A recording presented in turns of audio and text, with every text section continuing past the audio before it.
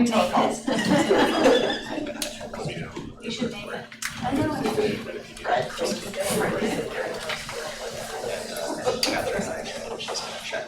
For now, it's this damn thing.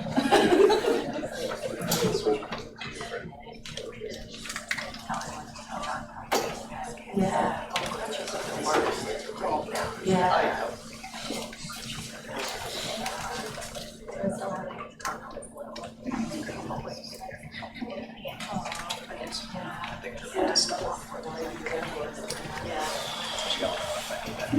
Good morning. Everyone's so quiet. I know. You won't stay that way. I wish you would. Right. We don't want you to be quiet right now, but we do want you to be quiet sometimes. We'll let you know.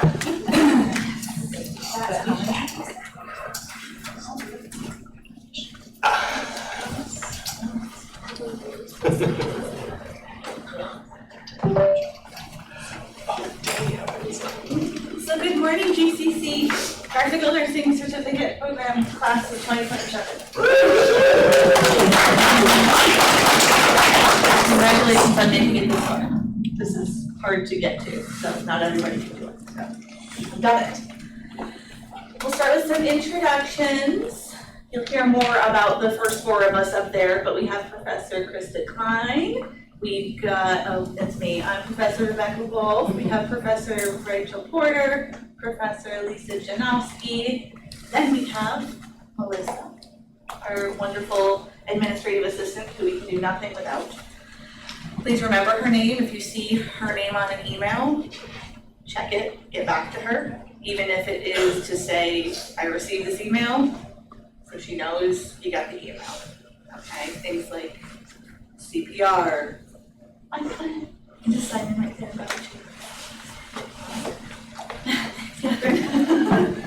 Catherine's trying to escape. Same goes for our dean, Melanie Zamoyski. If you see her name on an email, open it, look at it, respond to it. It's probably got some information in there that you need, okay? Next up we have Alicia. Alicia, you're gonna, if you don't already know Alicia, which hopefully some of you do, you'll get to know her. She's our success coach. What's your full title? Is it? You have it right? Yeah. I'm working on Health Occupation Survive. And success coach. The success coach is the important part, and help get you through all of this. So whenever you're like, I don't really know how to study for this thing or how to organize my life, we're gonna probably send you to Alicia, so you can save the email and go straight to that. Organization is a fantastic skill, and you'll need a lot of that, and she's it. She'll get you through all of it. We'll be gone for a little bit in the fall. I will. Yeah. So just make sure you get your help up front. She's got busy things happening this fall. Okay. Dr. Campbell is not able to be here. She hurt her knee, I believe. I don't think the president was able to be here. I think Shelley was going to try and come down. But those are just more of your support people who you will probably see throughout your journey. We have Dr. Angela Campbell, who is the Vice President of Institutional Mission, Culture, and Climate. You're going to see her a little bit in the fall. She's going to help us talk about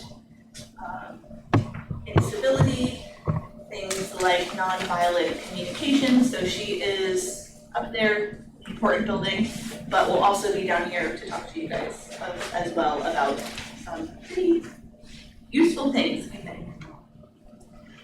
Dr. Shelley Nicholson is the Dean of Students. Again, she's another person you may interact with during your journey. And of course, Dr. Michelle Shute, who is the President of GCC.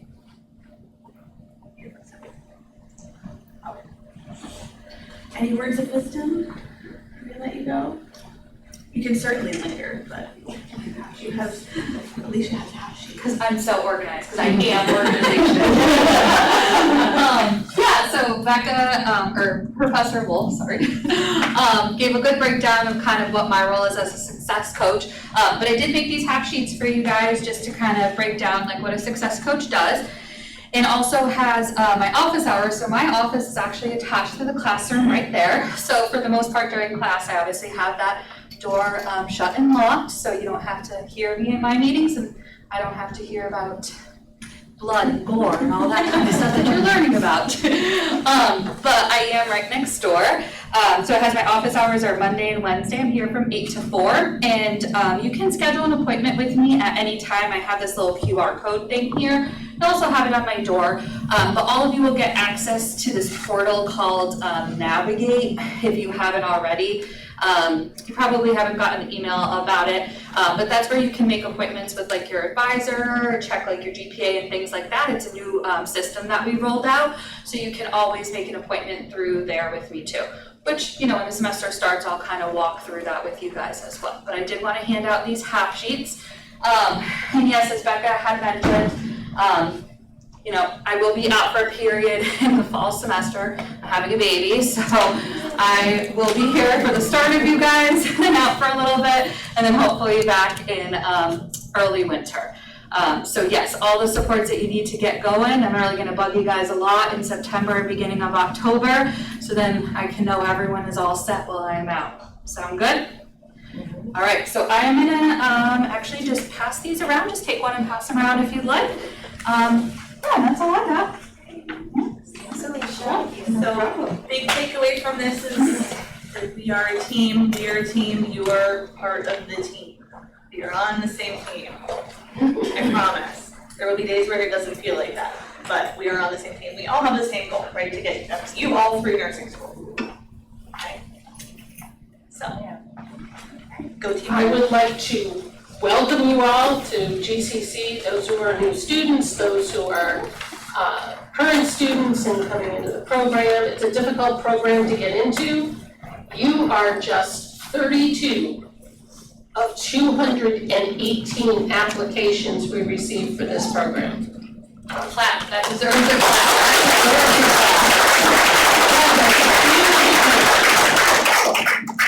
So, with that in mind, you have worked very hard to get where you're at right now.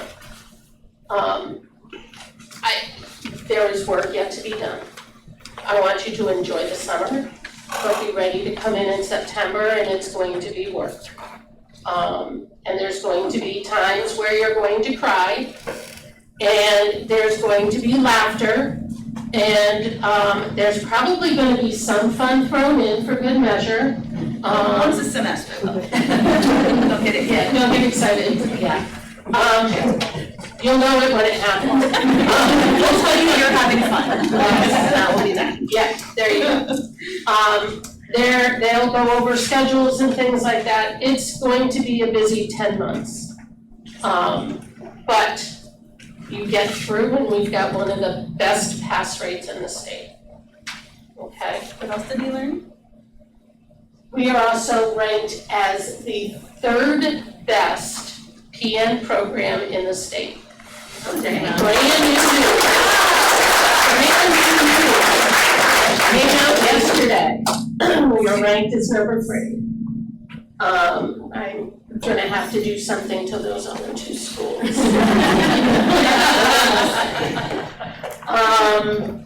So, again, welcome. Know that I have an open door policy. If you need to see me about something, you can make an appointment. Otherwise, I do keep emergency chocolate in my office for those occasions that may need emergency chocolate. You're welcome. So, yes, faculty, sometimes you may have to direct the faculty that they may need some emergency chocolate. You can bring us emergency. Yes, always. So welcome, enjoy your day today, enjoy your summer. I look forward to seeing you in September. Thank you.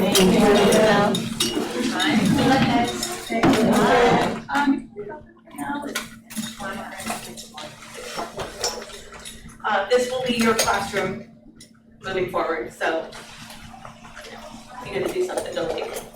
Identify your seat or something, that's fine, we get it. But this will be the classroom. The heat varies, right now it's warm, sometimes it's cold, so just so you know, moving forward in September. Wear layers, bring a sweatshirt. Okay, so those are brief introductions. We're gonna do a little more in-depth for introductions, just to let you know We are human too. You're up first, you wrote it. Goodness, that was last year though. I can't remember what I did last year. Okay, well, it's pretty much all there. I've been teaching in this program, so you guys will be my 15th cohort. So that's 15 years, just to put it, so that's crazy, right? That's just wild, I can't believe it. But it doesn't mean I know the most or anything like that, it just means that I've done the same thing more times than these guys have. So yes, I'm a GCC grad, 1994. As is, you'll learn other of our colleagues here in this room and the AD program, actually. And most everybody here has been through GCC program at some year or other. So I graduated longer ago than most people. Anyway, what am I saying here? I don't know, you can see it here. I got a couple of kids, they're grown-up people now. Supposedly they're on their own. I hope that's true most days.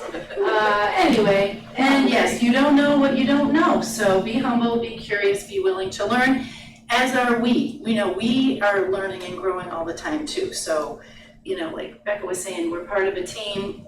We're just in this together, and that's really the mentality we have to keep going sometimes. It's like there's a process, you gotta trust the process, we just gotta keep moving through it and with the best of intentions, right? And that's what I come every day to do. So, I don't know. Thank you.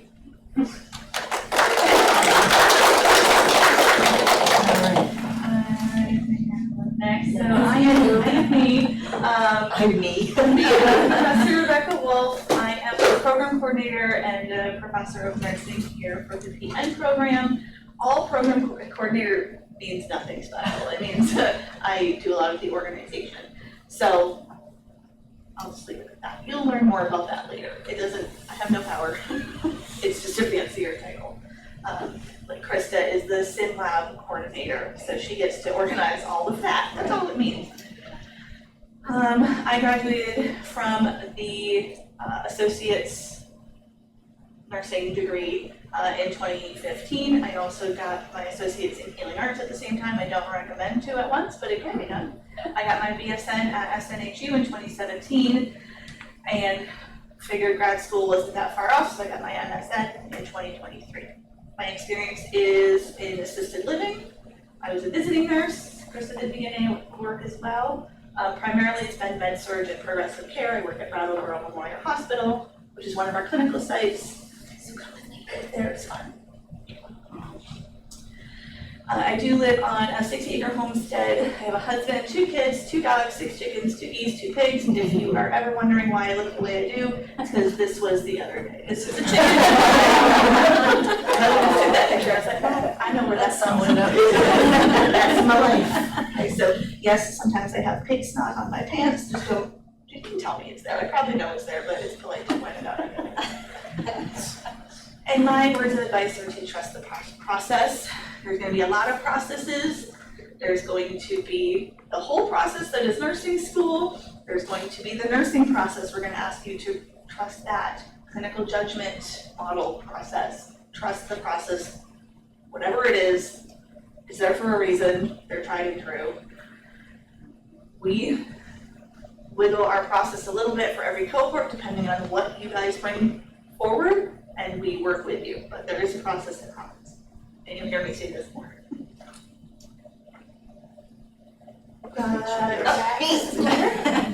Hello, everybody. I'm Rachel Porter. I am a proud GCC graduate from the ADN program, class of 2013. I then figured that wasn't enough, and I graduated in May or June. I graduated in June. July, I started my BSN. Graduated from Elms College with my BSN in 2015. Took a 10-year break while I actually did bedside work, and then I started adjuncting here in 2019 as a clinical instructor. I was hired here full-time in 2021, 22. Something like that. Something like that. Yeah. You guys are my 5th class, so I've been here Yep, 21. 21. So yes, you guys are my 5th class that I'll be teaching. I just finished up my master's degree program, graduated in May. So I did that through Southern New Hampshire University. My experience is in long-term care, acute rehab, tele-med-surg, cardiovascular. Currently, I work every other weekend. Well, during the school year, I work every other weekend on acute rehab at Regal Care, which is also one of our clinical sites. I've been married for 34 years, to the same man. We have one adult daughter. I currently have 2 dogs, and as of Sunday, I am taking off to spend my summer in Maine at our beach house. So, She's not taking us. I'm not. And my word of advice is just breathe. This is a long, hard process. There are gonna be periods of frustration, and you guys just need to remember you are smart enough to get to this point. Just take a moment when you feel that frustration and just breathe. There's going to be periods of panic, self-doubt, just breathe, okay? You deserve to be here, you've put in the time, you've put in the effort, just breathe, okay? You're welcome. Professor Lisa Janowski? Good morning. So yes, I'm Professor Janowski. Your group will be my 3rd year. I love working with the teams here. Yes, how can I find? So I am also a 1994 GCC grad. I actually graduated with Krista and also another professor that's in the ABA program, so that's great. We should have a picture. Yes, Yes. we should. We have a picture of all of us in our whites. I graduated from BSN in 2020 from Elms as well, and then I got my MSN in 2024 in education. So my experience, includes med-surg. I was in a hospital doing med-surg floors for a number of years, and then I transitioned down to ambulatory surgery unit. I did endoscopy, and then I also worked in as a school nurse for a few years. And then this opportunity came up, and I'm like, I really would love that, and I got the job, so I love it, yeah. And we love having you here. Stole her from her program. Yeah, I was doing my preceptorship, and I was doing that here, and there was an opening. I'm like, I'm in for it. Like, I really would love it, and they were wonderful, and it's just really a great place. So, really, you are very lucky to be here. We're lucky to have you here. So, just embrace the process here. I've been married for 28 years. My husband and I live in Vermont. It's not that far where I live. I'm kind of central, so it's an easier commute really. People ask me that. They're like, you're in Vermont? We have 3 boys. They are older as well. My youngest just graduated. We just had his graduation party last weekend, so all my boys have graduated. My other 2, there's one boy is 23, the other is 26. So they're all doing well. We have a basset hound named Cooper. He's part of our family. And I enjoy reading, being outside, just doing different hobbies, and just being out in the sunshine. Just really love it. My word of advice is believe in yourself, right? Really believe in yourself. Focus on your progress, not perfection. Sometimes you get going in the process and you forget like how much progress you've already made. So don't forget that. Give yourself some grace and enjoy the process while you're here. Okay? Yes. So that's all about us. We're gonna learn a little bit about you. This is our icebreaker. We've been doing it for a few years now. It's a QR code. You can scan that QR code if you have a phone. You can join at slido.com. That's the number you need. We would like you to take an emoji and tell us how you're feeling today. I sure did.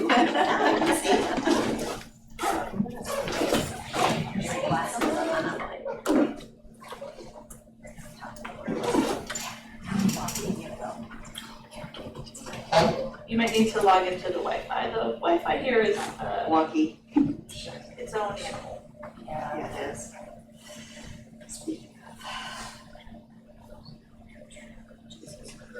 Yes, Yes. personal. Yeah. It won't make you like actually log in. It's just yeah. Well, those are good first ones. Okay. Well, that one doesn't. Okay. It's the truth, right? It's a little scary. That's how we feel. Feel that way. Yes. Tell them to feel that way.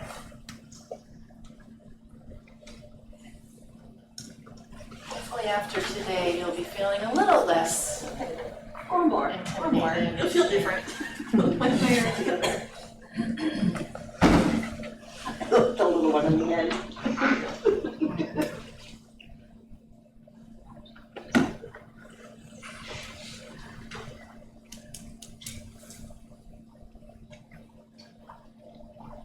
This is a precursor. We do a lot of activities in class. It's not always this. It's Yeah, case this- studies and questions this is easy. stuff, but yeah. Yeah, we don't start that till No. wait. Hopefully, I don't have it in me anymore. This year, I'm all done.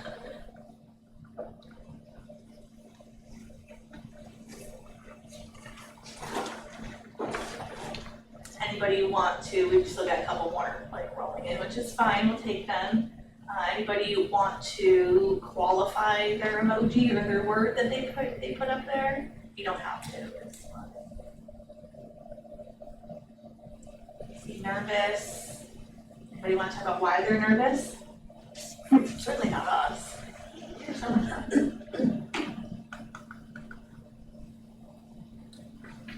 I'm terrified.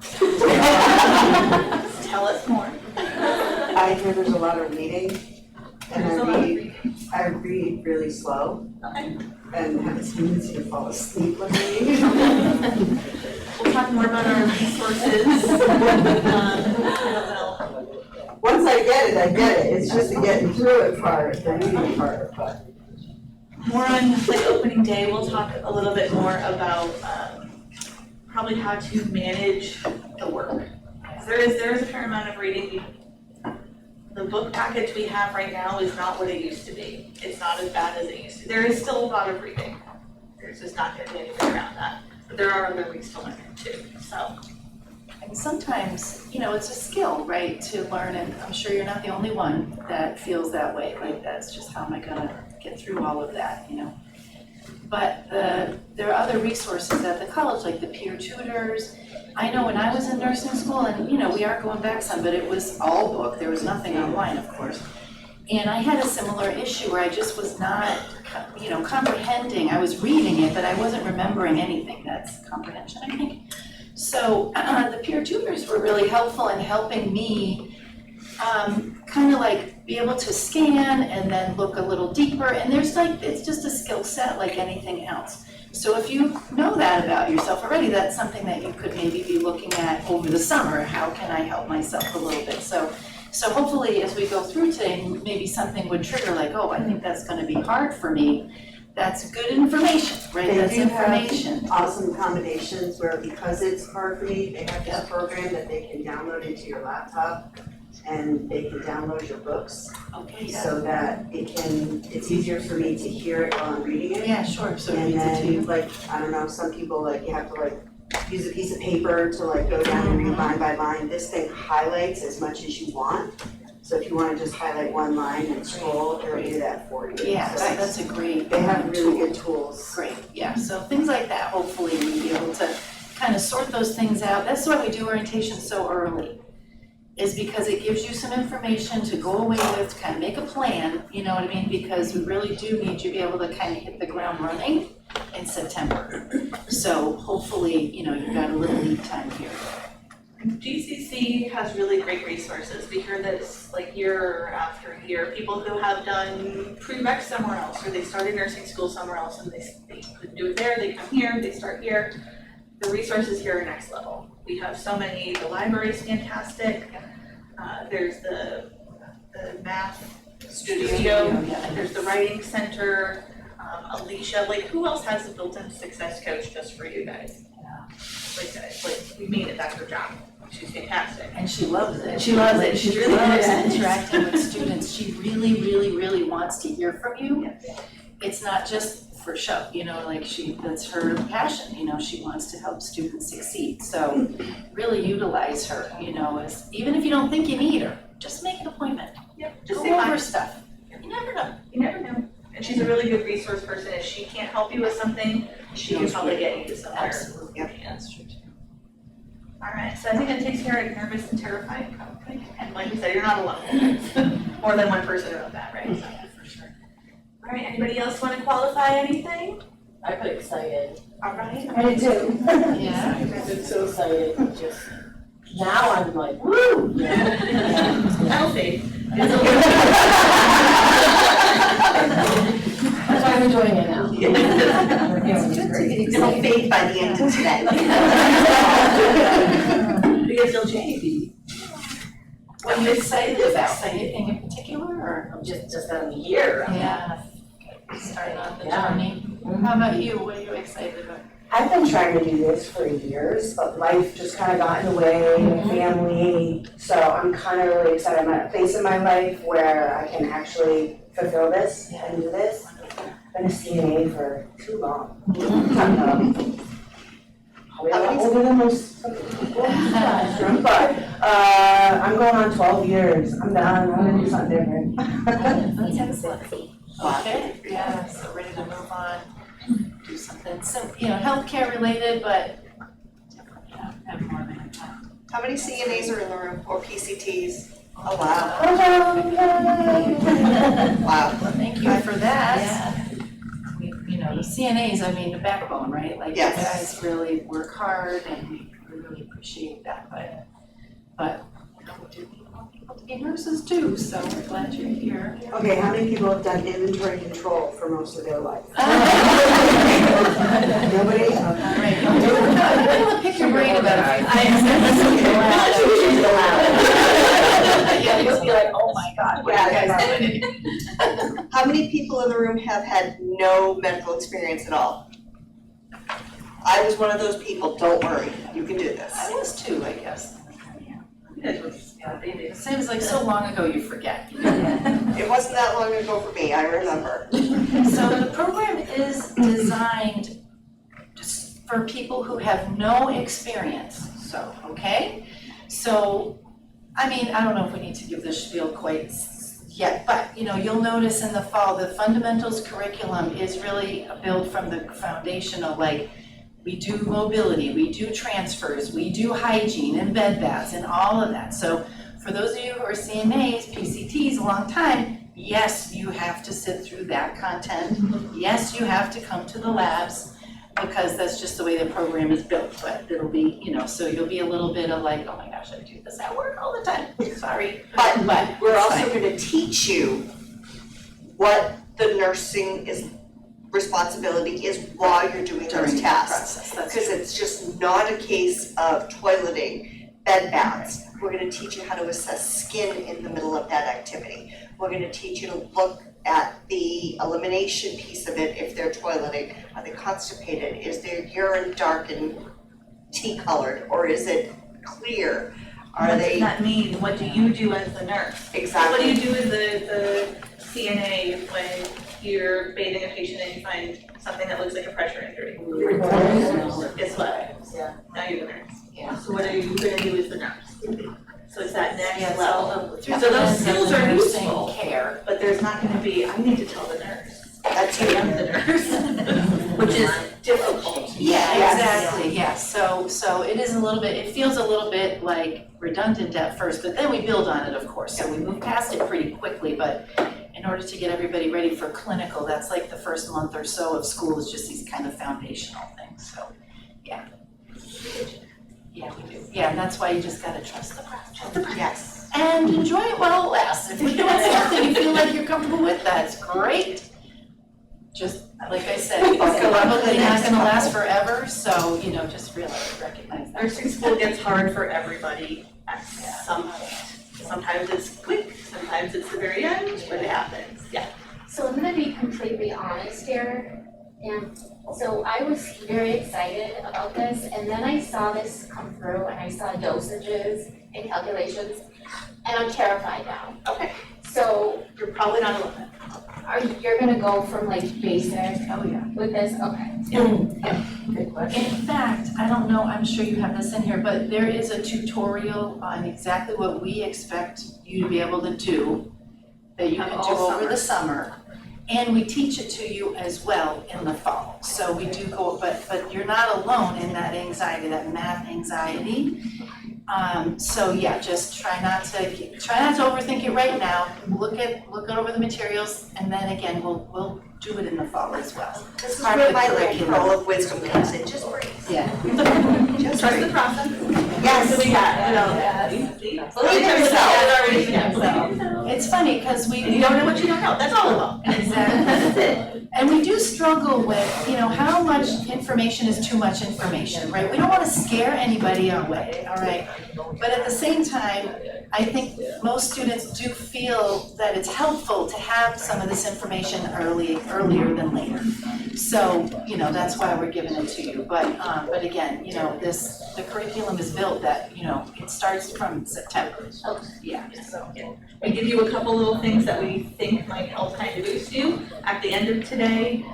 Was everybody able to get to the orientation Moodle site? It should have come through on Slate.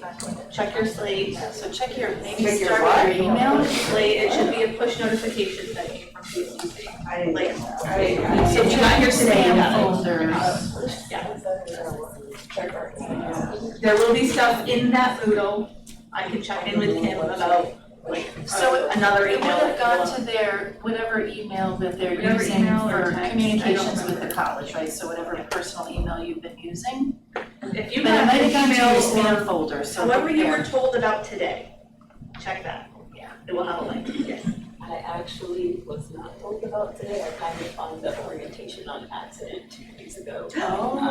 So yeah, I was gonna ask someone about how notifications, communication's going.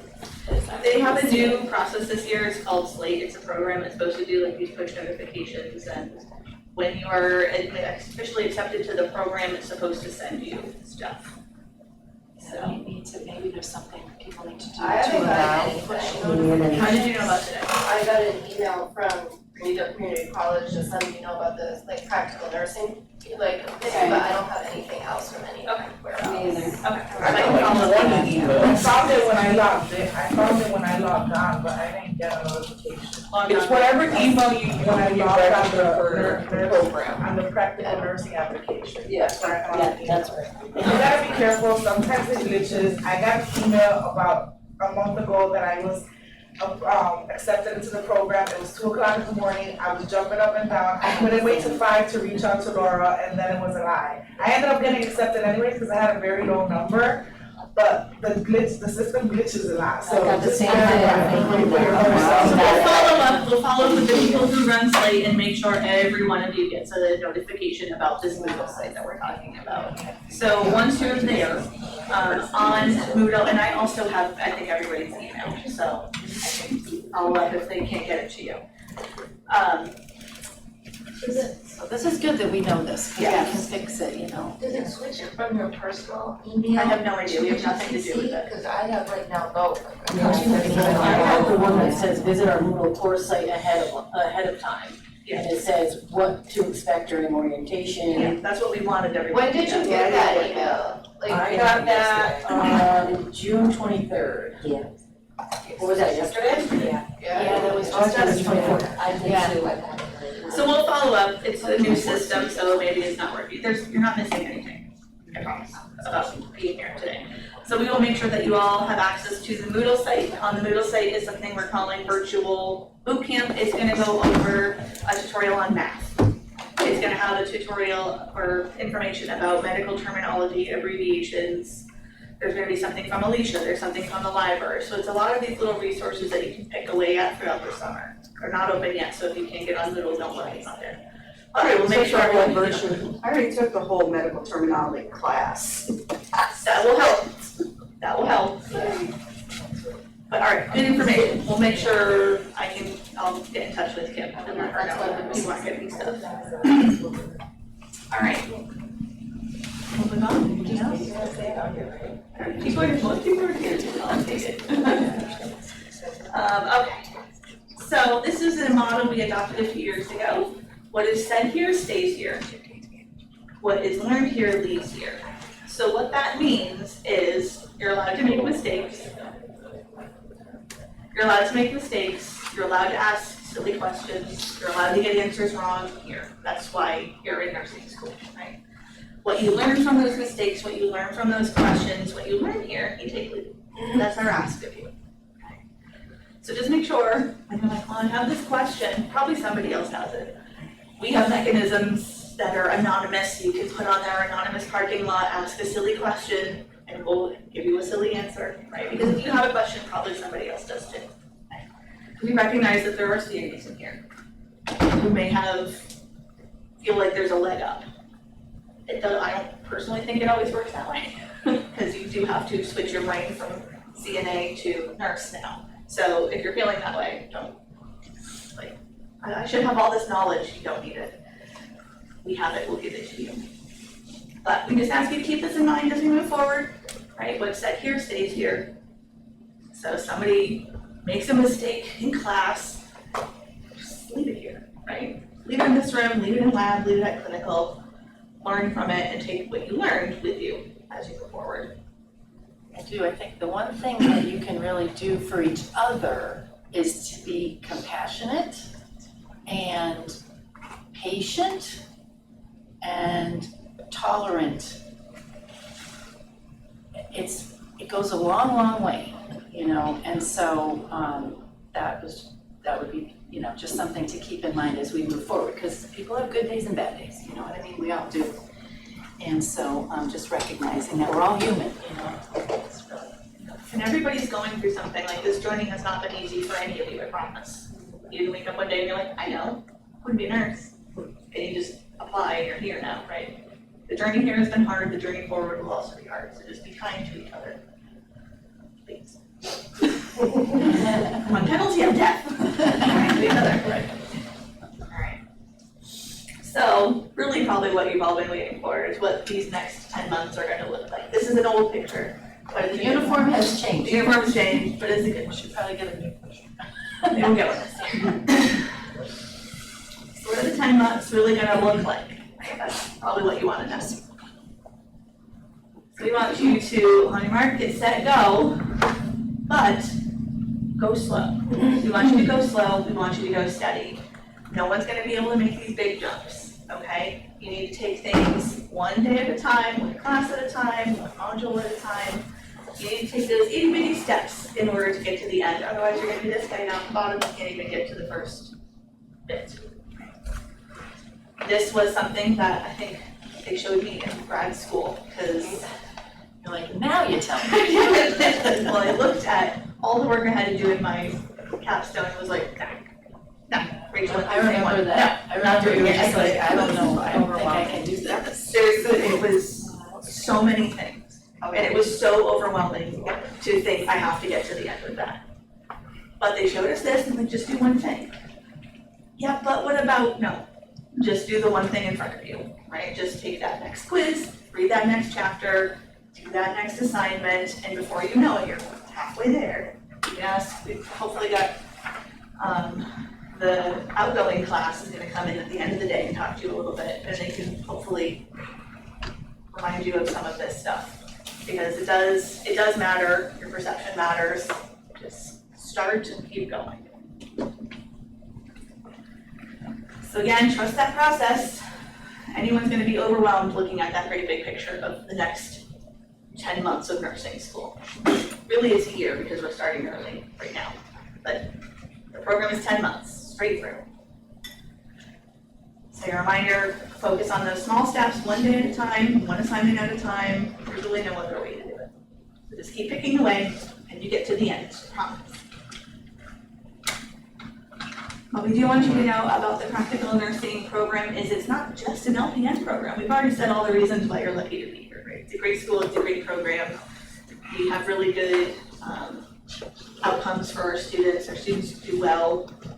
When our students are applying for jobs, they hear, oh, you're a GCC grad, you're hired, right? People know what GCC means to the community. So you're not just in GCC nursing school, you are in GCC nursing school. And please know that an LPN is not half of an RN, right? This is a common misconception. People are like, well, it's a shorter program, so it must be easier. It's not, right? And it's not shorter by much, because we go through January and we go through the end of June, so when you look at it that way, it's like, you know, at least 3/4 of the time, I mean, but when you look at, like, if you're just basing it on the amount of time that you spend. So, yeah, it's definitely more than, it's its own thing, let's just say, compare the two. You only have 10 months, we still touch on everything the ADN program touches on. We don't go as far into depth on it, but we still talk about psych nursing, we talk about maternal newborn, we talk about pediatrics. It's all there. It's a little different, it's maybe a little more superficial, you're not drilling down as far. If you get through this program and you love it and you want more, great, go get your ADN. You don't need it. Say it again, you don't need your ADN, okay? LPN is perfectly wonderful. We need LPNs out in the real world. It's enough, so please never feel like when someone will invariably say like, oh, you're just gonna be an LPN.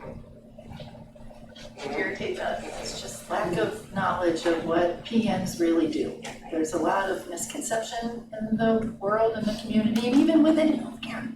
Yeah. People who've worked in healthcare forever don't always understand, if they don't come in regular contact with practical nurses and what their role is in whatever particular place, then they don't have awareness of it, so try not to let it You take can it personally, educate you them know? as to what an LPN actually does. Because again, it's everything, it's a nurse generalist, that's what we teach you to be when you're done. You got 10 months to learn it all. Yeah.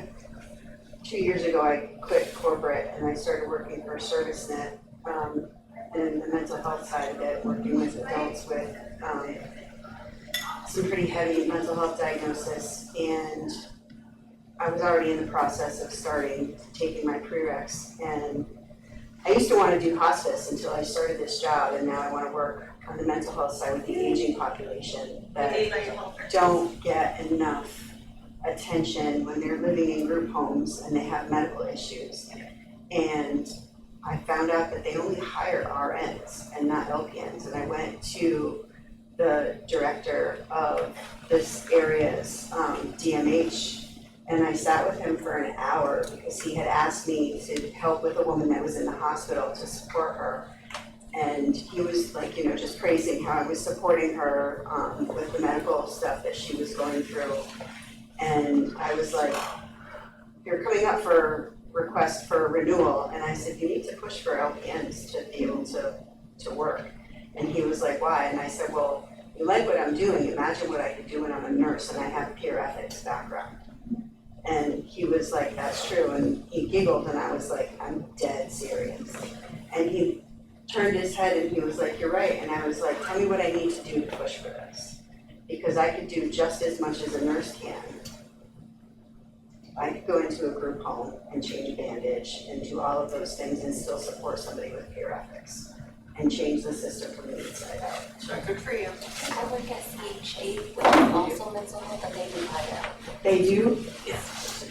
And this is another thing, like, once you actually get out there, I mean, we have at least one career fair here in the spring that is dedicated to the LPNs. And like, they clamor for you guys, like, if you want a job when you're done, you will have a job. So please don't ever feel like, oh, I mean, they've been saying LPNs are gonna phase out for 30 years. Since we were in school, for sure, yeah, that was like a big. Yeah, and it hasn't happened yet. It's not going to, so. And it's regulatory things prohibit sometimes, like hiring of, I mean, it's silly, I agree, you know, it does need to change. But there are plenty of settings where PNs aren't hired, and so, and yes, we should be advocating to expand their roles in other places too, so. Brattleboro Retreat hires LPNs if you love psych. We had Amber from last year, Yeah, works there as an educator, and she was just here hyping these guys up to like, come work with me, so it's worth it, it's worth it. Some units at Bay State Medical Center in Springfield also hire LPNs. Brattleboro hires LPN for hospital. I think if you want acute care, like, you don't have to do acute care, but the VNA hires them, assisted living hires them, Does hospice hire them? I think so. Yes. So you get options. Some hospices too, because my dad's nurse was an LPN, he was in Yeah. hospice. I think for the shortage shortage of nurses, I think really a lot of places are changing their thoughts on what they once thought that they only use, RNs. So I think they're changing their ways and advocating more now. But also, like, as we do advocate for LPNs, it will be all of us to advocate for LPNs to work in the communities, right? Educate, show them what your scope of practice really is. It's not that different than an RN. If you love case management and you love paperwork, that'll be an RN.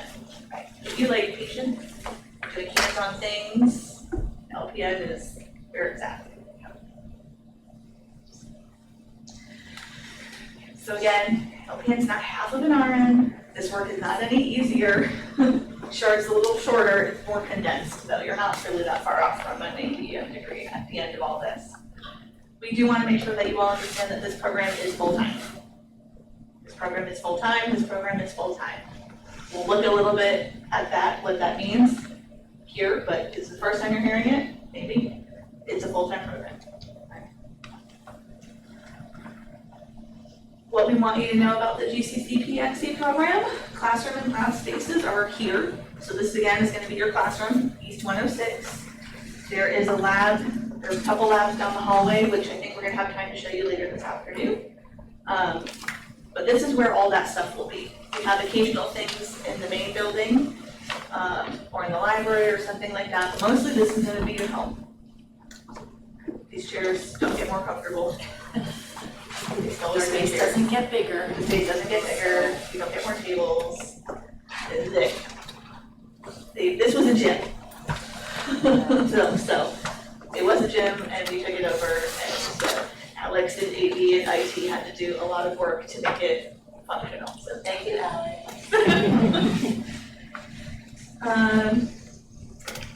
Something hopefully you will know by now. Opening day, your very first day of nursing school officially is Thursday, September 3rd.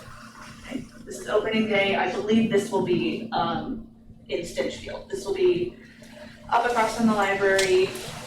We stuff all of you in a room with all the ADN students as well, and we run through like the big important things. And then we'll come back down here and we'll talk more about our program specifically.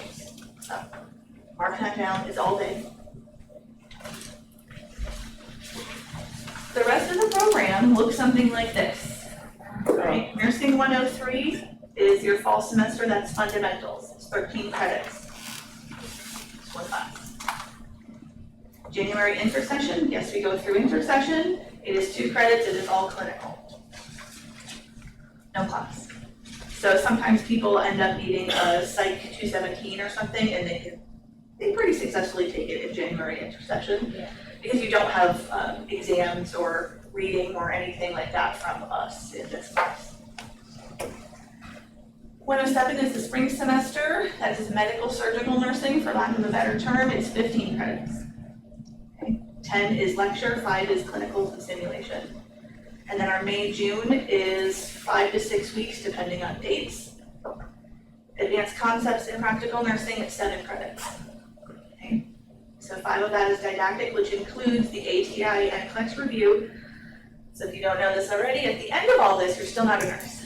Sorry. You have to go sit national boards, which is called the NCLEX.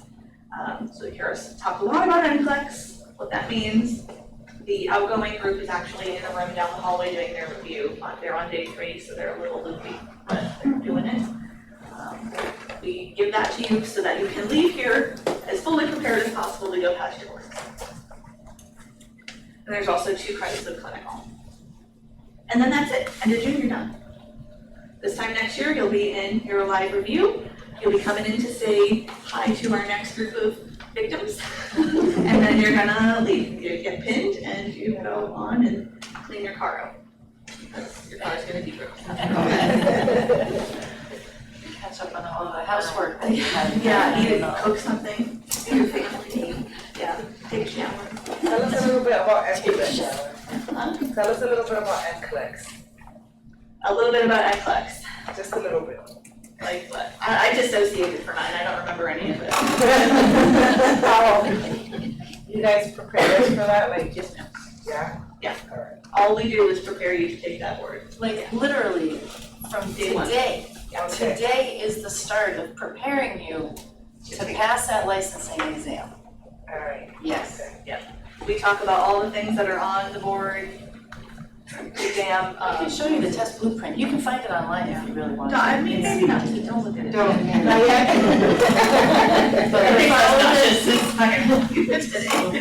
In all of this stuff, we're following the test blueprint for NCLEX. We're hitting all those marks, making sure we cover all that material somewhere in all of that.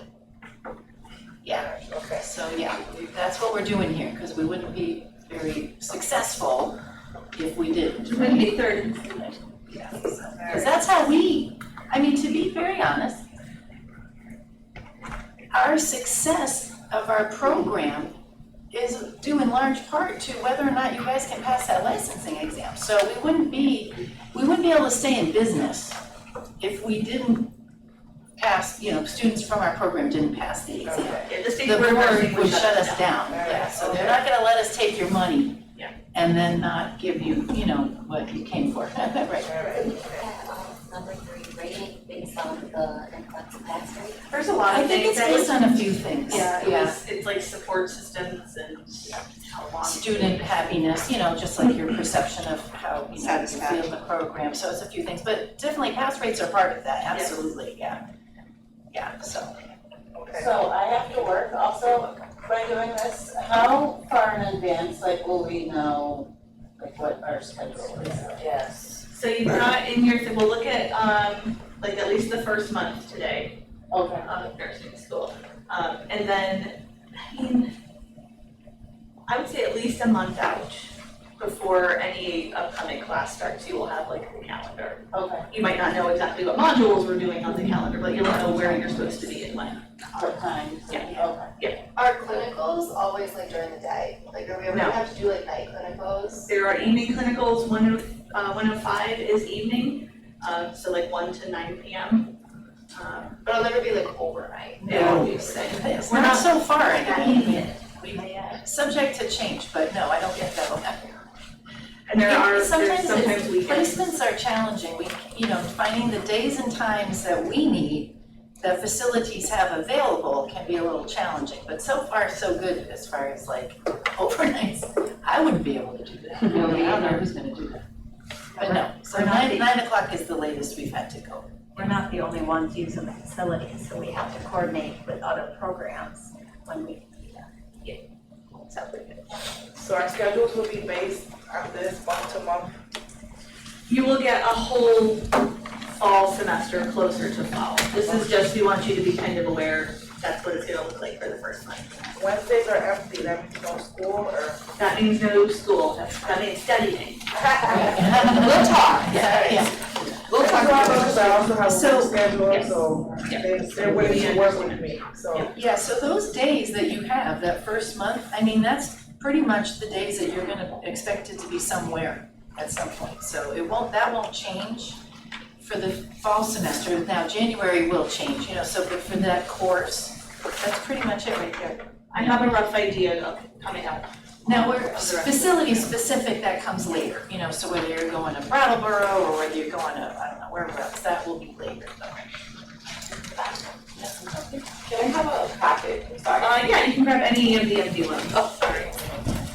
There were only There's just some that we just laid some in. Thank you.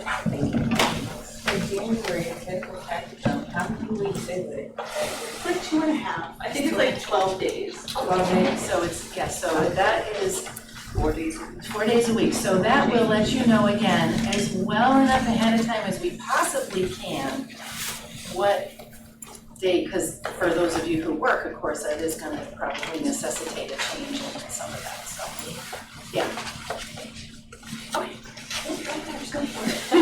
Yes, we'll take a break.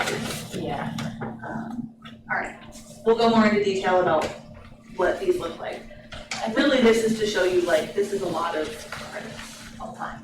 Basically, cancel your life Yes. from September to June next year. You're gonna live here with us. We don't do things on the weekends, so you can do stuff on the weekend, no problem. We have political sometimes on the Oh, weekend. shoot, that's right. I don't do stuff on the weekend. Chris is. She's been here 15 years. No, that's not it, it's just What works out for me, I don't know. Anyway, okay, never mind. Cancel your life. Save your weekend. I work with a nurse that's in nursing here. She said, all the instructors are great, just cancel your life. That was exactly what she told me. That should be your new word of advice, cancel your life. Yeah. Alright. Other little bit, and we'll take a break here in a few minutes, I promise. What we do need you to know is that you have to pass every course in order to continue in the program. There is no time to repeat courses. This is it, we work on a cohort model. There's not another nursing 103 that runs in the spring. Okay, so if you're in 103 in the fall and you have to withdraw for medical reasons, for life reasons, you don't make our passing score, you don't get to go into 103 in the spring. 105. Right. Well, she's just saying that the Oh, right, oh, the yep, course yep, yep, doesn't yep, repeat never mind. again until the next year. The next year, you have to reapply, be re-ranked, and come back. Okay? If But you have yes. to withdraw for a medical reason, do you automatically get in the next year if you're accepted this year? That's a better question for Melanie, I'm not sure. It depends. Because we don't have anything to do with like who actually gets into the program. So, and we don't There is ever know your a medical policy stuff. on readmission, there is a readmission policy, so that would be followed. And then if there's any caveats in there, that's how that would roll. Yeah, that's a better question for her. Yes, So do you start from the beginning or like where you left off? The Like, beginning, let's say you failed. If you didn't make it through 103, you would come back into 103. at the beginning of 103, Yeah. you have to take the whole course over again. If you leave in 107, Yeah. again, you have a baby or something happens, you would come back into 107. You wouldn't have to take 103 again. But yeah, you have to start at the beginning of whatever course it is that you. What's the GPA you have to have? 2.0 for Which is a C. GPA. So again, no time to repeat courses, and you have to pass each one. That includes clinical. You have to pass clinical and lecture to progress. Is clinical just pass or fail? Yes, clinical is pass fail. Yeah, good question. Co-requisites,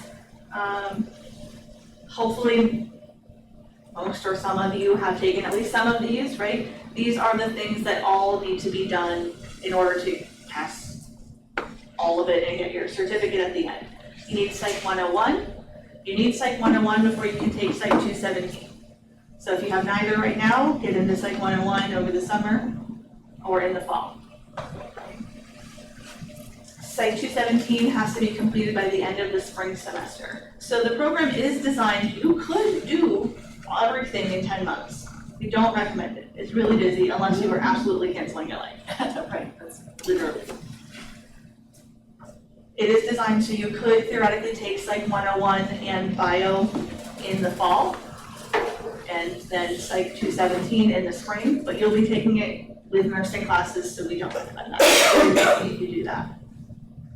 So our advice is if you haven't done these, if you can, between now and the start of school, try and pick away at them. It does help you as far as like time management, life, if you wanna work, all the things, okay? Psych 217, I think anecdotally, we have the best results when students, if you don't have it by the time you're in the program, if you take it in over intersession. It's really busy over intersession, but you're not competing with 9 or 10 didactic lecture credits also for us. And the thing about it is too, if you don't pass these, even if you're passing the nursing courses, you still You can't can't progress in the program. So they are tied together in that way, on these timelines. So that's why we do encourage people to do them ahead of time if they can. So there's summer too, is also possibly an option for some of this. Anyway. Yeah, you got time. Yeah, so if you were like, I'm gonna go to orientation and see how it feels, fine. But we do still encourage you to.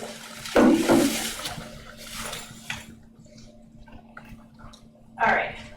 Why don't we take a break? When we come back, we'll dive into this. Sorry. Could've waited that We didn't do anything. So we'll take like a 10-minute bio break, come back, 10 and after. There's bathrooms here, there's bathrooms down the hall, you can go out and use the Just trash. kind of wander around. This building is just like literally a rectangle. You go down one hall, you go to the end, you can jump back down the other hall, and you can just kind of see what's here if you haven't been in the building already. Alright.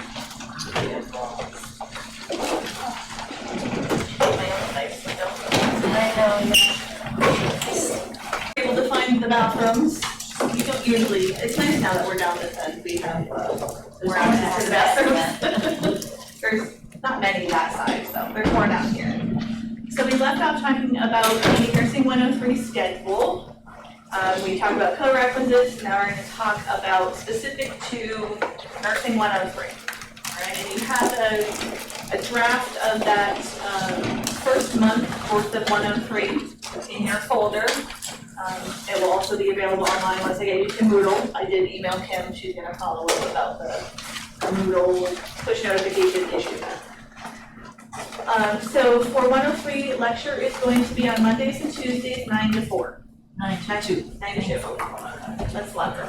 Don't do that. 9 to 2. So there is a half an hour built in there for lunch. We usually break for lunch around 11, 11:30, depending on who's TJ. Some of us can't wait. I'm an early eater, I can't help it. Well, now we're at 11, you're gonna hear it. You guys in the front, you're gonna hear my stomach start grumbling about 10:30. And she took the rest of us with us, so we all needed to. Yeah, so now we all have to eat at the same time.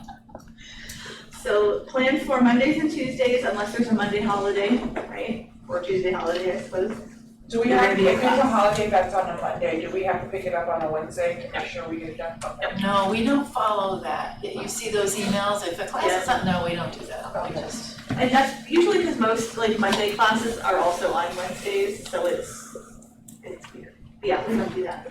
You'll have the calendar like at least a month in advance and it will be much more clear. You'll have every date you need for the rest of the year. So lecture Mondays, Tuesdays. Oh, I can flip those around. We'll go to Thursdays.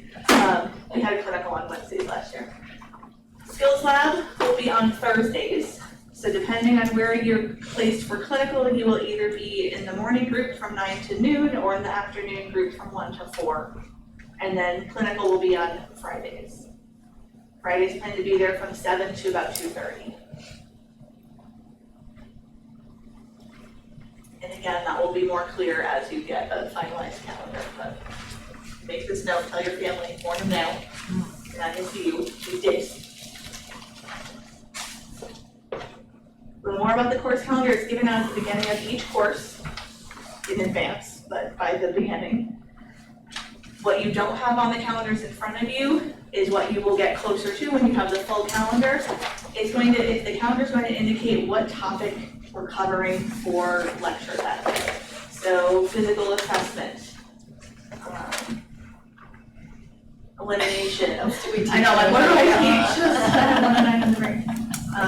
Health promotion. Health promotion.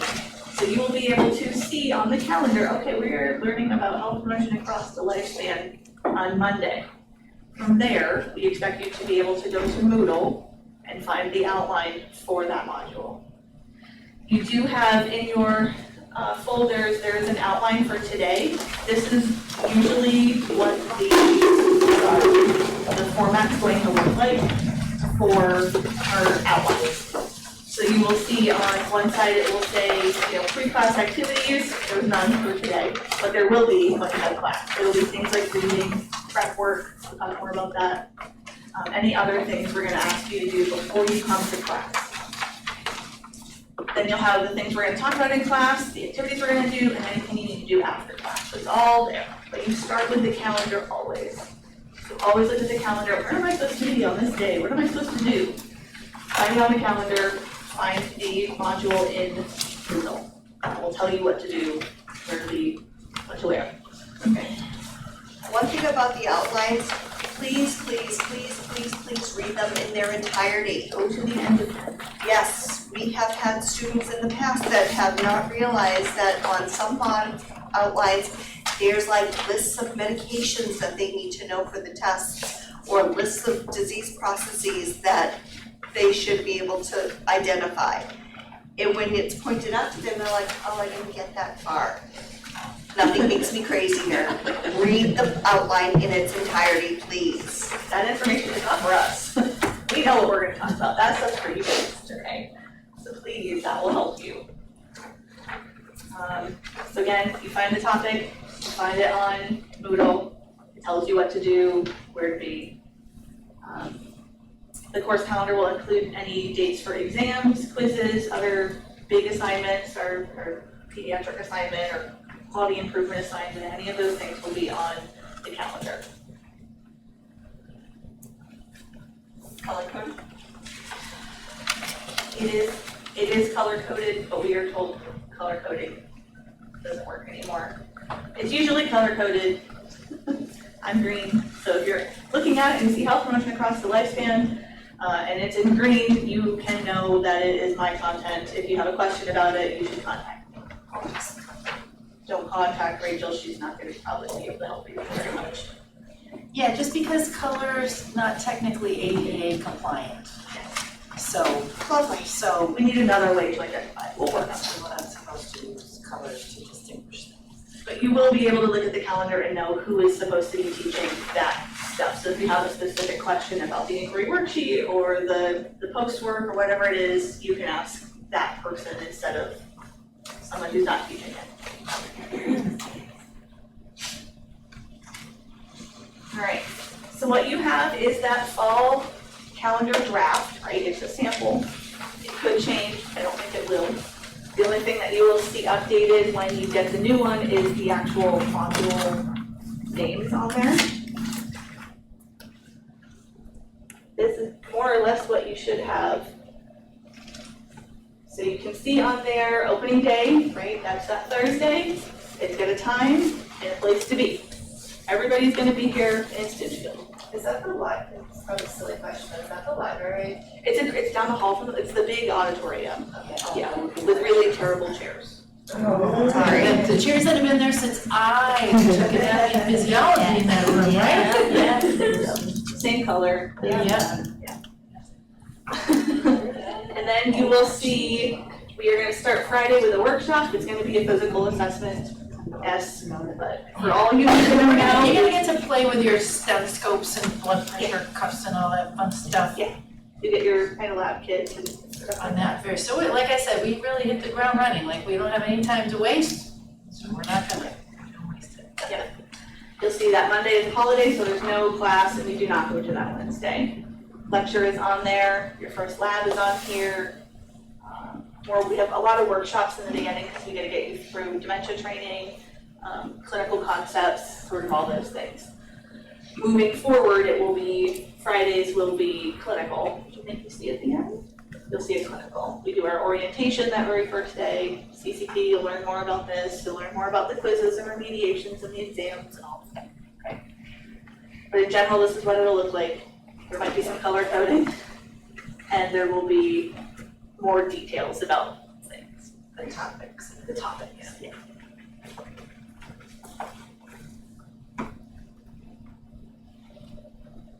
Almost got it.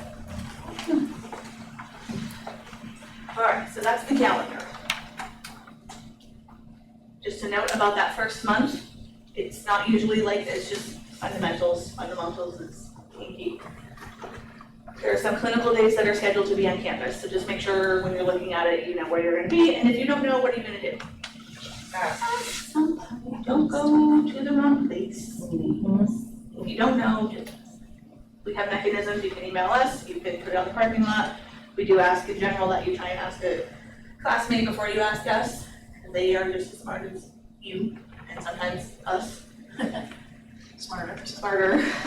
We learn a lot from you guys, so every year we get better at this because of feedback, so. There are some lab days that will require students to be on campus all day instead of your normal 3 days, because it's a workshop, like the dementia training. Speaking of the dementia training, even if you've just been certified at your job, you still need to be here. It's clinical hours. And just a note about clinical hours, because you'll hear us harp on this a lot, it's not because we want them. It's not our hope and dream to force you here all of these hours. It is, we are the Board of Nursing in Massachusetts tells us how many hours we have to have you in clinical, so we have to abide by that. So if you don't come to dementia training, it's an absence, you have to make up hours, we'll talk more about that. You can't do that for every clinical. You have to have a certain amount of in-person hours according to the board to pass and be a nurse. Okay, 103, how it's designed, we've got lecture. Okay, probably what you're used to when you think of school is lecture, right? We divide it into those modules, things like pharmacology, health promotion across the lifespan. Those topics are going to range anywhere from 1 day to 3. Sometimes there's a funny half day or something somewhere. You're gonna get that module outline and a student presentation full of slides and things that we need you to review before you come to class. It's important to know that we're not giving you the slides for fun. That is work. The expectation is that you reviewed it, you've done the reading, you're coming to class prepared to work and do activities. If you've ever heard of the flipped classroom, we're not like that. It's hybrid. You do a little bit of talking, a little bit of this, but there's a lot of activities, case studies, questions, things to make you apply the information. This is not psychology. You cannot just stuff these terms into your head, regurgitate them on a multiple choice question exam and move on with your life. You have to be able to apply them. Okay. So just, when you hear nursing school is different, that's why. We gotta teach you how to think like a nurse, which is hard. Okay. We have Skills Lab. Skills Lab follows the lecture schedule.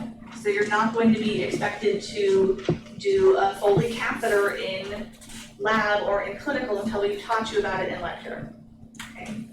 In a perfect world, it would all happen the same week. We talk about elimination in class, you'd go to lab and you'd practice Foley's and all sorts of things. And then you go to clinical and we find a patient who needs a new Foley catheter.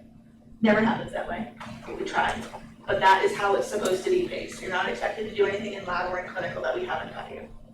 Which is why the beginning is so heavy on things like mobility and hygiene and medications, so that when you get to the clinical site, you can do those things. It doesn't do you any good to show up at clinical on day one, but no. So Skills Lab follows the lecture schedule. You're gonna get, just like lecture, an outline for each lab unit. It will have things you need to bring to lab, what you need to do to prepare for lab, what we're gonna do in lab. And then clinical, again, when you are at your clinical site, you're gonna have an assignment that is hopefully based on what we have taught you. So we do our best, after we teach you about elimination, to find you a resident in long-term care who has some sort of elimination issue going on. Whether they have a chronic Foley, whether they are at risk for constipation, whatever it is, we want to try and close those loops for you on a real life person. This is how we know that you can demonstrate application of what you've learned here in the lab to an actual live person. So it's important. It's a lot of hours. It's 585 hours through the program is what you do for lab. So it's a lot. Okay, did we say it before it's full time? Yep. You believe us now? Okay. So again, here's a little bit more information about what it looks like. Okay, so we talked about 103 at length. 105 is the January intersession. It's typically 4 days a week. All said, it is 12 days of clinical. So it's like 2.5 weeks. So it's 4 days, 1 week, 4 days the next week, and then 2 the final week. It is evenings because it snows in January in Massachusetts. So it doesn't, doing really early clinicals is hard when it's snowing because we don't want you getting up at 4 a.m. and driving to a clinical site for the school to cancel at 6. So we do it in the evening, safer. We lose less time that way as well. In addition to clinical, you'll have high fidelity simulation, which will be on site with mannequins, which is fun. Says us, we think it's fun. There will also be a component of virtual simulation, which is done online. Again, these are all considered clinical hours. They help you to demonstrate that you have learned the thing. 107 is our spring semester. Prepare yourselves to be in class 3 to 4 days a week. Usually, this could change, but usually what we see is Wednesdays and Thursdays is lecture from 9 to 2:30, not 4:30. There's one extra hour in there. It's a didactic. And then there is a fair amount of clinical hours. So this ending here, our clinical days were Tuesday, Friday, or Saturdays. It depended on where we could go and who we had available to teach them, so that could change a little bit. It doesn't usually change much, but it could. In general, you can expect to be in a high fidelity simulation every couple of weeks on a Tuesday. You will do that instead of going to your clinical site. So if you normally have clinical on a Friday, but you are in simulation that Tuesday instead, you will not go to clinical Friday. And that will all be on the calendar. And then there'll also be a component of virtual simulation. Finally, Nursing 109, which is what our people are just ending on, is our May, June semester, 4 to 5 days a week. It is busy. Lots to do. We go back to lectures on Mondays and Tuesdays, 9 to 3, long days. Okay, we're getting you through 7 credits in 6 weeks. A lot. You'll also have high fidelity and virtual simulation, usually due on Wednesdays. Clinical is going to be Thursdays and Fridays. We do have the daytime hours, which is 6:30 a.m. to 2:30 p.m. or 1 p.m. to 9 p.m. And that's clinical both days. Yes. Yeah. It's like 16 hours of clinical a week. So, right, so from there, you can see Monday, Tuesday lecture, Thursday, Friday clinical, and some Wednesdays you're either gonna have virtual simulation things due, or you're going to have to come here for high fidelity. So it can be 5 days a week. Studying for a test or. Yeah, and then you have to find time to study and work and see your family as well, which we'll talk about next. Questions that I can answer. If your question is, how do I do this? I don't know. Is that somewhere that we can print? This will be open on the Moodle once I can get everybody to Moodle.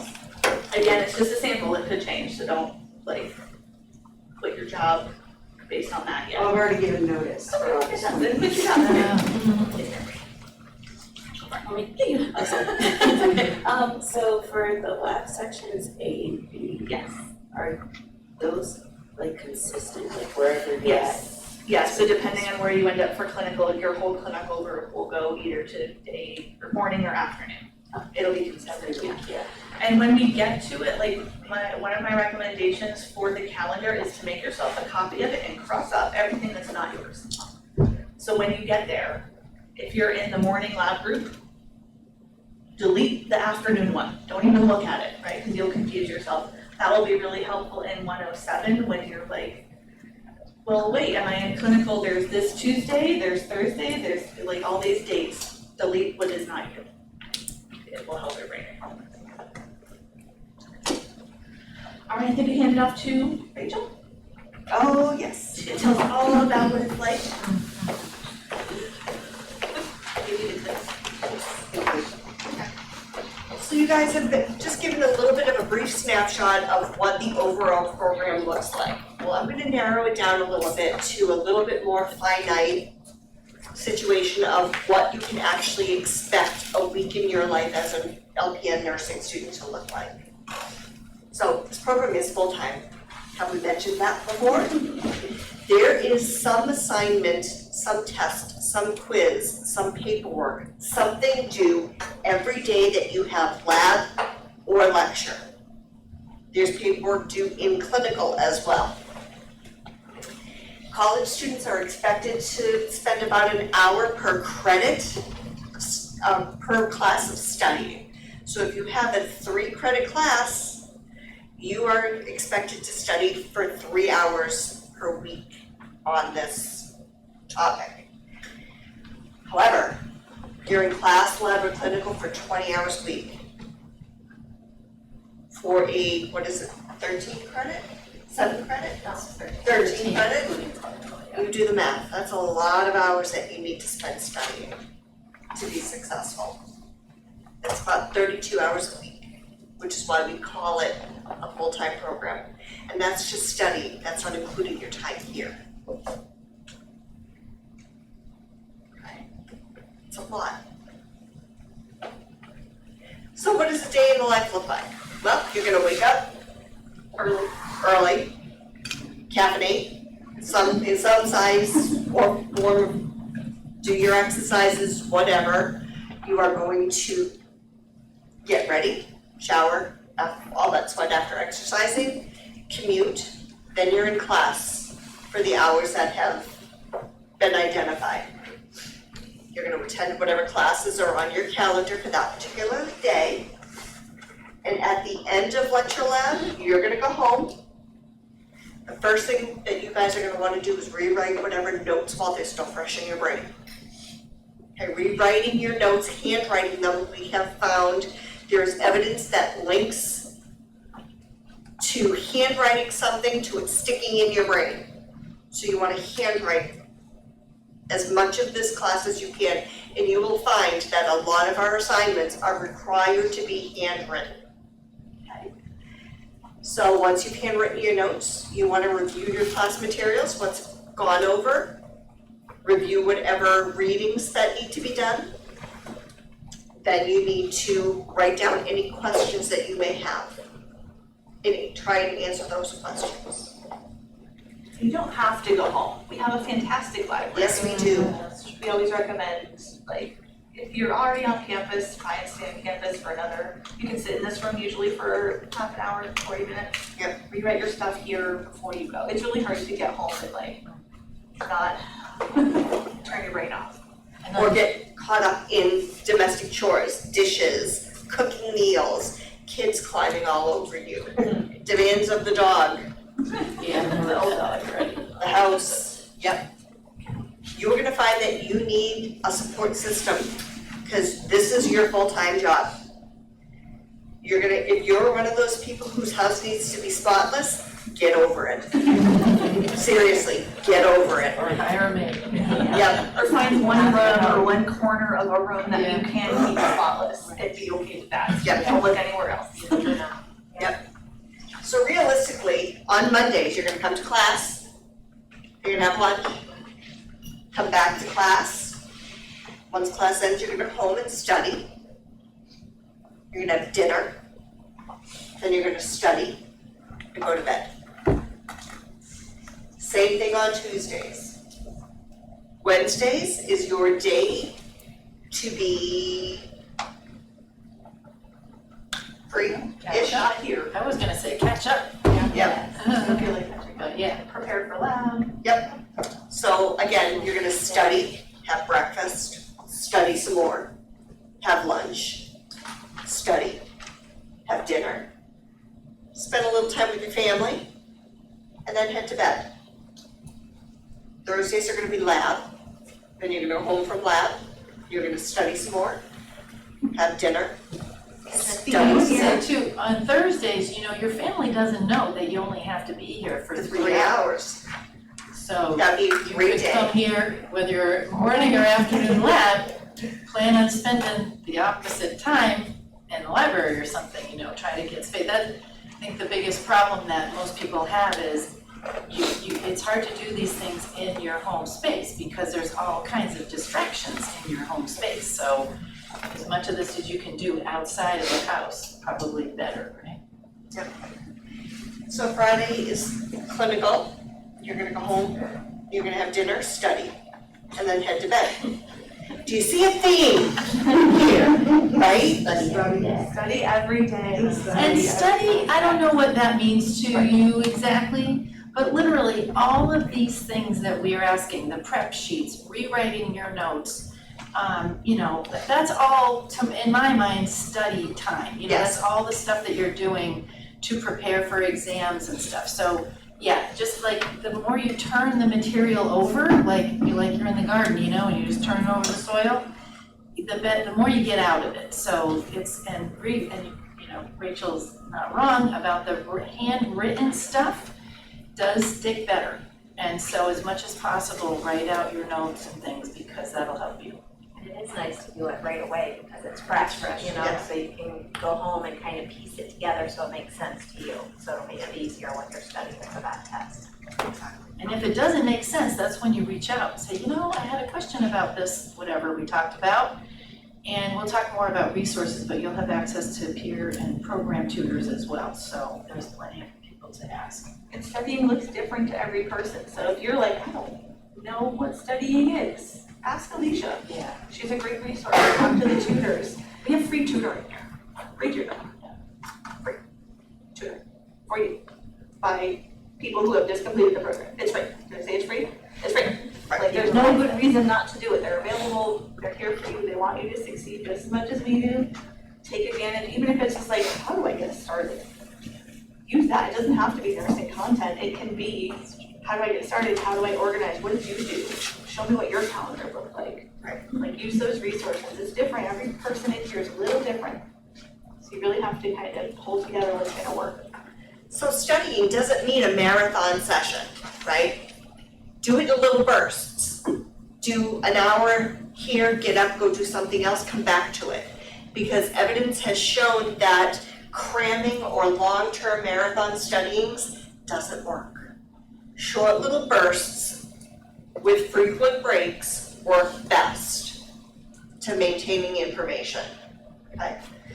So 107 is a 15 credit class. That means that you should be studying anywhere from 28 to 42 hours per week for that class.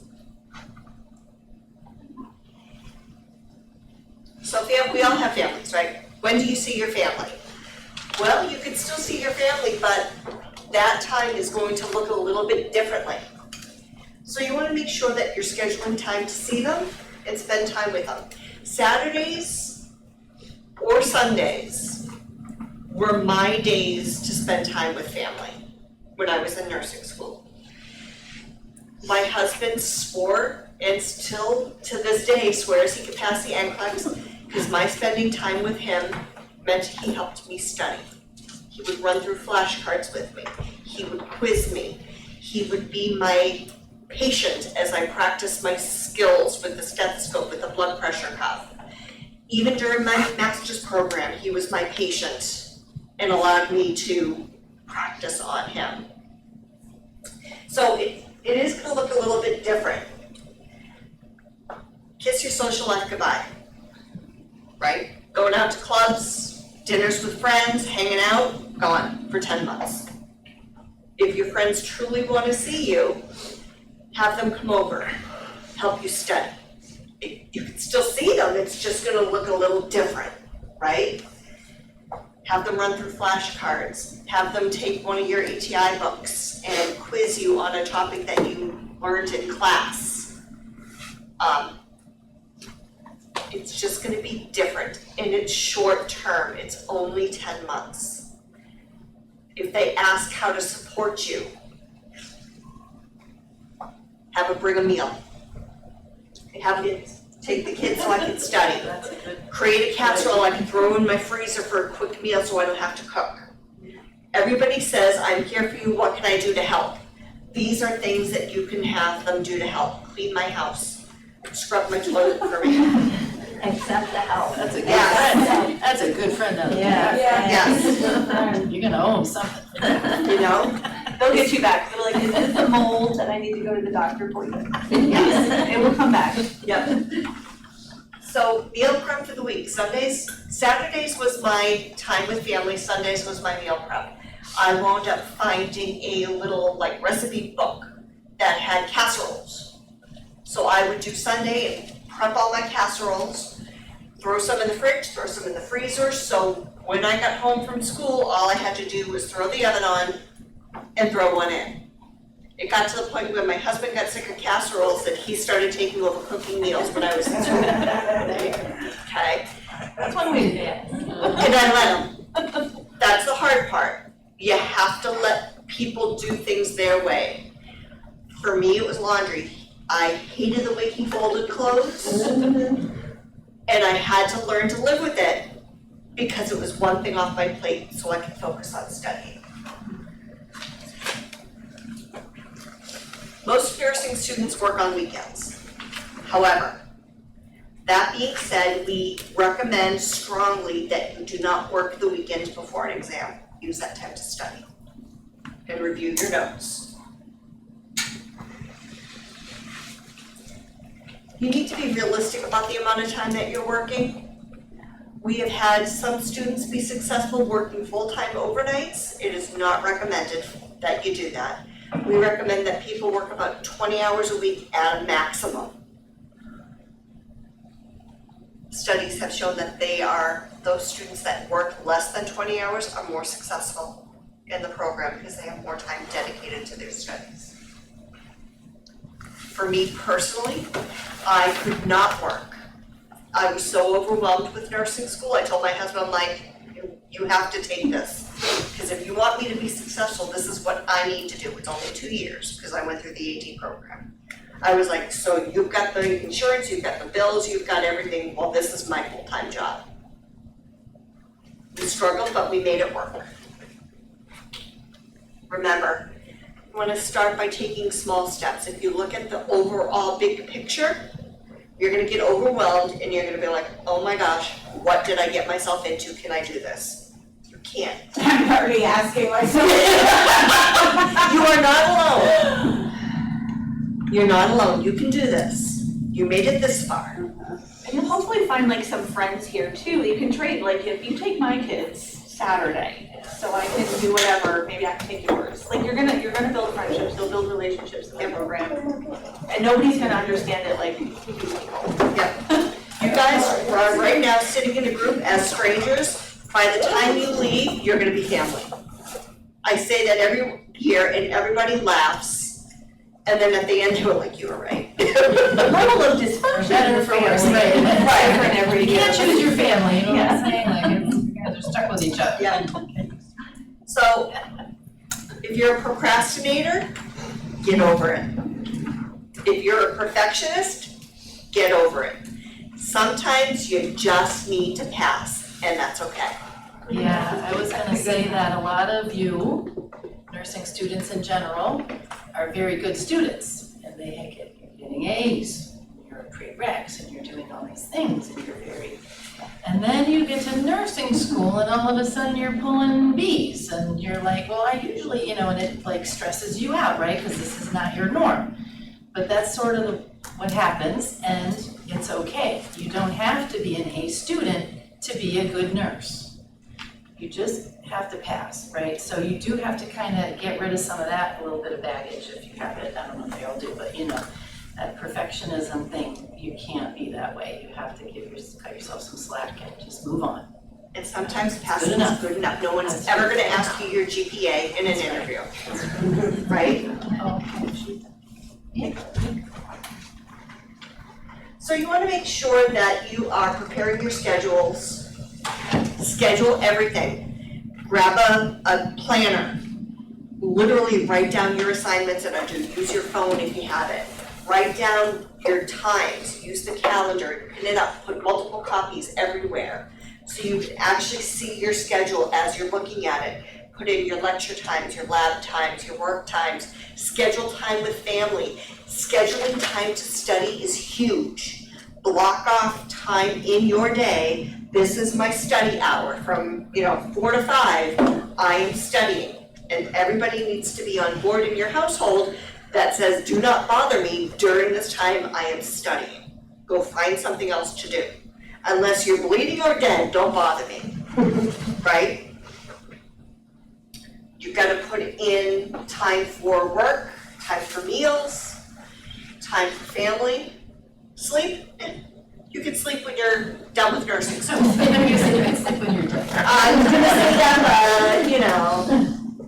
Actually, though, I will say that getting rest is actually really beneficial too. It is. So don't try not to, be like, oh, I should stay up and study or get up at 4 a.m. to study. I mean, everybody's got their process, but actually a well-rested brain does function better. Absolutely. You have better retrieval, you have less anxiety, you have all the things. So keep that in mind, try to build in like a good, I know we're sort of, telling you like, yeah, sleep might get pushed to the side a little bit. In general, try to protect it as much as you can because that will actually benefit you more than you really know. So you wanna make sure that you're considering family obligations. Does that mean you can't go to your cousin's wedding? No. You just need to adjust your schedule to allow you to have the ample time that you need for schoolwork to be able to attend your cousin's wedding, okay? There has to maintain a school work-life balance. This program is super intensive. Have you mentioned it's full-time? And it's a lot. There's a lot of information that's gonna be sent your way, and you're gonna be expected to know in a brief period of time.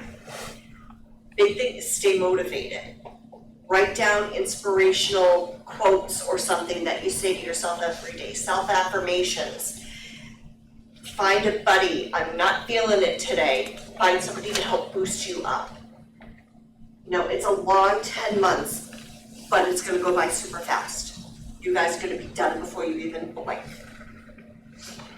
So you wanna make sure that you're scheduling some time for yourselves for some self-care, but not too much, right? You wanna make sure that you are taking care of yourselves as well as you're going through this process. You wanna make sure that you're eating healthy. You're maintaining adequate fluid intake, because it's so easy to get lost in just, I have to study, I'm gonna grab, junk food really quick and shove fast food in your throat just to put something in. Make sure that you're eating healthy. A healthy body helps maintain good brain power, right? And exercise is important too, maybe you have that up there too, but Yeah, exercise. actually studies show that doesn't have to be intense, whatever, but just some movement every day Go for a walk. really does help your brain remember stuff, actually. So there's all these kind of just, very low key things that you can do to really set yourself up for success, So there's a reason why we pushed orientation to the end of the academic year instead of doing it in August like we used to. Because you need to establish your support system now. You need to talk to your family now and let them know, hey, this is gonna suck, but we can get through this, right? You need to set limits. No is a complete sentence. And you're gonna have to learn to say no a lot to those friends, those families. Oh, I just wanna come over for a few minutes. No. I need you to come out, we're having dinner with the girls or the guys. No. Can you watch my kids for me? I need to run an errand. No. Okay, you need to make yourselves a priority. It sounds a little bit selfish, but in the end, you're doing it for your families. And it'll pay off in the long run. So it's okay to be a little bit selfish now. If somebody says, what can I do to help? Be specific. Ask them for what you need. I need somebody to run through my flashcards. Can you come over? I need somebody to watch my kids so I can study. I need somebody to, cook dinner for me and my family tonight. Can you either order something, bring me something? Okay. Childcare is often a big barrier or a big concern for people. Have backups to your backups. Establish your support system. If somebody gets sick or your child gets sick and you're in the middle of lecture, have backups to you to make sure that they're able to get them and care for them while you're in school.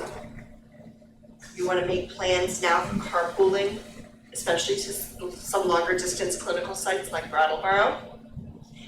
Make plans now for childcare. Who's going to watch your child if they come home from school sick?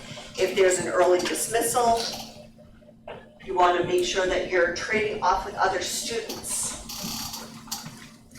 You want to watch your, Krista, Professor Klein. God, that's going to be so hard. Like Professor Klein said, you take my child today, I'll take yours tomorrow, so you can study. And then don't pick them up. So learning to delegate, am I going into anybody else's stuff? Keep going. Alright, delegation is something that as nurses, you guys are going to need to do. It's something that is done every day in your own lives already. You ask your child to have chores, that's delegating. Go do the dishes. go take out the trash, go clean your room. You as nurses are gonna need to delegate things to CNAs. I find that CNAs who are going on to be nurses have a hard time with this. Because you're gonna have the mindset of, oh, it's a quick, easy task, I can do this in like 5 seconds instead of bugging somebody else. The thing that you need to remember is you may be able to do their job, but they can't pass your meds. Right? I can do your job, you can't do mine. Just like Dan can fold laundry, he can't go take ed class. Exactly. You have to do that work. You have to Exactly. study, you have to do this stuff. Exactly. Again, ask your family to step up. Have a chart, a chore chart, create a chore chart. On Mondays, partner is going to clean the house. Tuesdays, oldest child is gonna do laundry, or whatever the case may be, whatever works in your family. Again, I said it earlier, you're being selfish and sacrificing time now to benefit them in the long run.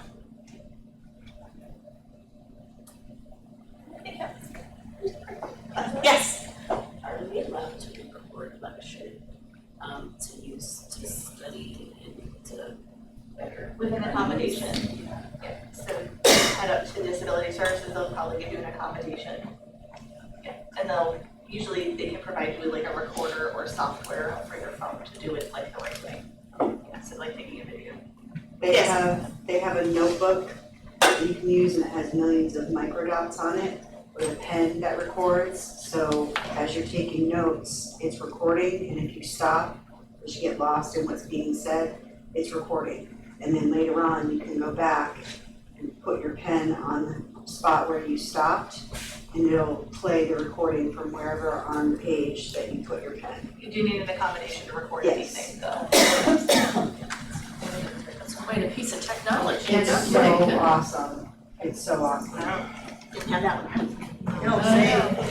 Any other questions? During the exams, are we allowed to use like our notes and stuff? Exams are taken on a platform called ATI. No notes are allowed in the room. And then we'll talk more if we get more of that coming. A little bit about exams. Cool. We'll get there. Any other questions? Yes, Do we get study guides or anything like that? your outline is your study guide. Your outline, use that as your study guide. Use your inquiry worksheets, which we'll talk a little bit more about, but those are your study guides. You should be able to answer what is on your study guides without looking at it.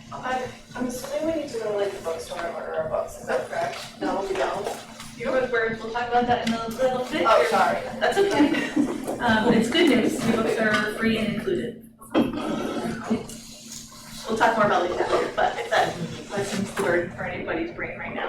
Yes, We're gonna go over the dress code, right? Yep. Like what's appropriate, not tattoos, all that, okay. Yep. Alright, thank you. anything else? It might be. Sure, I'll talk, I don't care. What is that? Let's go. Here you go, ma'am. Okay, There you go. thank you. You're welcome. Wonderful. All right, so so as far as the resources and your package, I guess I'll stand over here so I'm not standing in front of Lisa. I got a bum leg, so. Okay, The other guy. yeah, right. Okay, so the ATI is, and there's the Unbound Medicine, as you can see. So that's the extent of your sort of book package. They include some online materials, of course, everything's online these days. And you will get these hard copy review books, and we'll disperse those at the beginning of the semester. And so that's what those hard copy books are. But you don't have to pay for it, and you don't have to go pick anything up. Everything will be delivered here and we'll give it to you. As far as when the ATI package will be available to you online, it will be closer to when classes start. So probably the end of August or something you'll get, and then you'll get access to all that material. So that's all ATI, so it includes, there's lessons in there, there's, the stuff that goes with the lab, the skills labs, it's a lot of things. We don't tend to open everything at once, cause it's a little overwhelming. So we kind of just open what you need to get, to the beginning to get you. By the end of the program, it's all open, we have basically used it all up, but we kind of open it as we go. Unbound is also an electronic product. You can find it online. It's a Nursing Central, and you get a subscription to that. And we use that because it's very mobile friendly platform. So you can access it on the web, but you can also download it to your phone as an app. And there's all kinds of resources in there, the drug guide, nurse's pocket guide. So all of those things that can be helpful in clinical, really. So that's why it's nice that's mobile friendly, because you can access those things in clinical. You don't have to bring your computer with you to clinical. Strongly recommend you download it on your phone. I use mine every shift I work. Yeah, and it's a nice product. You keep it forever. The Unbound, it'll update sort of while you're in your, in the program, a couple years. After that, unless you pay for it, again, it won't update anymore, but you still have all of the material. So not much changes, year to year. So it's a really good resource that you'll be able to keep even after you graduate. We have ordered, last year we started doing kits. Like equipment and supply kits. So those will be, again, covered in the cost of your fees and all. You don't have to pay for that. They'll be delivered here. We'll disperse them at the beginning of the program. So that's going to be clinical equipment, so blood pressure cuff, stethoscope, pen light, scissors. All of that is included in your kit. You don't have to buy anything. You can buy other things if you want nicer ones or whatever. The ones that we provide you are decent. They're not like top of the line, whatever, Littman's or whatever, but they're good enough. And so don't go purchasing anything like that. If you haven't, don't already have it, just leave it. We got you covered, okay? So it's gonna come in a nice backpack that you'll be able to use to truck your stuff in and out of clinical and on and off campus. And it also includes materials that you're gonna need in Skills Lab. So that's why we were saying the outline for Skills Lab will include which items you need to bring to that lab that day. And so it's kind of nice and tidy, all done for you, okay? So Krista, one thing about the lab bags, digital stethoscopes are not allowed. So if you have like the ECOS one, those are not allowed. Without an accommodation. Yeah. Sorry, if you have one because you need one, then you should get an accommodation so you can keep using it in the program. If you need an amplified stethoscope or a digital blood pressure cuff at home, you can have them with an accommodation, right?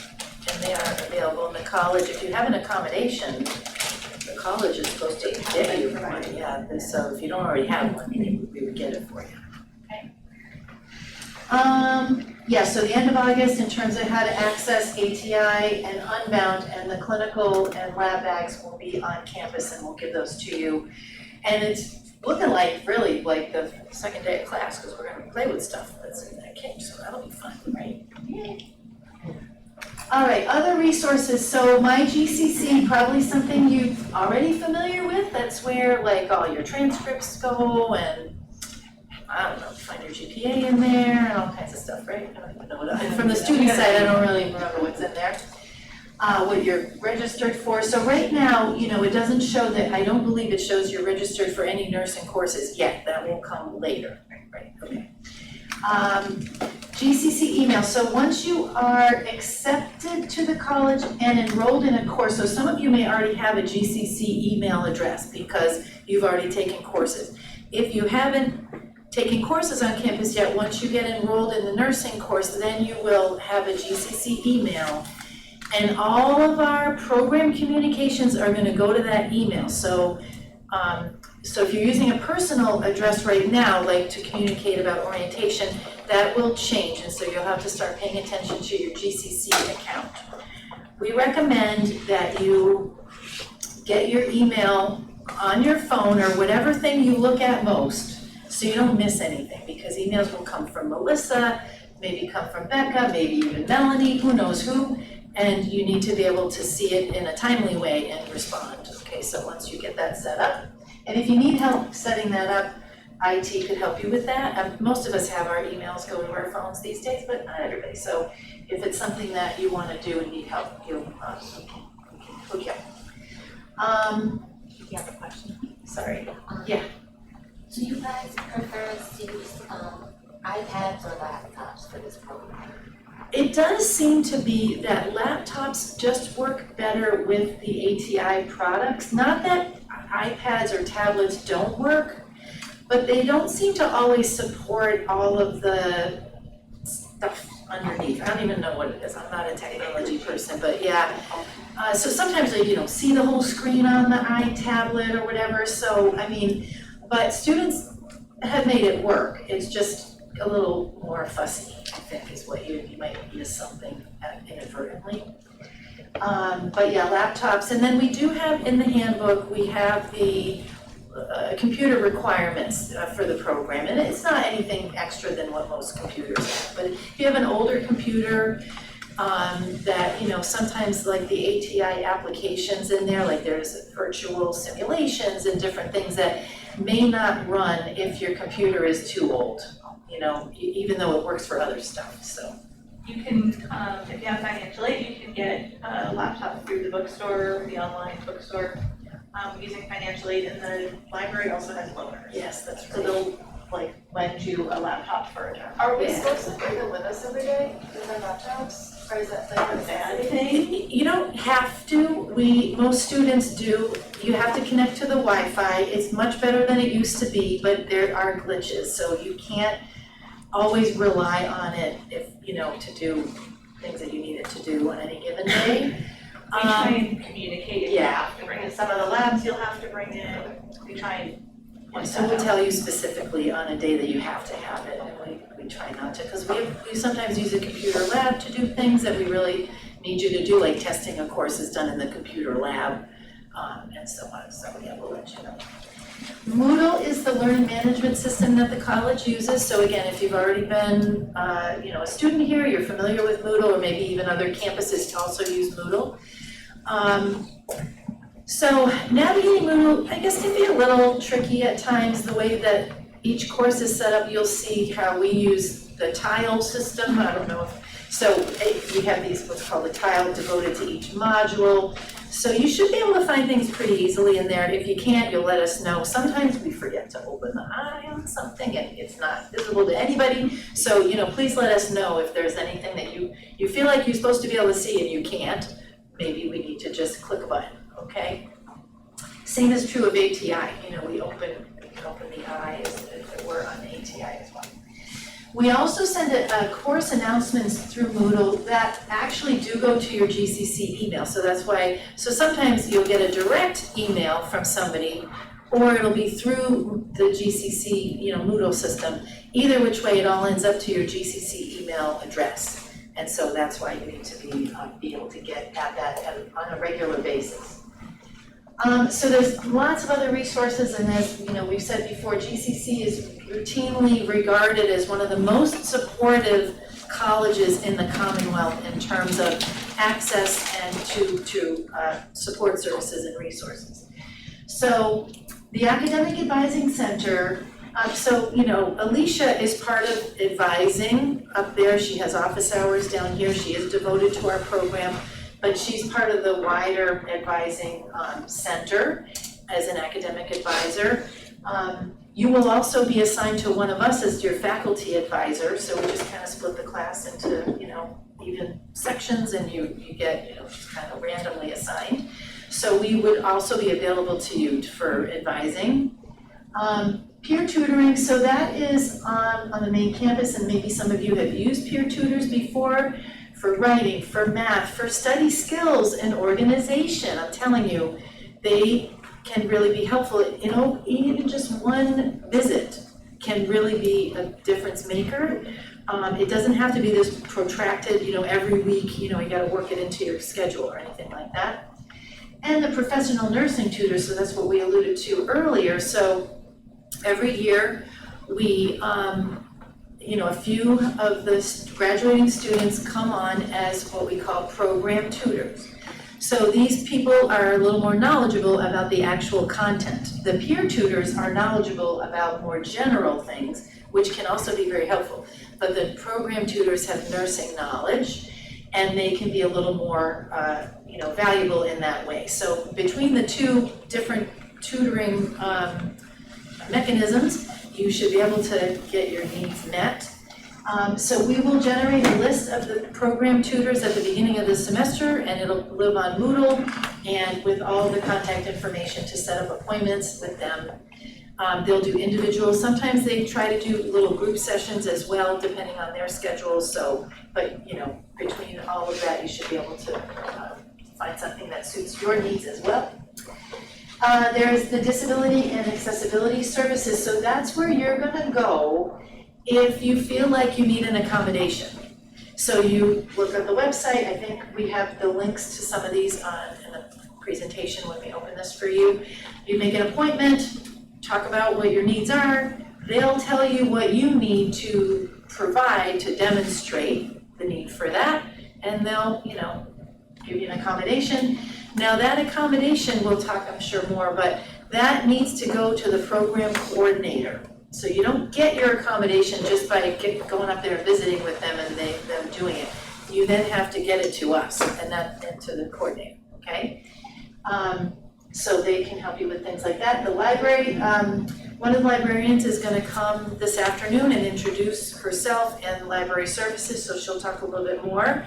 But they can be helpful in a plethora of just different ways, like it's really amazing, and they really love what they do. So they really want you to reach out to them for assistance if need be. And again, they do loan laptops, they loan hotspots, was another thing I think. They still let print for free. And then you can print up there too, yep. When So- in doubt, ask the library. Yeah, they know all everything, they're a great resource to start with. And then we have these other services, the Veterans Center that can be a support to veterans, the food pantry, so that's on the main campus as well. There is some stuff in workforce over here that, our students often venture, it's just down the corner. They have, food items that you can just go and grab during the day. But the food pantry, you can go and actually get a bag or two of groceries. And so that, I don't know what their hours are, but they try to make themselves available with different hours that they're open. The Wellness Center is also in the main building, and that's where you would go for things like counseling support, or even just to kind of decompress. They have a beautiful, and maybe some of you have been there, they have a beautiful room that's kind of like this distraction-free zone, comfy chairs, muted lighting, I don't know, things like that up there. That's in the main campus, so if you have a little bit of time, you just go there and kind of, stand out for a little We while. have our quiet closet here too, because. Yeah, we I can go there. think we should turn that closet into something I like that. probably should, yeah, put one of those Lava lamps. The Women's Resource Center, so Rosemary Friedland, and maybe again you've heard of her at your time at GCC. She is a real friend to the students, a friend to our program. So she has been so helpful with helping students in need. So gas cards, small ways that can help financially or even in other creative ways. So it's not just for women, okay? It started as a women's resource center, and that's what the name says, but it's for all students. So, and if you come to one of us with a problem, we may say, that sounds like something Rosemary might be able to help you with, so reach out to her. And she does really try. She gets creative, right? She's really very much invested in supporting students to help you succeed, because we know that temporary things can get in the way, and if you lose your footing, even for a little while, it really can snowball on you. So we want you to be aware of these things so that you can maybe head things off at the pass a little bit. Don't wait for it to become a problem before you reach out. Try to set up a plan now and know where your resources are now so you can reach out early. the math studio, so that might be somewhere you go if after you have a look at that stuff and the, dosages, and you think like, okay, I need a little more of a brush up than this, they can be helpful. I'll just reassure everybody right now, you don't need to know a high level of math in order to be safe at drug dosage calculations. Basic algebra is really all you need to know. But that being said, that sometimes is more of a challenge for others, so that would be somewhere you could go get a little extra help. And then the IT department, so anytime you have a problem with Moodle, you got a problem with, email, put in a ticket to the IT help desk. They will respond. They're actually pretty good as long as you put a ticket in helping you. They may even meet with you, say you're having a problem with your personal computer, they might be able to help you figure out what you need to do, even if it's not their equipment, right? They still know how to fix it. Am I right about that, sir? Back in the back room? Yeah. He says yes. Tickets, you need to put a ticket. Tickets, right, tickets is the tricket, tickets the tricket, right, okay, so that's helpful. So any questions about resources? You're all free. Yeah, You guys, yeah, please. okay, shall I continue? Okay, so we're good for time? Okay. So clinical requirements, you're gonna learn more about this stuff when we start the program, but there's this thing called the centralized clinical placement. It's a statewide system, and it's a mechanism for hospitals and schools to track who's where and when, kind of thing. But the other thing that's in there is modules that are intended to get every student in the same place regardless of where they're going for facility. So infection control is in there, patient-centered care, fire safety. There's 4 modules, I don't remember all of them. So it's content and quizzes. So we're gonna have you do that. You don't need to worry about it now, but we will assign it and you will complete those, and that's part of a clinical requirement for the year. You only have to do it one time. Dementia training, as we mentioned earlier, is part of the curriculum. It is clinical hours, so yes, even if you already have dementia training and it's current, you still have to sit through hours. But I think we do a pretty good job of it, so it might be something that you'll find, maybe you'll pick something else up related to dementia care. Clinical sites are off campus, so there are some days, of course, that we call clinical that are gonna be here, especially in the beginning of the program.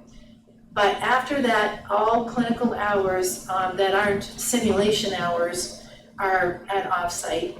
Places local, we don't go, the furthest we go is Brattleboro and Bay State, so from Greenfield, for instance. So Bay State, Springfield, Brattleboro, that's about the furthest we go from here.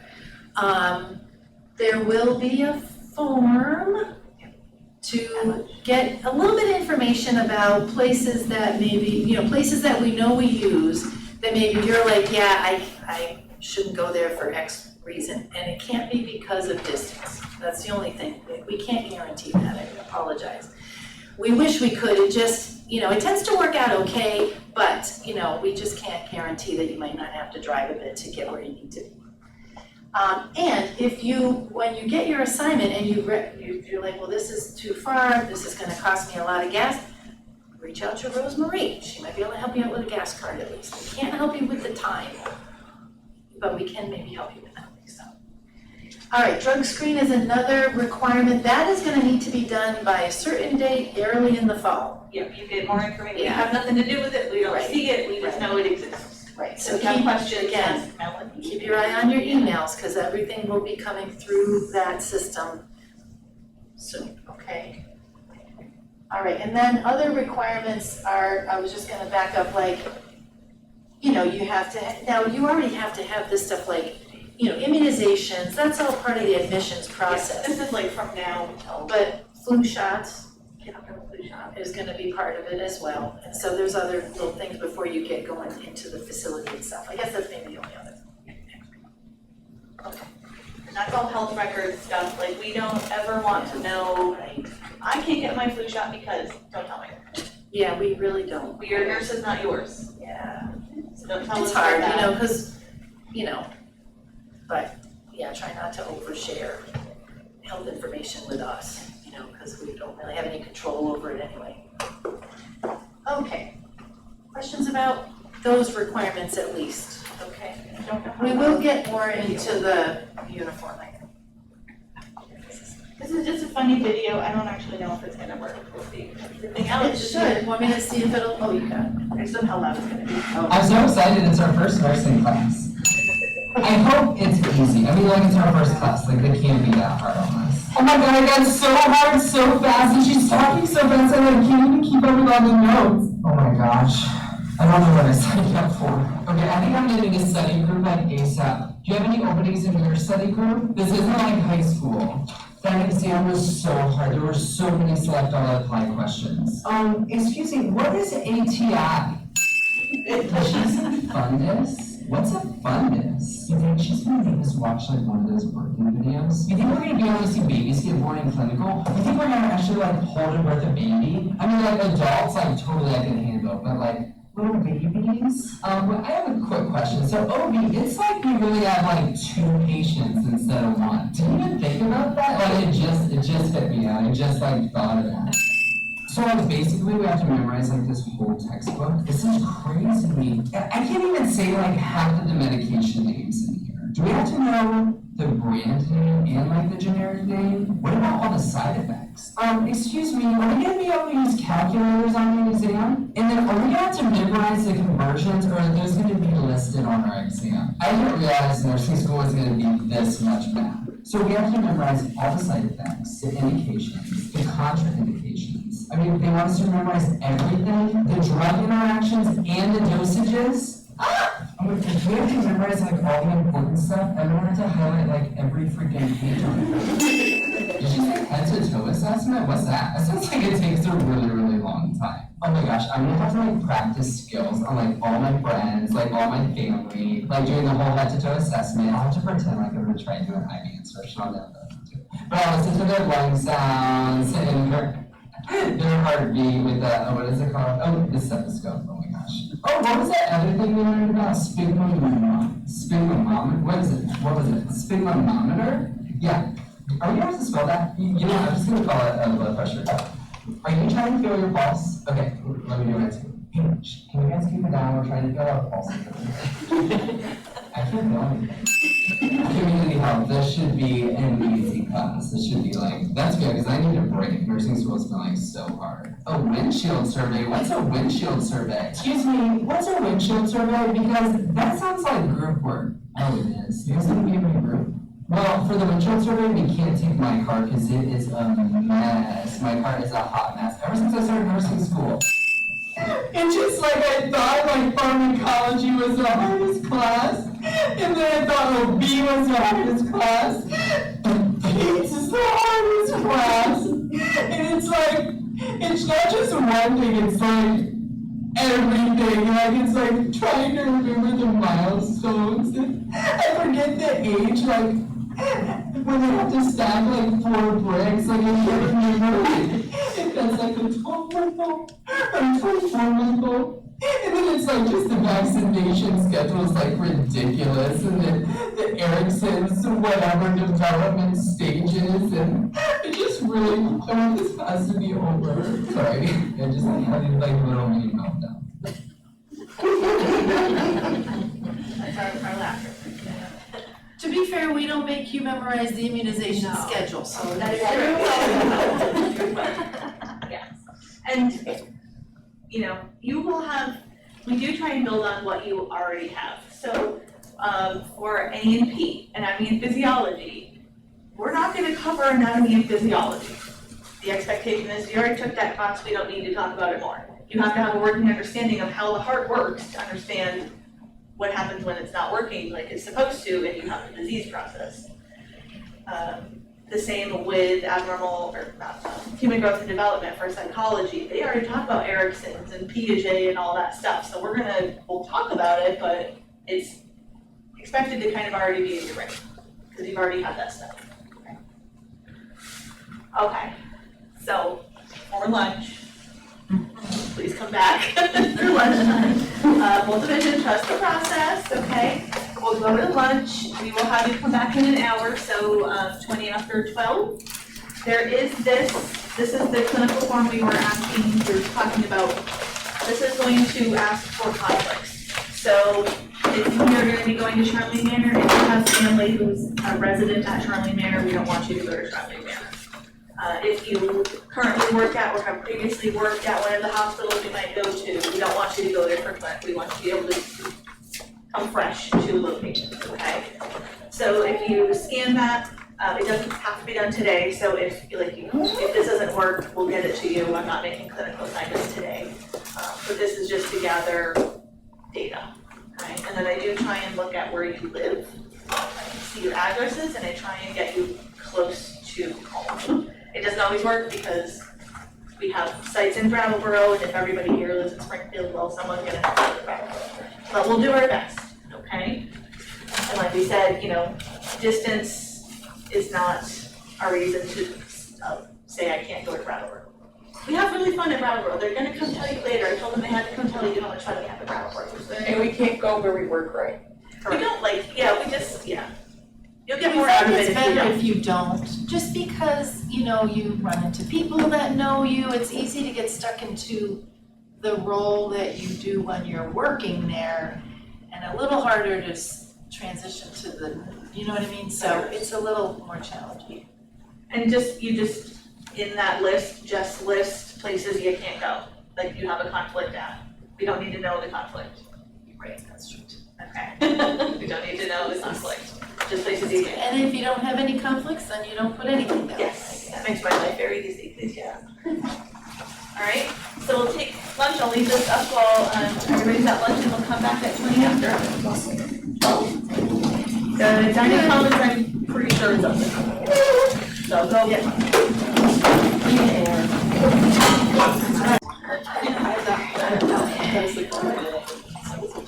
We'll get started, we got a tight schedule. Yes. So hopefully this works for most of you, if not, it'll be on the Moodle once we get there, but again, I'm not making clinical assignments today, and I do tend to go based on where you live. I can see as long as your address is current, I can try and do my best to get. All right, any questions that came up over lunch? Or brain? Letting know, I'm just glad we're all making back after lunch. Handouts, or is it just like mostly notes? We have slide decks, so presentations that she'll have, so you can take notes on those. We don't do a lot of handouts, I don't know. I mean, we do case studies, worksheets in the class that you'll have access to. Yeah, it's not a ton of handouts. And we do try and make an effort, everything will be online, so you can have it there. Obviously, if we have something handwritten, we'll have a paper version of it. Yeah. All right, so the practical nursing student handbook, we'll start in on some of these policies. The handbook, we just reviewed it Monday. Yeah. So it's not online yet, but we're just gonna highlight some of the big ones. There's a lot of them, we will go more into depth on them on opening day.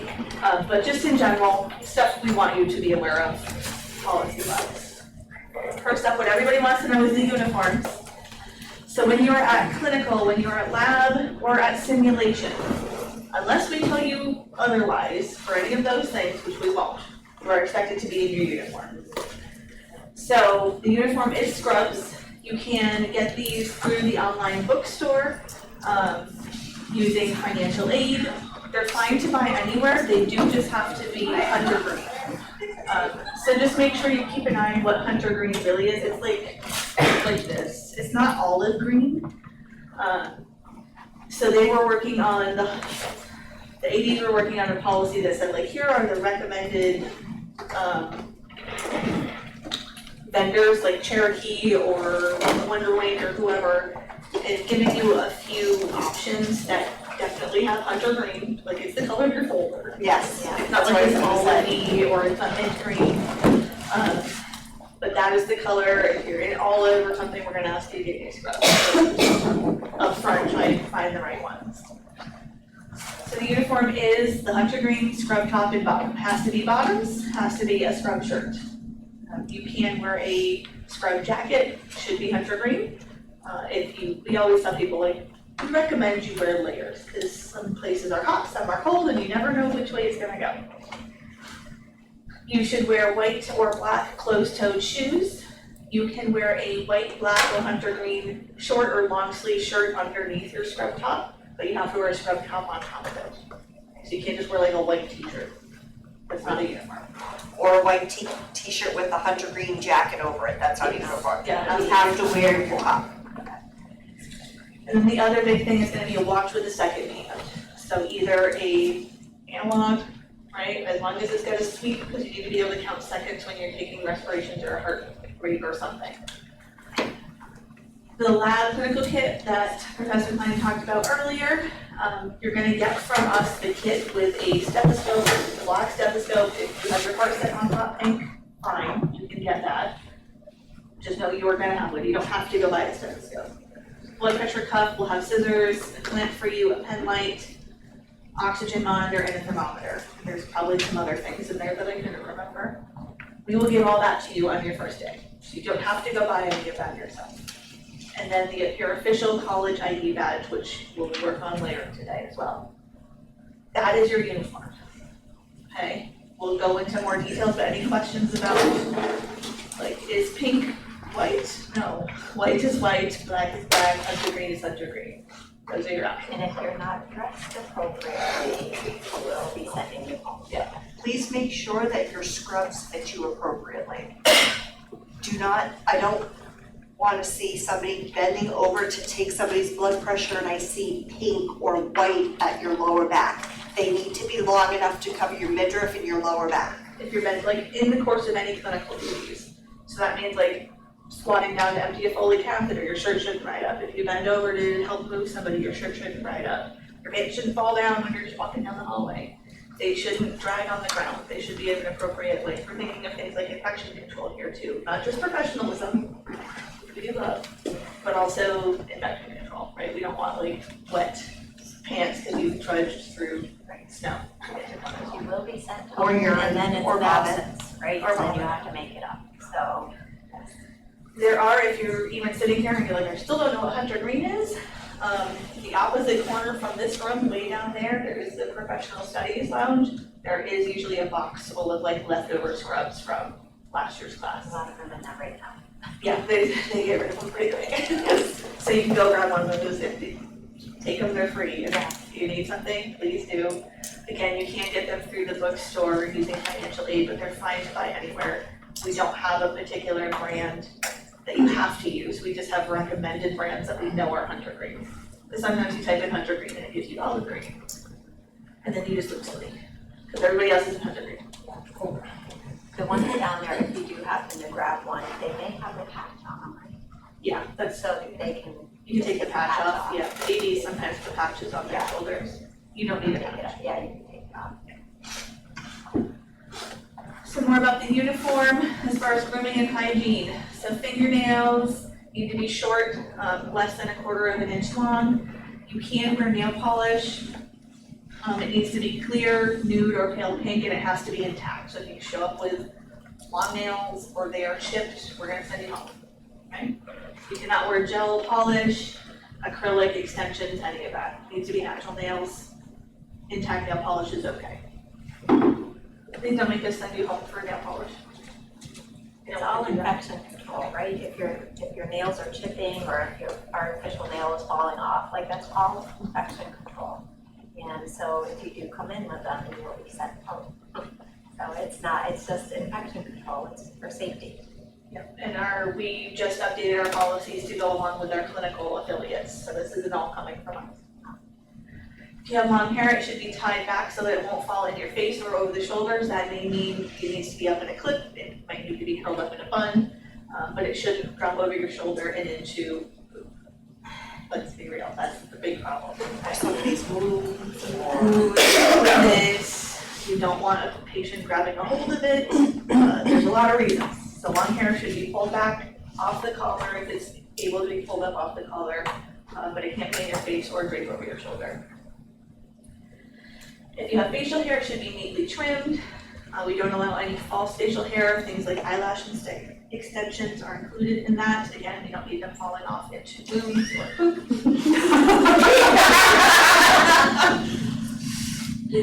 I will just say this wasn't on our policy last year. It's on there now, so you do the math. And no heavy makeup, just because it's not necessarily professional. And of course, fragrances at clinical are an absolute no-go. Please wear deodorant, but like wash your hair, take showers, but don't be putting on cologne or perfume or body sprays. And also that goes for here in the classroom as well. This is a scent-free facility. right. Yeah.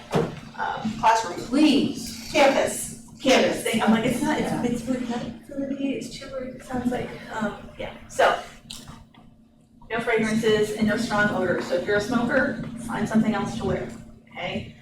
Body odor, again, invest in some deodorant, make sure you're using a good soap. They shouldn't be highly fragranced, right? We shouldn't be able to smell you, good or bad. Right. I think with scents, it's people, like, they like their scent, you know, their perfume, they like it smells good on them, they think everybody thinks so. Not so much. And we do have And people maybe in they this do building think without. so, but it could irritate people, so we need to be cognizant of that. Yes, in this building, you'll see signs for scent-free campus because there are people with allergies in the building.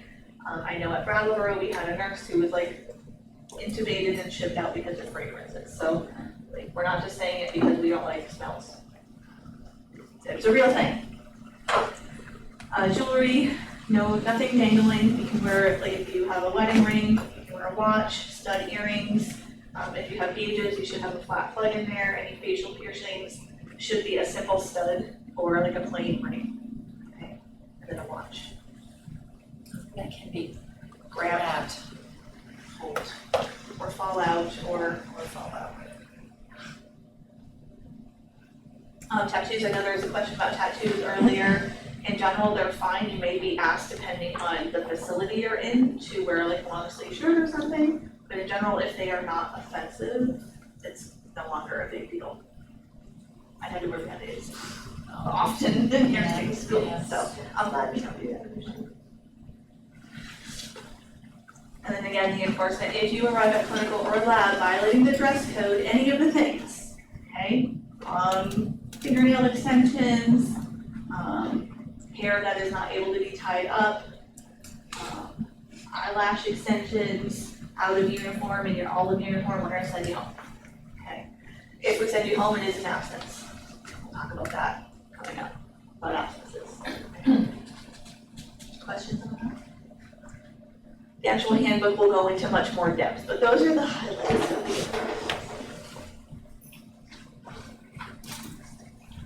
attendance, look at that. So, as far as attendance, US students are expected to attend everything. All of our lectures, clinicals, labs, workshops, project presentations, anything. If you need to miss a lecture, we understand life happens. You as a student are responsible for the content. You will still have access to your student slides, you will still have access to the module outline, you'll have access to your colleagues in here, you can get notes from them. But don't like come to us for one-on-one. Can you tell me the whole 4.5 hour lecture all over again? No, we cannot. Lecture prep and attendance are gonna be part of your grade. So lecture prep is going to be something we call the inquiry worksheet. It is based off the student slides. It kind of walks you through, it's like a worksheet / study guide that helps you come to class prepared, okay? Those are to be handwritten, you pass them in, you have to be here within 30 minutes of class start time. That's how we know you're here, and then you have to stay for the duration. That will get you your points for the day. Every semester except the current one that they're in, 109, we allow you 2 zeros. We'll drop 2 zeros because we understand like you have a sick kid, you're sick, your dog is sick, something happens, you're a flat tire, you don't make it to class, we drop 2 zeros. We know that happens. And in general, missing 1 or 2, even on top of that, isn't going to be enough to make or break your full grade. But we do have students who would have done much better if they had done all of their lecture prep. As far as clinical lab and sim, good job.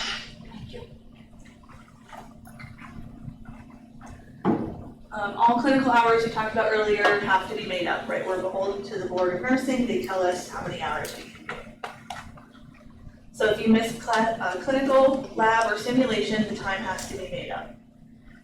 If you're expected to arrive fit for duty, right? So in uniform, not tired, not sick, not crying, I send students home for crying. Same, okay. It's like, we expect you to comport yourselves once you get there. So you have to be there fit for duty and on time. If you're late, you'll be asked to leave. We have a lot of things going on. It doesn't make sense for us to get things going for 90% of the people there and then have someone come in 15 minutes late and we have to do it all over again. So please be there on time. Obviously, we know a lot of people come from the south. There's always an accident till 91. We know this. If we get an email like, hey, there's an accident, I'm gonna be late, we usually get 3 more right after that. We understand that's different than, I overslept and I'm gonna be an hour late. We do recommend that you're at a site 15 minutes prior to the start time. So clinical, be there 15 minutes early, so that when clinical starts, you can just be going, right? You're not still rifling through your bag, getting ready to go. I would say that goes for lecture as well. Like, be here 15 minutes early, get in your chair, notebook out, ready to go. We're gonna start on time. So if you're coming in a little bit late, you're still wrestling through your bag, you're delaying everybody else. It's busy. You gotta keep going. Plus, it's respectful to your peers, right? Like, you're ready and you're settled to go versus coming in at the last minute and maybe disturbing the rest of it. Again, like life happens, you got a flat tire, you're late, like just be mindful of the room you're walking into. Maybe go sit in the back, don't like, someone's in your normal seat, don't make them get up, like. Read the room. If you are absent more than once in any given term, you'll get an incomplete for the semester. It goes back to hours, we have to have you here for hours. So if you arrive unfit for duty twice and we send you home twice, you get an incomplete, you don't finish the semester. If you don't finish clinical, you don't go into the next semester. Start all over. Please don't make us do that. It's up here because we have to say it, we do not want to be enforcing these things. But we will if we have to. So we talked a little bit about exams earlier. We use computerized exams because that's what your NCLEX board exams will be. They're computerized, so we want you to be aware of what that looks like, so that it's not on paper, it's not a scan form, you're not filling in a bubble. There's no essay questions, long answers. You might have to. I'm gonna do this one. Chinese foods. Again, accommodations, submit those to me at the start of each semester. You will need to take your exam in the testing center, which is fine. Everything else will be down here in the East Building. You can miss 1 exam per year without penalty. Beyond that, you start taking points off. And by miss, we don't mean you don't have to take, you do have to take all the exams. But if you're sick on an exam day, of course, we don't want you to come to campus sick. So that is what we mean. We allow you to make it up. There's no deductions and points or anything for the first one. But if you miss multiple exam days schedules, then you're gonna start losing points. Okay, so that's what we mean by that. Yes, and it really doesn't behoove you. Every year, it seems like we have a student who's like, I just need another day to study. You don't, because the day after the exam is due content. You need to take the exam up. Like, we understand what happens. That's why we have it. You can be late on it once without penalty, but don't make it a habit. Yeah, it really does not benefit you. You're not gonna get that much more from studying for an additional day. You'll put yourself pretty far behind. And once an exam is in process, so if you're down here, once the door is closed, you are late, you're not coming in to take the exam. Okay, that counts as the missed or late exam. We have to like really be starting on time. Again, coming in the middle, 15 minutes late, everybody else is testing and you're coming in without your stuff. It's distracting, you know, and people are very anxious Yes. during exams, so we do our best to create as an anxiety-free environment as possible. And somebody running in all flustered because they're late is not conducive to that, so that's why we kind of have to draw the line somewhere. Other things like we don't let you have like hats or smart glasses, a watch, no phone, and all these things, okay? And we'll do more in depth. Like opening day. Yeah, when we go over that. Wanna talk about that? Sure, So, I know, no problem. all right. Okay, written assignments. So in most cases, written assignments are gonna be handwritten. I think y'all can probably guess why. Any ideas? Why are we asking for handwritten materials? AI, exactly right. So, you know, AI is there, we realize that, but if you have to write it down, at least you have to do that, you know. So, unless otherwise, you know, instructed, so like the inquiry worksheets are all handwritten. There's other things that we have you do that we're gonna require handwriting for, but we'll always let you know which items need to be handwritten versus whether it's okay to be typed, okay? Because we do allow some typing. We do have two paper assignments, like sort of scholarly papers, if you will, and we'll give you instructions about that, but it's just, you know, basically, you know, composite, English comp level stuff, right? Putting together a proper paragraph, essay, that kind of thing. We do have a rewrite policy for that, so if you're late, well, you can see here, if the paper is late without notification and getting an extension prior to it being late, then you don't get to rewrite the paper. Do you see how that could work? Like, oh, I'm just not gonna turn it in, I'll just do the rewrite. No, that doesn't work like that. So, but we do allow for rewrites, so if the paper gets written, you don't meet the 74 cutoff, you're allowed to write it up to a passing grade of 74. So basically, you know, you would rewrite whatever section you needed to rewrite to get the paper where it needs to be. You could rewrite the whole thing if you want, but the expectation is we need to get it to a passing grade, basically. So that's the rewrite policy, and there's time points on the calendar for when all that kind of stuff is due. If the paper is late, you may still turn it in, but you're gonna lose points. So if for anything, not just paper assignments, any assignment whatsoever, if you think you're gonna be late with it, please reach out. Let us know.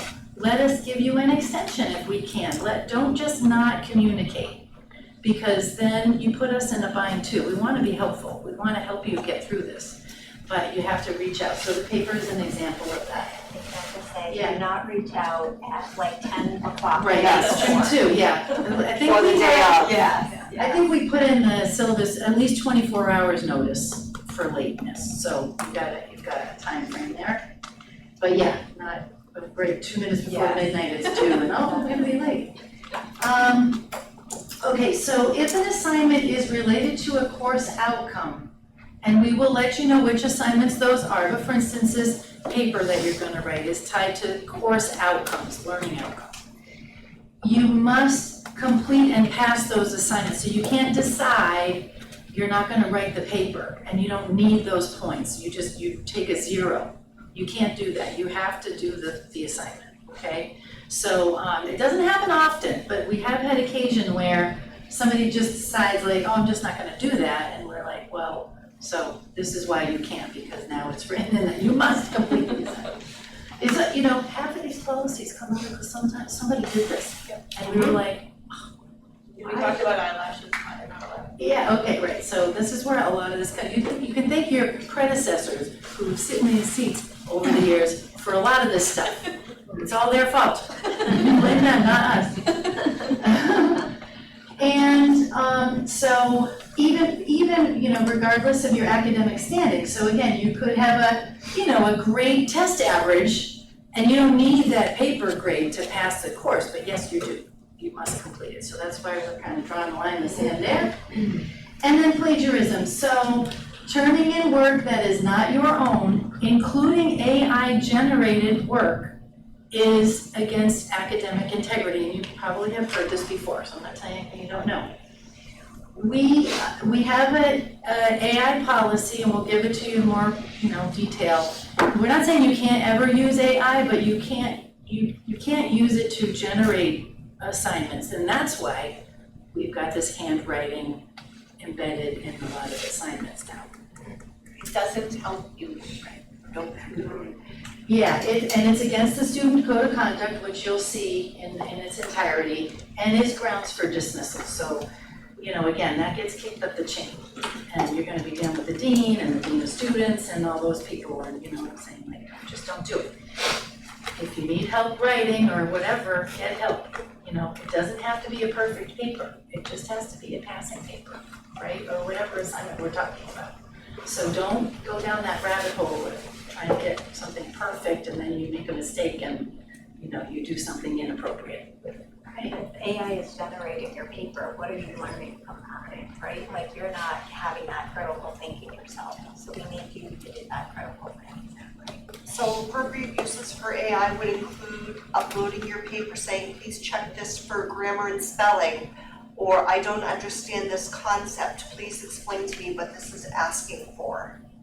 Don't write it for me, but tell me, break it down into English, because some stuff is up here, I live down here. So tell me what it is that it's looking for, explain this to me, I don't understand. And disclosing how you use it. Right. Correct. Yes, you must include a disclosure in anything that you've done that includes any type of AI input, whether, grammar, just grammar, spelling, or whatever, So yeah, we recognize, AI is a very useful tool. I think most of us are interacting with AI at this point, even if we don't know it, actually.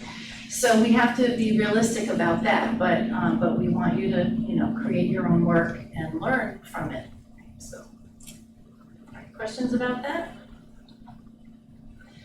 So this is a little more about academic honesty, also called sometimes academic integrity.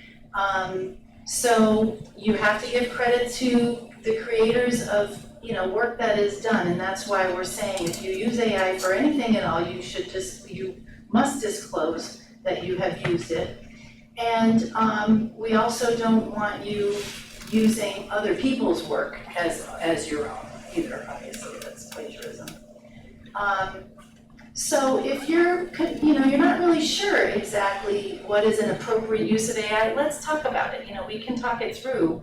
That's not a foul, you know what I mean? So we can look at it together and make a determination about what's appropriate and what's not appropriate.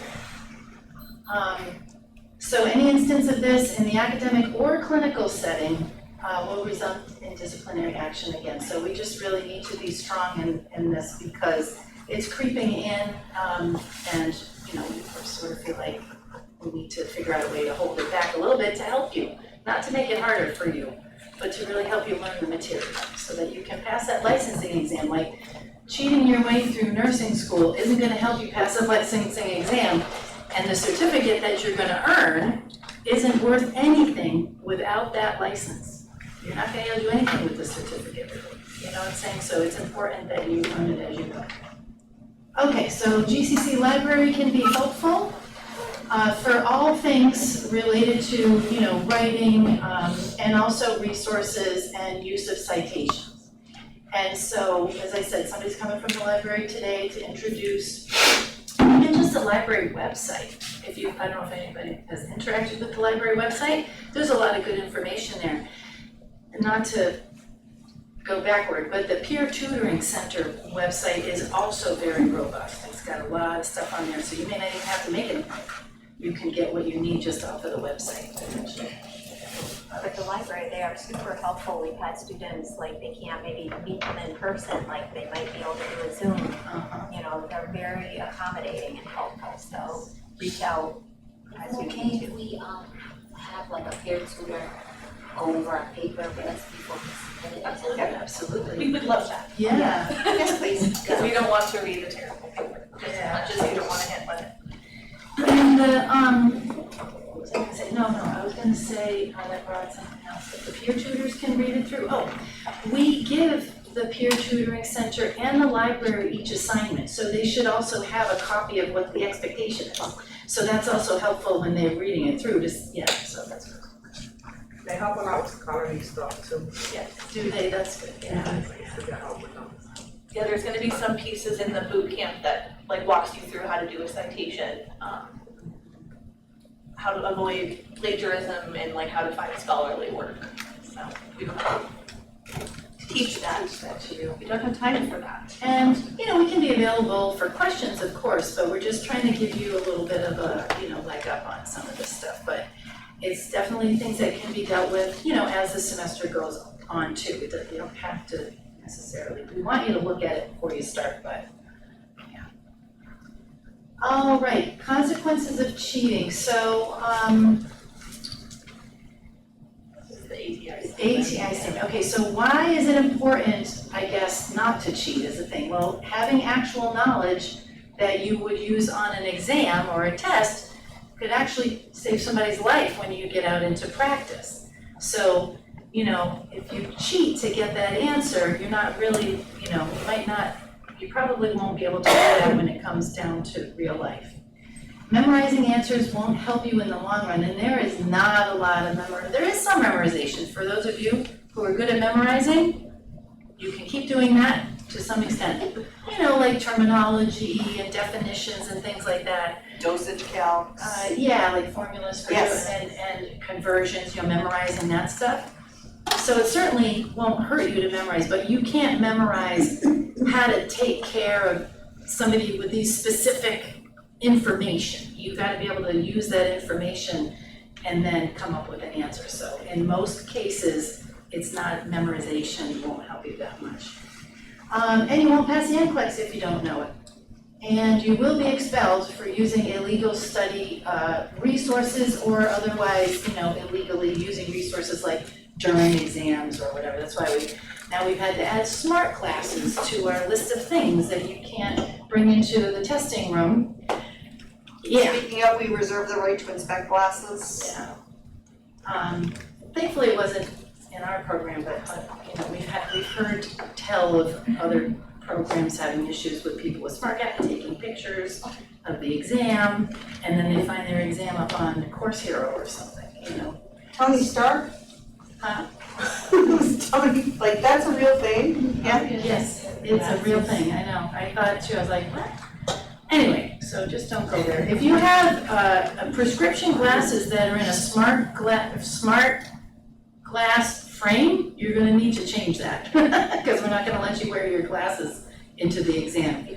So I don't think that's the case in most cases, I think. I don't know, can you even do that? I don't even know, anyway, it doesn't. Okay, stop giving them ideas. Sorry. All right, yeah, you sure you want me up here? Okay, change in health status. So if you have a change in health status, you need to notify who? What does it say? Okay, who are you not gonna notify? That's right. We usually figure stuff out, but don't tell But we're not supposed to be privy to your private personal information. You know what I'm saying? It's not because we don't care about you or anything, it's just because it's really none of our business. And the Dean of Nursing, and there's a form I think that you fill out and whatever. But these are some instances that may necessitate a change in health status, and there are other things too, of course. So if you're not sure if something happening within your life may cause a change in health status, talk to Melanie about it. Okay, go to the dean and ask her, what does she think? And then you can follow whatever plan she gives you. All right, immunization. So you're already dealing with some of this, or you will be shortly. You need immunizations up to date. And then if it expires within the program year, like a lot of people who are already in healthcare, so like say your TB screen, that might expire in December. Yes, you need to get a new one in December to carry you through. Okay, so things like that, CPR that might expire, that's on immunization, but you need to keep that current while you're in the program. If you don't, you can't go to clinical. If you can't go to clinical, you take an absence. If you take more than one absence, What happens? incomplete. end, which means, you didn't finish, right? So, yeah, so make sure you keep track of your candidates. And that might be a reason why like Melissa's emailing you, cause she helps to track that stuff, so that's why you need to pay attention to her emails. And what else? The drug screening, we talked about that a little bit earlier, so yeah, just keep up to date with your email, make sure you're following through this stuff. Put it on your tickler file. You need to be CPR certified, and that also needs to be maintained throughout the program. AHA, American Heart Association, is the only certification that GCC accepts. So, if you don't have American Heart, you can get American Heart, and they actually offer basic life support here on campus, but you could probably find it other places too. So like Pro CPR is not an accepted certification. Okay, so hopefully you knew that already. You got time. Yeah, you have plenty of time. And then again, expiration of CPR will make it so you can't go to clinical until you get your CPR up to date. So you don't wanna wait till the last minute on that, because it can be hard to find courses sometimes. I don't even think you can get on the program without it, because I had to take it, I'm not. Yeah. I- Yeah, this is mostly they were like gonna just skip make over sure it. if it's gonna expire in February, Yeah. we need to be Yeah. getting it in February. I think this does mostly relate to people who are already have certification when they apply, so they don't need to Okay. update it until February, like she's saying, and then February will be here before you know it, and all of a sudden you're like, oh no, I have to get certified in the next week, Plus, you don't wanna do it in February, that's a busy time. Yeah. But any other things you'll be doing. Is the TB with the blood draw, is that good for every year or 2 years? No idea. Yeah, I don't That's a good question. Yeah, I think it's 1 year, but I'm not I don't sure. I think it's 1 year. All right, cell phones, so please, don't make calls or texts during class or during clinical, especially on the unit. Phones should be silenced, makes sense, right? This is like common sense stuff. We do allow you to use your phones during clinical. I mentioned that one product, in fact, that's really mobile friendly that you can use to look up medications and things like that, but we don't want you on social media or whatever while you're either in the classroom or in clinical, unless you're on a break, of course, right? No recording during class or clinical. Again, if you need recorded stuff, you need to get an accommodation for that, and we would follow that accommodation.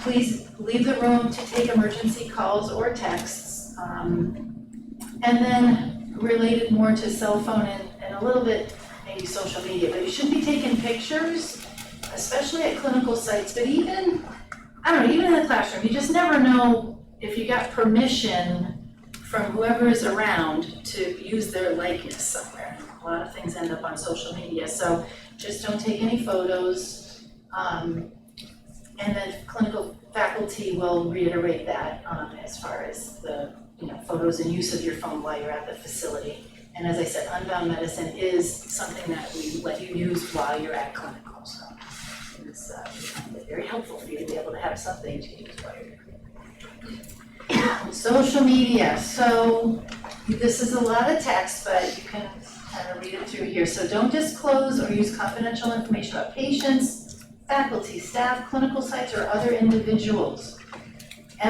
Anywhere ever, this is all confidential information, private information, and information that is shared here. We tell stories, people relate to stuff. So just keep it where it belongs, in this room and nowhere else. Protecting their privacy complies with HIPAA, especially in the clinical environment. So you may not share or post photos of faculty, staff, patients, or clinical facilities. You may not identify yourself as being present at a clinical facility. You may not share or post any information or experience related to clinical sites, patients, or care that was provided. You may not engage in social media, texting, or emailing during didactic, clinical, lab, or exams. And during exams, you won't have access to your phone anyway, but Social media use is permitted only during breaks or prior approval. Sometimes we have maybe an activity where we want you to go, use your phones to go to a website or something. Don't be like sitting in here in Chris's lecture and email me something. Right, we see that. We're not dumb. We know where you're supposed to be. That's true.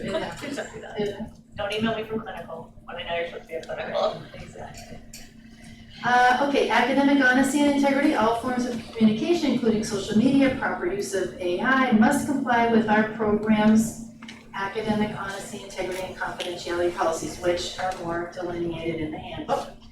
And then again, consequences of violations to this will result in dismissal from the program. We do have due process, so there is a due process that would be followed, like with most places have some kind of process like that, but it could result in dismissal.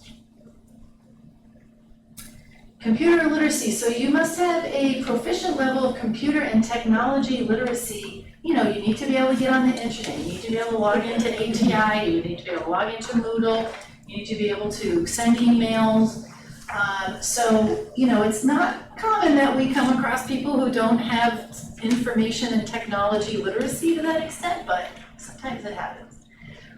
So if you feel like you're not as savvy as you maybe should be, you should either see maybe the IT department, they can help you. You should get a little bit of help, because once we get into the program, there's a lot of navigating between different websites, different things, and so it's easy to get a little bit overwhelmed by it, I think. So be on top of that.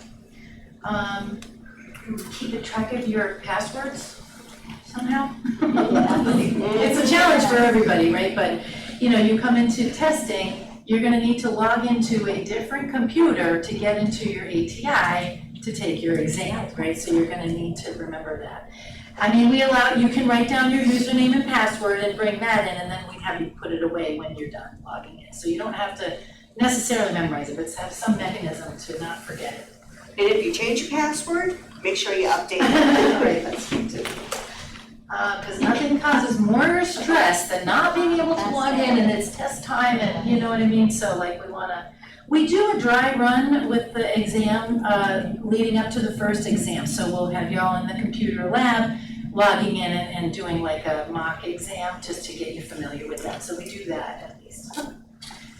And these virtual bootcamp activities will help you engage with all the different platforms that we use. So ATI, Moodle, how to post a discussion board post, because we do some discussion boards in the program. How to convert to a PDF to upload to Moodle. These are things that not everybody knows how to do, right? We use Google stuff, Google Suite, if you will. I don't know if you guys are familiar with Google stuff. So a lot of what you're gonna get is not a Word document, it's a Google Doc, and it's view only, so you can make a copy of it and save it for yourself. So we use almost everything Google here, and so if you need a tutorial on Google, that would be another thing to kind of add to the little list of housekeeping for the summer.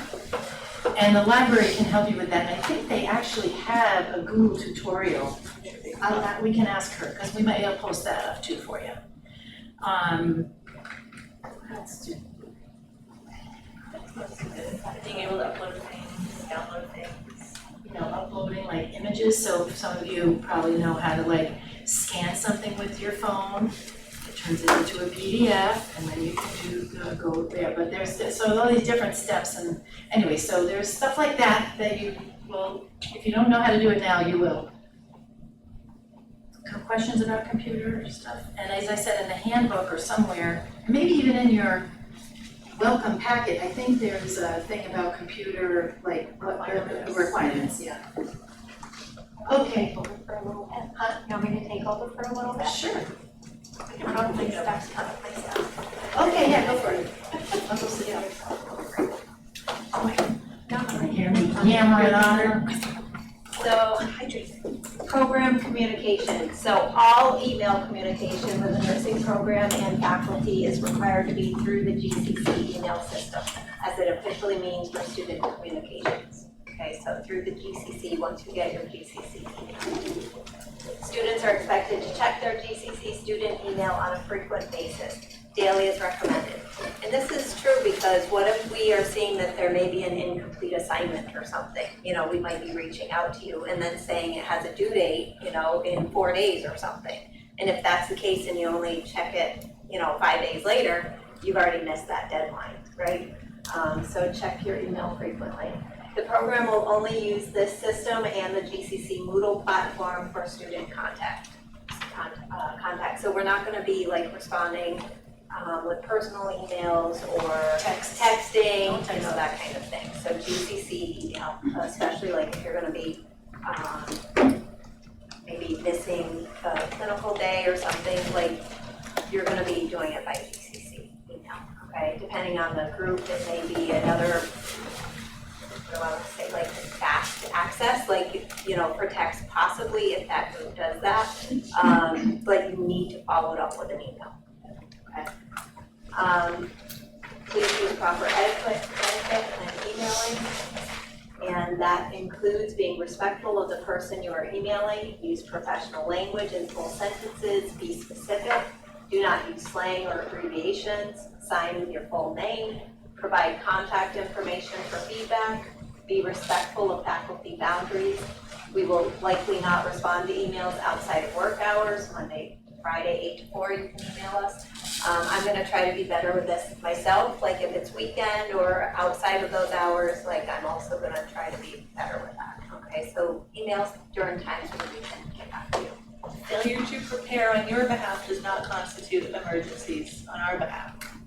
So this is again where you're not emailing us the night before an assignment is due, that all of a sudden your computer is broken and you can't start the assignment that you should have started a month ago, right? Yes, so do not email us the night before something is due and expect an immediate response. You don't have an extension until we have said you have an extension for 2 days. So don't email us and be like, I can't do this, it won't be in on time. That's not an extension, that's, So example 1, so subject line just says assignment with question marks and then, hey, I don't get this boot camp thing. What are we supposed to do? I looked, but it's confusing. Can you just tell me what to write? Thanks. Like there's no end to that, like there's no name. It's very slang looking. So let's look at the punctuation. Yes. So look at this one, nice and clear, and subject is question about boot camp assignment. Dear Professor Wolf, I hope you're doing well. I am working on the boot camp reflection activity and want to make sure I understand the directions correctly. For the role transition map, should we complete all sections or only the ones that apply to us? Thank you for your help, and then the name sincerely. You can tell the difference between this one and that one. So be professional and respectful.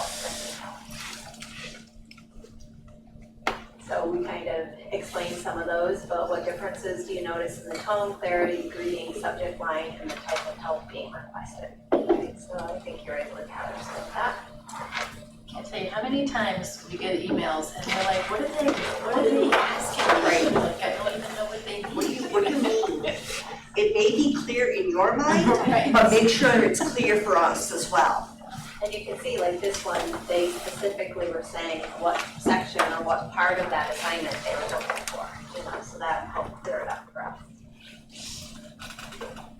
So key takeaways for this, professional emails include a clear subject line, being respectful, having that respectful greeting, the specific question, appropriate tone, and a closing and signature.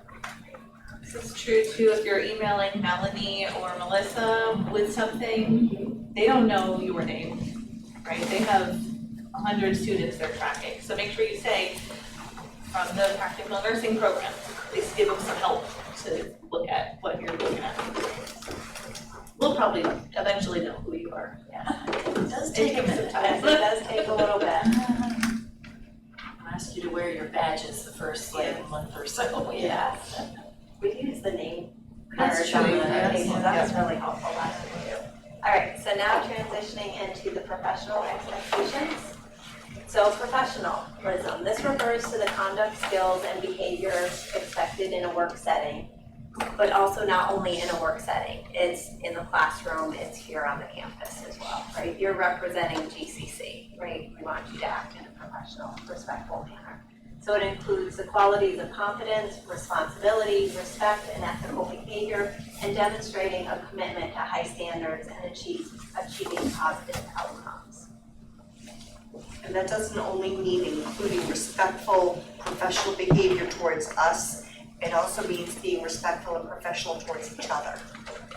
And as mentioned before, like, you're expected to support each other and be kind to one another, right? Not only to us as professors, yes, but to your peers, okay? So this is mentioning the positive, enthusiastic attitude, willingness to learn new skills, and volunteering to help coworkers. So as mentioned, like, we don't know what, you know, your classmate has gone through that day. They might have had a rough morning or whatnot. It is kind and professional to help support them when you can. You know, be kind, just be kind, you know, that type of thing. So unprofessional behavior. This includes actions that violate the professional standards, compromise patient care, or create a hostile environment. These behaviors can range from overt actions like verbal or physical aggression to more subtle behaviors like failing to intervene or gossiping. You know, you can kind of get the grasp of how a conversation is going or how the room is going. Like, you know, you don't want any eye rolling or sighs or, you know, talking about one another. None of that should be happening.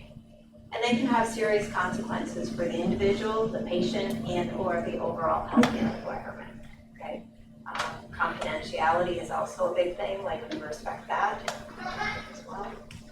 Big takeaway that I was told very early on in my career is you're not going to necessarily like everybody that you are working with, but you damn well better treat them with respect that you expect to have in return. And you don't know who you'll come across years on later down the road, right? So it's very true, like you may meet up with them, you may be working with them again later, like just be kind. They may be your boss. Yes, very true. It happens. It is very true. So the professional expectations of GCC nursing students, especially like following that academic and clinical honesty policy, so that's gonna be, you'll see that further when we delve more into the student handbook. The free and open exchange of ideas and opinions, we want you to have that feeling that you can do that with not feeling like somebody's gonna be sharing that outside of this classroom. You know, we want you to learn and there's no silly questions here, we wanna help support you. And then following the American Nurses Association Code of Ethics. I think I can do it on the screen. Yeah, do it on the screen. I'll think it'll help right now. Sometimes it works, sometimes it doesn't. So I'm not gonna go into these a lot, but this is the nursing code of ethics, and now that you're nursing students, you are expected to be following these, right? So just briefly to go through them, they have 10 provisions, and the first one is practicing with compassion and respect for the inherent dignity, worth, and unique attributes of every person. 2 is a nurse's primary commitment is to the recipients of the nursing care, whether an individual, family, group, community, or population. 3 is establishing trusting relationships and advocating for the rights, health, and safety of recipients of nursing care. Having the authority over nursing practice and are responsible and accountable for your actions, right? With their obligations to promote health, prevent illness, and provide optimal care. Moral duties to self as a person of inherent dignity and worth, including an expectation of a safe place to work that fosters flourishing, authenticity of self at work, and self-respect through integrity and professional competence. And then nurses, through individual and collective effort, establish and maintain and improve the ethical environment of the work setting that affects nursing care and the well-being of nurses. Advance through the profession through multiple approaches to knowledge development, professional standards, and generation of policies for nursing health and social concern. So staying current and knowing what those policies are so that you're following those appropriately.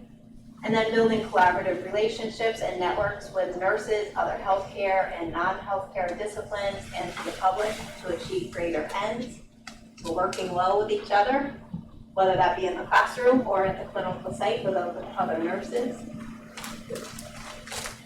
And then lastly, nurses and their professional organizations work to enact and resource practices, policies, and legislation to promote social justice, eliminate health inequities, and facilitate human flourishing. So this is kind of what we were talking about before as far as like advocating. We want more LPNs. LPNs can be in the workforce, you know, so advocating for yourself. And then nursing through the organizations and associations participates in the global nursing and health community to promote human and environmental health, well-being, and flourishing. Let's see if I can make you reach that. I'm sure. Got it. Okay. So following those, you are expected to follow the code of ethics. Okay. So that professionalism, the kindness, thank you, and the code of ethics. You will be held to those standards. So then for both lecture and classroom professionalism, being on time to all lectures, like I said, that makes it a better work environment, if you will, for your classmates as well, and for us. Like, we're not listening to people come in at the last minute, you'll be all settled, that kind of thing. If absent, making sure to contact the professor by email in that nice email setting that we showed, the respectful way, completing and submitting all prep work on time, being present during lecture, encouragement of participation, and asking questions, right? So just being present and participating, right? And no side chatter. Like, side chatter, you know, you may think you're being quiet, but really it does bother some people, a lot of people, when there's side chatter. There'll be times, you know, if you have a question, ask the question. Maybe others have that same question, but to sit there if you're having an off day or whatnot, like if you need to step out or if you needed to ask that person a question outside of the classroom, we'd much rather you do it outside of the classroom than to disturb the rest of the class. Nothing makes me crazier than side chatter when I'm trying to lecture. I get very distracted very easily, and I will stop and I will stare. I think a lot of us now, like, it's not respectful to the rest of the class. So we will often just stop what we're saying and wait till the room is quiet, and then we will proceed again. Because it's not fair to try to talk over people. Others may have trouble hearing, and then they can't hear what we're trying to say clearly. So we will often just stop, and when it's quiet again, we will start it. It's beyond like a, what slide are we on? That you can ask like your table mate, like, are we on this page or this page? If it's beyond that, just raise your hand. We'll answer the question. And then lab and simulation, professional expectations, being on time to all labs and simulations, completing and submitting all the practice that's for that. Teamwork during lab practice and simulation, debriefing expectations, which we'll talk about, I think, debriefing a little bit more. Yeah, when we get more into the simulation, but just the idea that, like, you know, everybody participates and you're all, I think being present is a really good, you know, way to look at it, because if you're distracted or engaged in something else and you're not really there, you know, listening to what other people have to say, so that's true of all of these things. Yes.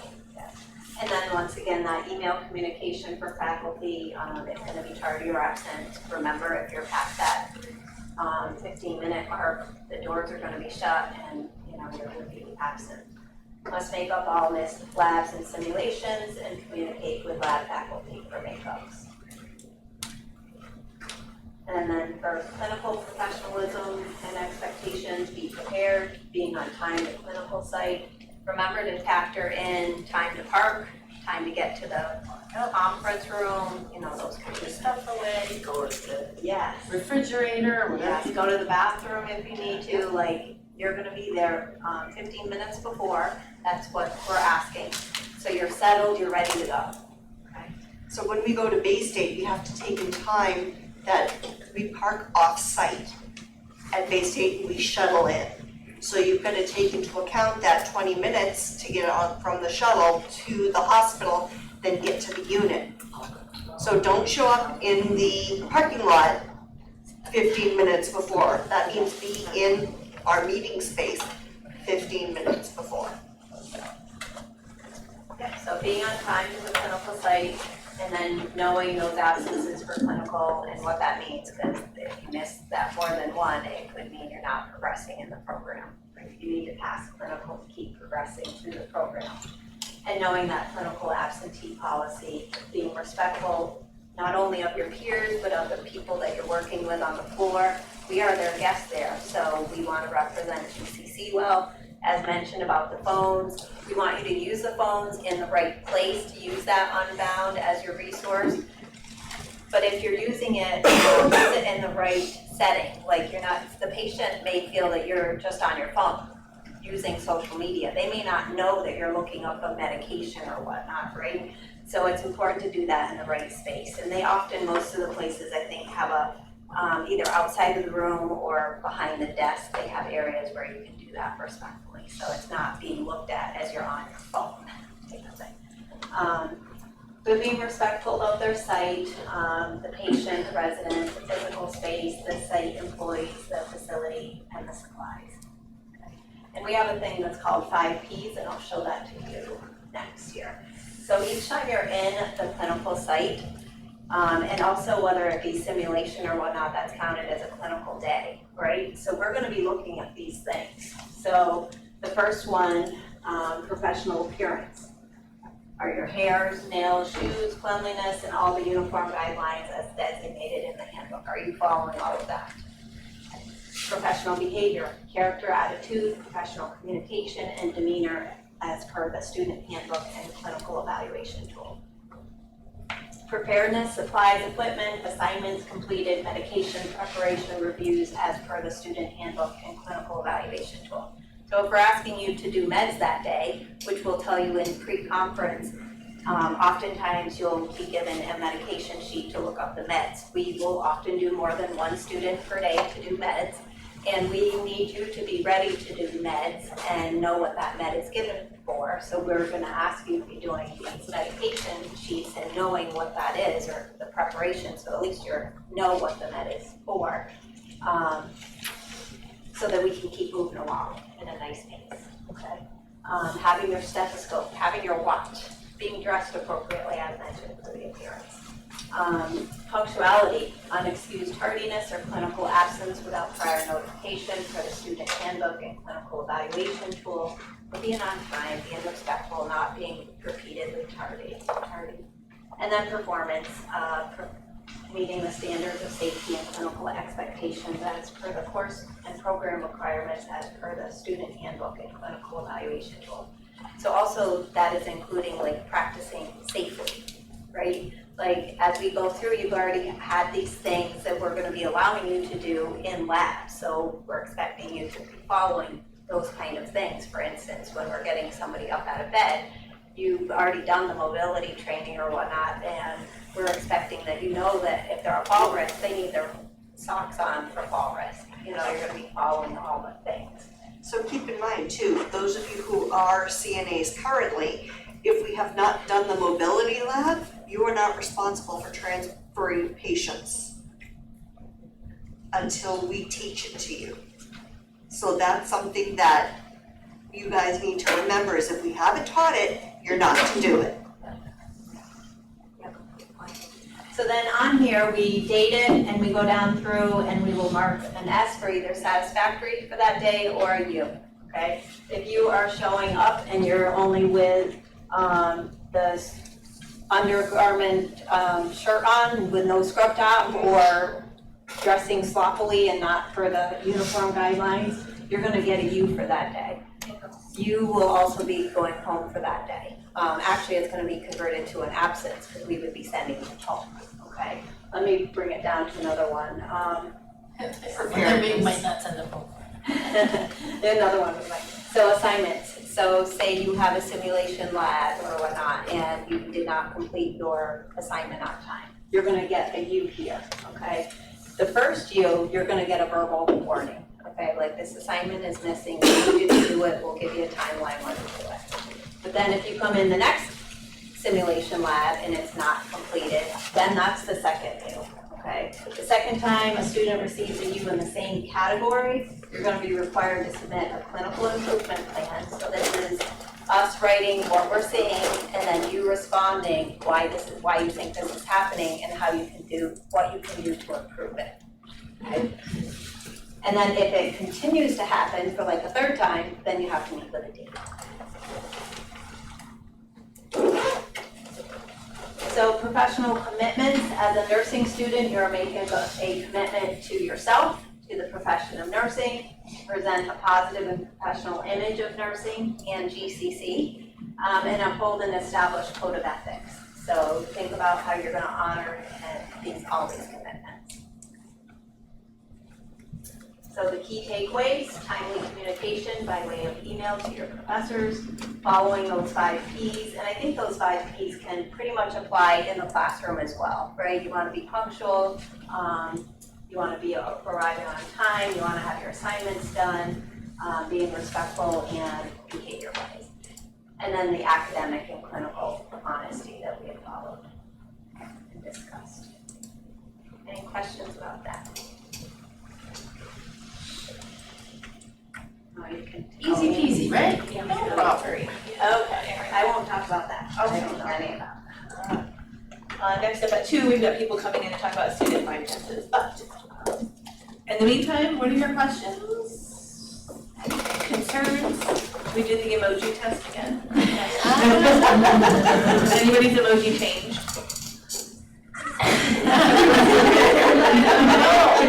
Is it, have your emojis improved? A little bit. A little bit? I need like more break, serious. so I'm doing good. Yes, Is this helping? Yeah. You start to get prepared and really think about the next steps? Yes. Because we used to do orientation in like August. Middle of August. So high, We've slowly been moving it back because we realize there's so much. There is a lot, and from my book, I'm excited to nervous, but I got this. Okay. Good, that's great. We all got this. Yeah, the library's open, yeah, I don't know, they might have some reduced hours and maybe we can ask when she comes. I think And it would be posted on the website too, but. It's either 8 to 4, changing 8 to 5. Change in hours, I think, but they're. Monday through Friday. I'm gonna show you parking. Yeah. Parking. Yes. Okay. Yeah, right, you can park anywhere in any of these lots except the one that's way back, which you wouldn't wanna go to anyway, that's like kind of designated for faculty, but I think it's torn up anyway. Yeah. No, I don't go over there anymore. So yeah, this lot here. Do we all do the meeting spot? There would be a meeting spot. Okay. Do you guys come out with us to clinicals? Oh, yeah. Yeah. Oh, yeah. Oh, yeah, where, so you guys get, there's 4 clinical groups, 8 students each. Okay. Yeah, so each one of us, well, I think each one of us have a clinical group. At some point. Anyway, yeah. But you have a clinical instructor, sometimes we have adjuncts that take a group, so they're not part of the full-time faculty, but they're part-time faculty. So yeah. I take a clinical group all year long. Okay. Sometimes. I don't know, we just rotate.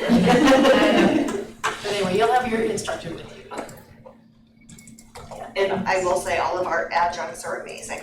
Yeah. You will not get a bad clinical instructor, no matter who you go with. I'm just nervous about animals at the facility. Oh, yeah. Don't worry about it.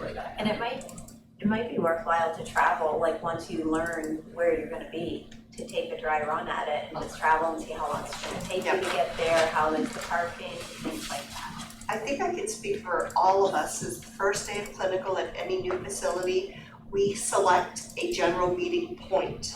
So everybody meets at that specific point together, whether it's inside the front door in the waiting room, at the shuttle when PJ drops us off, and we'll meet there together, and then we'll go up, and after that, you'd be responsible for finding your way. on Give your you own. a tour. Exactly. We don't just throw you to the wolves. No, definitely not. Get an orientation. So I'm just gonna show you what Moodle will look like when you eventually get there, when you get the link, the magic link. This is Moodle, this is the tiles we were talking about. You'll see there's an announcement thing up there. I think because of the way this Moodle is set up, you won't get notified if there's an announcement. So I would say, a few times throughout the summer, go ahead and check that announcement and updates Once you are enrolled in 103, you'll be receiving emails from the announcements. This is the orientation site, which is just open to anybody with the link. So you would see, like today is orientation day, the outline is there, the draft calendar is there, the presentation that I'm showing today is there, that clinical conflict form is there, so if you didn't do it, you can do it from there. And then everything else is gonna be the virtual boot camp. So if you look at your orientation day outline, again, this is generally how our outlines are gonna look. It's gonna have the date and the topic we're talking about, student learning outcomes.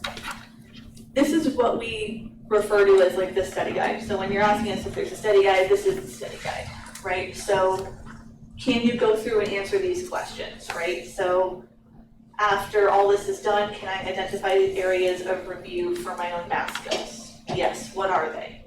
Right, list those out. B, turning these into questions. Don't just say yes or no. Yeah. For number 8, explain the importance of role transition and role socialization. So what is the importance of role transition and role socialization? And answer that. That will get you pretty far as what to look for.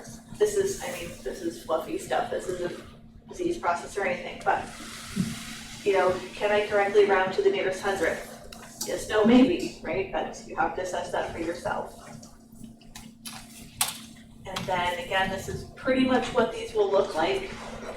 Pre-class activities, so for day 3 of lecture, you're gonna have stuff to do before lecture. That means it's due that morning, right? You're coming in with a piece of paper in your hand. You've done the reading, you've done the lesson, whatever it is. Then you have the content, so you can see here, we've actually stuck to schedule for probably the first time ever. We had our lunch, we did the policy overview, we're waiting on Amy and Erin to come in at 2, then we're gonna do IDs, grad panel. We're gonna do all these things, and then post. So what do you do after class? So this is where you'll be looking for when you are looking at Moodle, all the things to do. These are not required things. We're not gonna give you a grade on day 1, you're not even in the course yet. But we really feel strongly that these are going to be important things to help you get started. So on there is the medical terminology, there's basic abbreviation information, intro to dosage calculation, roles, transitions, and resiliency, intro to APA with the library, and a student success workshop video. And then just reminders, be checking your GCC email kind of daily. Brush up on math if you need to, that's a big one, right? Math does get people kind of stuck, so between now and then, you got some time. Question. When should we expect that to be open and available? It is open and available if you have the link. I've reached out to Kim, who does the Slate stuff, to see about why things didn't go through. Alicia was looking into it as well. So as soon as Kim is actually out of the office until Monday, so probably maybe not till next week. There's nothing due that you have to worry about. So each title will have some things in it. There's a medical terminology presentation. There's the online module. There's more videos. There's a worksheet, a word finder. Some of this stuff is printed in your folder. Let's see, the math, that's what everybody wants, right? The math. So there is Professor Klein's got her intro to dosage calculation presentation. There's the recording, it's a voiceover of the presentation. The worksheets are there, the answers are there. And Alicia's got a video up that you can watch, just about setting yourself up for student success. This is the the APA stuff from the library. These are really cool. They did them just for us because they're awesome. It's a Google form, and it's going to show you like what is evidence-based practice and what do you do with it? How do you use it? And you're just gonna go through all this, and it pops you through 7 different sections of like picking pieces out. It's very cool.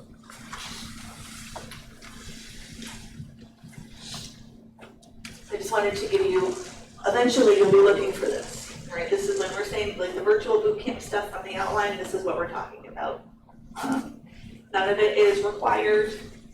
My stuff has a lot of things in there.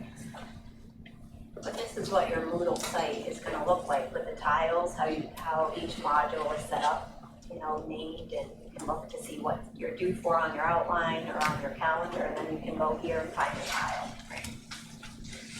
So for my stuff, there's a video, then there's a worksheet, there's a couple forms. This is really great, we always recommend this to students. It's a movie, it's a little old now, but it's still really good. It's Nurses If Florence Could See Us Now. You can get it if you have a JCC account, a library. You can get it, you can watch this video. We would love for you to participate in the discussion board. We're not gonna grade it, it's not required, but it will help you start to engage with like all these things. Google Forms, the discussion boards, how to upload things. We want you to start practicing that over the summer, so a week in, you're not like, I can't do any of this stuff, right? Know that now. Get the help over the summer to learn how to do it.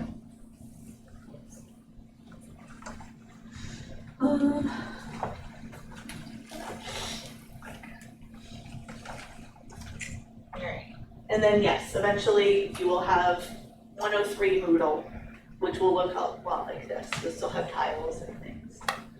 We try to make sure the dates on the calendar line up with the dates on Moodle, and so there's a lot of, We do miss some stuff. yeah, so you'll just, I mean, we don't miss a lot of stuff, but once in a while, there'll be something, so you A just date gotta won't let carry us know, over yeah. or, yeah. If you see something that doesn't look quite right, we'll fix it.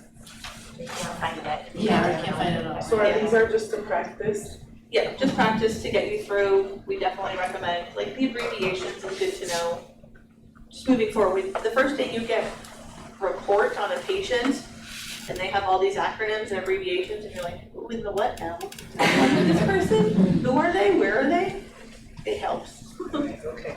And they're not long. What class did you teach? We team teach. We teach all the classes, So it's that's for the right. collaboration? Yeah, that's right, yeah. So that's why we were saying we color code the calendar so that you know who's teaching what, because we all teach parts of the course. Yeah. So 1 week it'll be Professor Klein, then it'll be Professor Porter, then it'll be. And, yeah, and some modules can be multiple days long. So like pharmacology is the one that I teach, and it's 3 days of lecture. So there's only one outline for all 3 days, so we do that kind of like in a module style. So everything for that would be on a very long outline that covers all 3 days. Remember to scroll until you did not scroll, and Yes, please do not miss the next page, because the next page will have prep activities and post activities, like I didn't know, you did. Oh yeah. Oh gosh, yeah. Please do. You could print it, you can make your own copy of it and save it on your computer that way, and then you can do whatever you want to it, yeah. Yep, so whatever process works best for you in terms of staying organized is. Yeah, these are considered intellectual property, so don't like take this and post it on Facebook. I wouldn't mind that, no one cares, but don't do it, it's very like. Yeah, so it's like. That's what I have to do. Personal use, right, I wanna see if I can see it already. You said some people might not see it. It would have been through a notification. You would have gotten an email or something. I don't know why some people did and why some people didn't. It was supposed to have gone out like the 17th and the 23rd, Okay. according to her. So if we just log into our Moodle, we can't see that if we didn't get the invitation? No, nobody's enrolled in it. You have to have the link. Yeah, Do you have a question? I think a question, I have access to it right now. Okay. I got it in the email that said what time we're supposed to be here and what we were expected. It's just like a little link that you click into it and it brings you right into it. Yeah. So Some people back just now. didn't get that email and I don't know why. I just wanted to mention too, we do have the student lounge up near our office, maybe we'll do a little tour later or. Yeah, I was gonna say, does everybody wanna kind of take a spin around while we wait for Erin and the people at the downtown? They have a, my point being, they have a student lounge there, which some people use for a lunch or whatnot. And then they have a printer there, which they say small print jobs, they don't want, if you have to do a larger printing, job, go to the library, but if you just wanna print like the outline or something, like you can print it up here, so yeah, we'll do a little tour. let me go see if I can. Yeah, we'll start this way.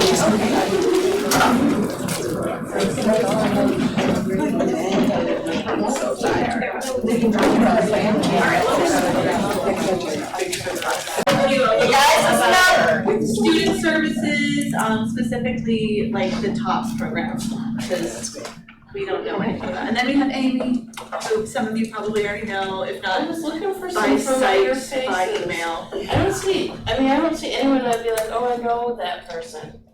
Nobody to run from. We'll know each other by the end of the year. It's so good to see you. Same here. You were gonna come say hello and bring like a little one to show up, right? Literally 6 months already. God damn it, he's gonna be driving soon. This is craziness to me, I swear to God. I'll go by and show you him one day. Please do, okay, please do, because I remember when like we last saw each other, he was like gonna be born, like, and I told you can't have him here, because that will freak you out. It's so good to see you. Same here. And really, thank you all so much for having me and sharing this time in this space, and congratulations. This is a fantastic program to be a part of. I'm so excited for you all to start on this journey. This is like an orientation, is that right? Is that what this is? Okay. I know, I was telling Rebecca, I gambled away my name tag in a poker game and haven't been able to win it back. And I didn't bring any cards either, so I've got nothing. I barely remembered my cocktail, and that was it. But I am here to talk about the TOP program. And I work in the admission office. For those of you who don't know me, I'm an admission coordinator. So you can always come find me there. All right, right in the admission office if you have any questions about the TOP program. What the TOP program is it stands for the Training Opportunity Program through Unemployment Insurance Benefits. All right, so anybody that's able to collect unemployment insurance benefits, they might be eligible for the TOP program too. And what the TOP program allows people to do who are collecting unemployment insurance benefits is to become a full-time student. All right, to be studying full-time, which was the LPN program would be the full-time student. All right, and not be obligated to have to do your work searches, your weekly work searches. All right, it's a great benefit. There's a couple of different great benefits to the TOP program. That's the first one. The second one is that allows students to extend your unemployment benefits for up to, I think it's 24 weeks at this point. All right, so that you can continue to study as a full-time student while collecting unemployment insurance, okay? And there's an application process that I would, as the TOP advisor here at GCC, I would help all students with. All right, it helps to be first enrolled in unemployment benefits, but if you're not even at that point yet, we can still have a conversation, still talk about it. All right, and I can help guide you in my limited capacity to unemployment, you know, because that's a whole other like state, federal system that, yeah, it's hard to navigate. So if I can answer any questions at any time, please don't hesitate just to come throw something at me. All right? All right. Are there questions about that? It's pretty straightforward right up until you get into the application process, and then I help guide you through that application process as well. All right. Just know that because you're a student, and if you're a student who is also planning to or currently collecting unemployment insurance benefits, come yell at me. Okay, and we can start that conversation and see if the TOP program, you might be able to benefit from that. Okay? And once again, thank you so much for having me. I really appreciate it. And congratulations, you all are gonna kick ass. I know it. You all are gonna kick ass. I told you you were the money guy. I'm telling you. I feel like I would make a great cult leader too. I'm serious.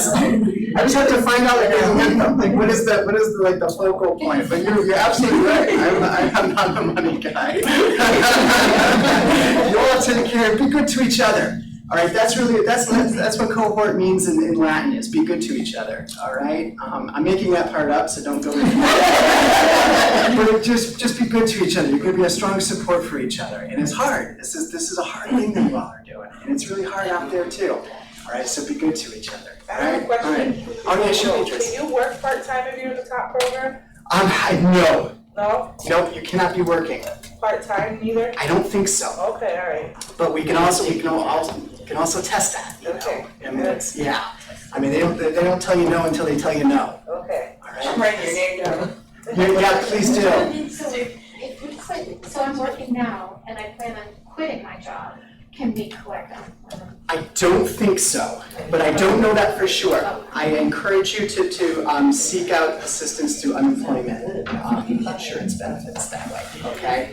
You can always ask them. It's always been my understanding that if you voluntarily leave a position, you're not eligible to collect on insurance benefits. But it's changed a lot since I collected myself. So you might want to, it might benefit to reach out, okay, and see what those circumstances are, okay? Okay, make my job tomorrow. I know, that's exactly right. I'm retired at this point. I'm like, well, Aaron said.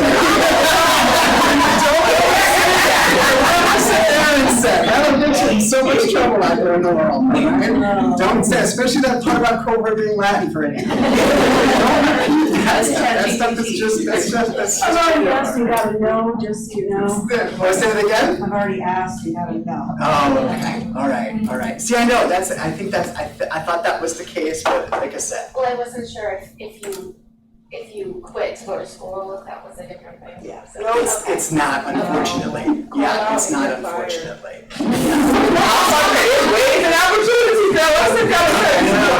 Well, this is why I wish I could come in with blank checks and just give you all one and say, come get your educations, because that would make things so much easier.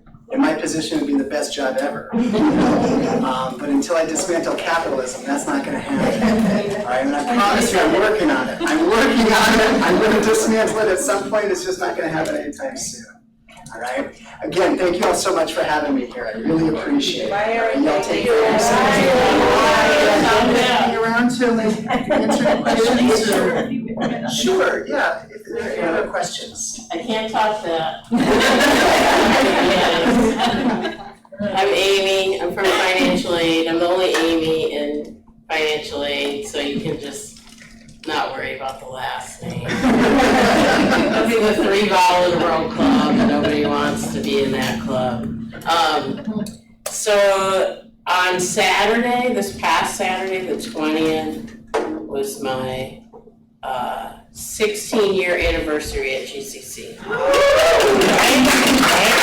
And I have about 8 years left till I can retire with my full pension. So don't make it hard for me. Okay? I'm gonna talk to you about a few things. How many of you have not yet done a FAFSA?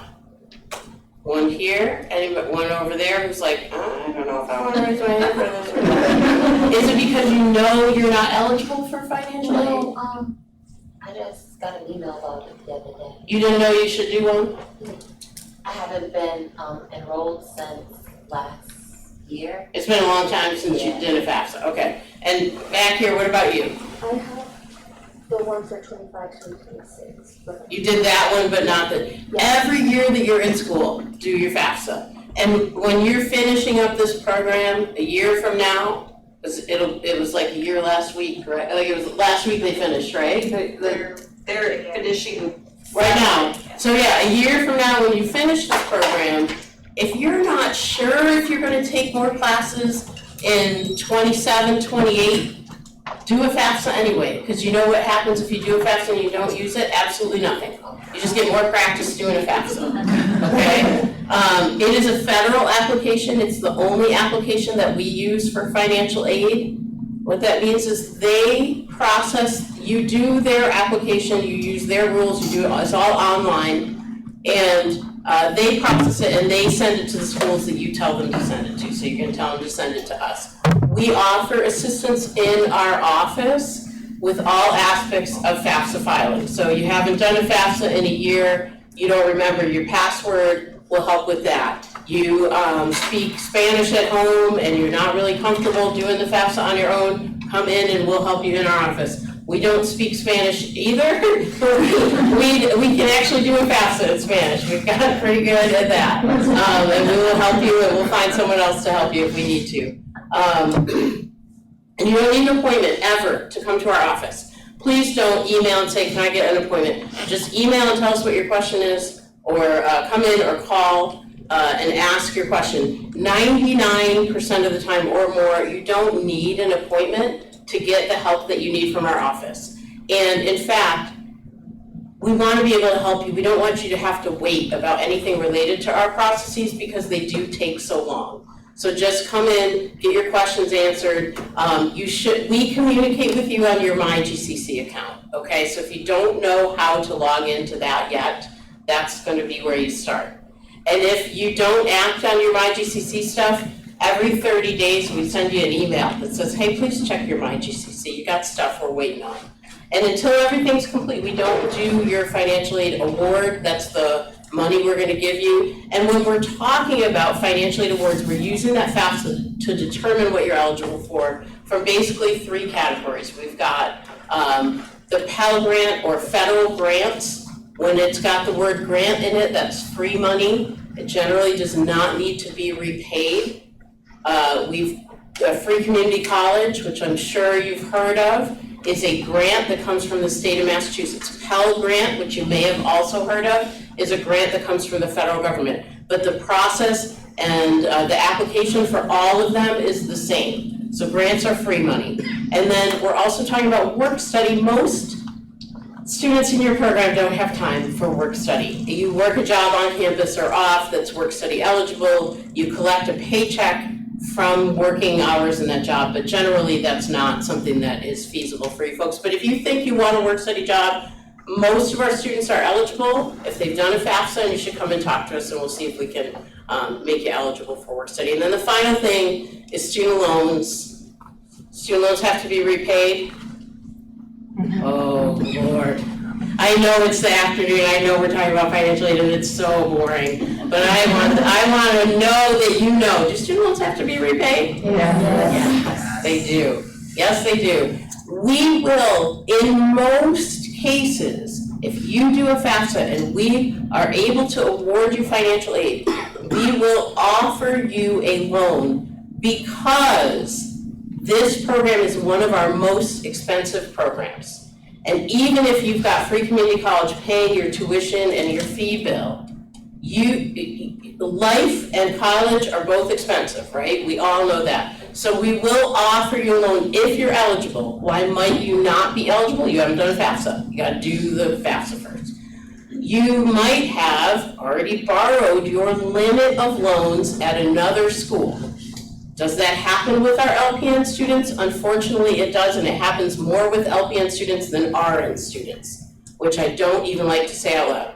But we do find LPN students who have come here and they've used up all their Pell and all their loan, and we have only Free Community College if they're eligible for that. But those are basically the 3 types of things: loans, grants, work study are what we're talking about. Now there's a few other specific to GCC things I want to go over. Everyone has this lore about bookstore accounts. You gotta do FAFSA to have a bookstore account, okay? It's not magic money that just appears there because you register for classes. I love it when students call our office, yeah, I'm looking for my bookstore account so I can buy my books. You haven't even done a FAFSA yet. Okay, that's the first part. Bookstore accounts are money that's left over from your financial aid after your bill is paid. So I don't do math in public unless it's really easy, but we're gonna do some math, okay? Your bill is $1,000. Your financial aid is $1,500. There's $500 more than what you need to pay your bill. If you authorize with an online signature for us that you want a bookstore account, that $500 goes into account at our online bookstore that you can use up until the last week of September to buy any books and supplies. Now, I think you guys have the ATI, you doing that again this year? ATI package? Yes. Yes, okay, so there are some things that you'll have as parameters around how that works because your stuff gets paid for in a different way. Yes? Just to be heard, yeah. I'm gonna save my comments on that because you all can make your comments about that. That's fine. It is what it is at this point. So bookstore accounts in general, if we can set it up for you, that is how it works. You have to have extra money available. Okay, another thing I need to talk about, because y'all are full-time, the whole time you're in this program. Let's talk about the number of credits. In fall, how many credits are you gonna be? 13. 13? Is it 12? 13? 13. It went up this year, that's right. Oh, that's right, yes, I did know about that. Okay, 13. How many credits are you gonna be in the spring? 15. Oh. 7. How many credits are gonna be in Spring spring? includes January, spring All through June, and May. yeah, January to June. Alright, so 15 plus 7? That's really close. 21, 22? 15 plus 7 plus 2. Yes, So it's 4. January, February. So did you add a credit to spring as well? Yes. Okay, so 13.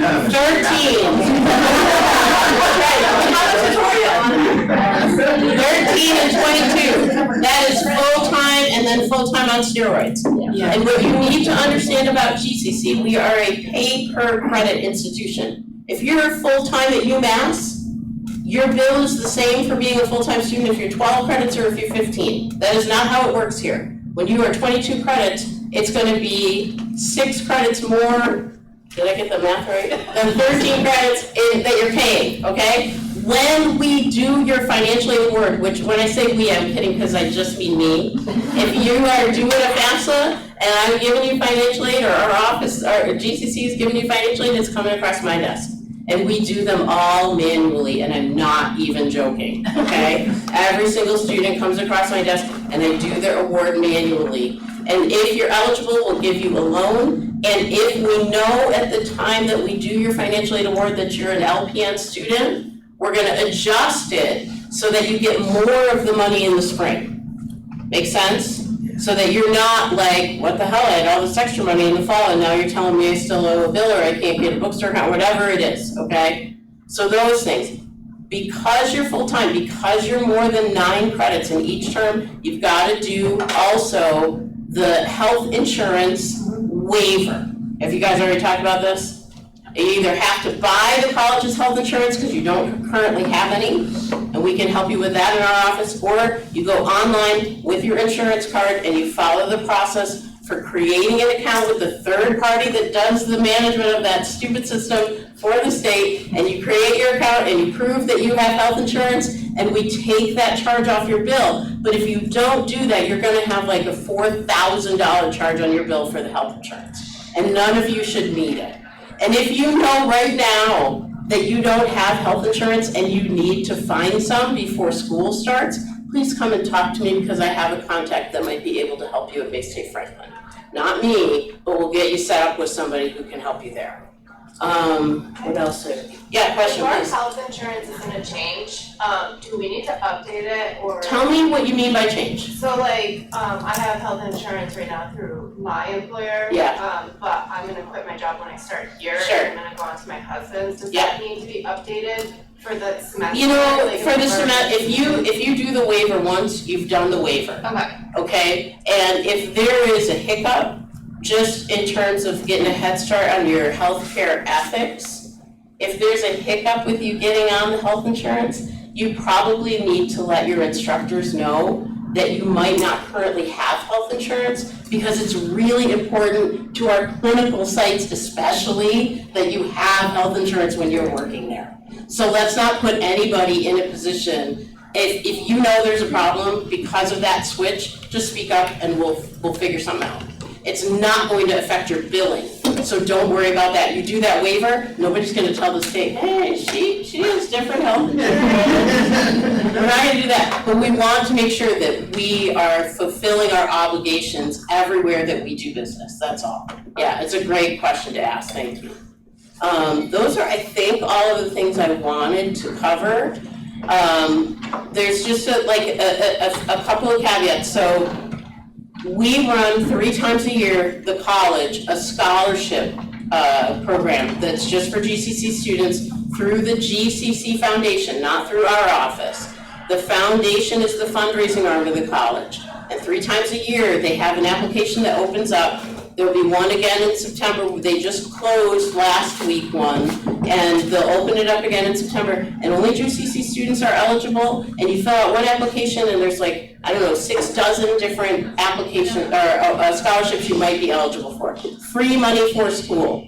You are going to be eligible for way more money than you're gonna get through the FAFSA process. So if you can go after scholarships, especially ones that you know are just for GCC students, you wanna do that. When you come in and you get started in September, try to remember, get that scholarship application. You'll see advertising all over campus. get that application for the foundation scholarships and do that. You're all gonna be eligible as GCC students, even if fall is your first semester. So I wanna bring that up. And then the last thing I will leave you with is when you have questions about your bill or about your financial aid or anything related to that, don't rely on your best friend. Rely on us to tell you how it works. Please just come to us. We have students every day demystified because they're believing something their mom or grandmother told them about how to go about doing financial aid that isn't true. And we don't want you to do that. Just come to us. Or if you hear people talking about needing to be full-time to get financial aid or whatever it is, please just have them come and talk to us so that they can get real information. And every student is different. Even twins have different eligibility for financial aid. So just remember that everyone's gonna be different, and ask the questions and get the help that you need. We're pretty friendly in our office, at least we try to be. Rely on your points of contact, and Yeah, not because you yeah. have both Amy and I, you can always come to either of us Oh, yeah. and throw something at us, or just say, I don't know. All right, that's a question in of itself, you know, just say, I don't know what to do. Yeah, So. absolutely. Yeah. Since I haven't done FAFSA, is there a time I should come in and try to? No, that's a great question. Is there a time to come in to do FAFSA? You can come as early as 9 a.m. when our office opens. Come before 4, and on Fridays we close at 4, so come before 3, because it will take you a good 30 minutes at least to get it done. Not because it takes that long. The application itself takes like 5 minutes, but all the like logging in and reading everything and figuring out if you're doing it right, yeah. So just give us, that's fine. You don't need an appointment, just come in and whoever is available will help you. Yeah. Any other questions? And is there a deadline? Oh, that's a great question. That's my favorite FAFSA question. There is no deadline. In fact, 25-26 academic year just ended, right? It's ending now. The LPN folks are graduating now. And the last day that you can do a FAFSA for 25-26 hasn't happened yet. It's June 30th, okay? It's literally 18 months you can do a FAFSA for an academic year. So you can do the one for 26-27 all the way through next June, a year from now. Makes sense? Yeah. It is retroactive. It is retroactive in most cases. There's always things that trip us up. But if you wait until spring because you think you've got everything covered, you might still be eligible for fall aid even if you don't do it until spring. Make sense? Yeah. A good question. Yeah. When do we know what our award is? Oh, I'm working on them. I'm working on it. Honestly, I go one at a time, and we're a little bit behind. We just got a fancy new digital imaging system for all our paper, and the implementation has been a little bit slower than we would have liked, so it's held up some of our awarding, but I'm doing like dozens of awards every single day. So if you've checked your MyGCC account and everything is satisfied, just hang tight. We tell students you want to have all those things satisfied, FAFSA in and all those things satisfied by July 1. So you're in great shape. You'll know what your award is before your bill is due. Bills are due usually the first Friday in August. Yeah. And will that show like if, like the breakdown of like what we're offered, like a loan versus? Yeah, so you'll get an email from us that says you've got a financial aid award, and you can then view it on your MyGCC. Okay. But remember, financial aid is separate from your bill. Every student gets a bill. Some students apply for financial aid. So they're two separate things, and I like to say, I do 5th grade math all day long. So Johnny has a bill for $7,000, and Johnny has aid for $8,000. And what does that mean? It means he has $1,000 left over. I do 5th grade math all day long, word problems all day long. So that's, yeah, you want to just, and if you can remember, this is my financial aid and this is my bill, and they go together, you're gonna be ahead of most students, okay? You guys will be honors, financial aid people, you get a gold star anytime you come in our office. Any other questions? Those are all great questions, yeah. One more, so what if your financial situation changes, because when you apply for FAFSA, doesn't it go on your previous year's taxes? 2 years previous. So if the student has like catastrophic medical event, they've lost their job, it has to have occurred at least 6 months previous and not had an adjustment in the positive since then. And generally, you can't apply for adjustment, just like someone asks, well, if I quit my job, can I get unemployment? If you can't apply for adjustment because, well, I was going back to school, so I quit my job. Well, that's not gonna change your eligibility for aid. But if you've been laid off, a partner has been laid off, there are other expenses in the household because of other circumstances, you can ask after July 1 and after you already have a financial aid award, you could ask for us to look at it for an adjustment. In the world of free community college, do you live in Massachusetts? Yeah, you're not, I mean, it's not gonna matter. It really, if you qualify for free community college, any sort of adjustment is not gonna matter because we can't give you anything other than that and a loan. So your choice would be to get a loan. But if it's outside of that, there's something you need, after July 1, send us an email or come in and talk to us and we'll see what we can do. Yeah, and anyone can apply for an adjustment. But in the free community college world, it doesn't make a whole lot of sense, most of the time. Yeah. Yeah. When will our invoices be available? Oh, that's a great question. We're all waiting too, because I'm awarded financial aid without actually being able to see what the charges are. Generally, the first week of July, we create a bill for the future term. I haven't heard that will be delayed, but it'll be available on your MyGCC once it's set up. Yeah, and usually it's the first week of July, and then due 30 days later. And if you have aid to cover it in full, you don't have to do anything. But we'll bug you, we'll still send you bills and it's annoying, but if you've done that 5th grade math and you know that you don't owe anything, you don't have to do anything, because we'll know that too.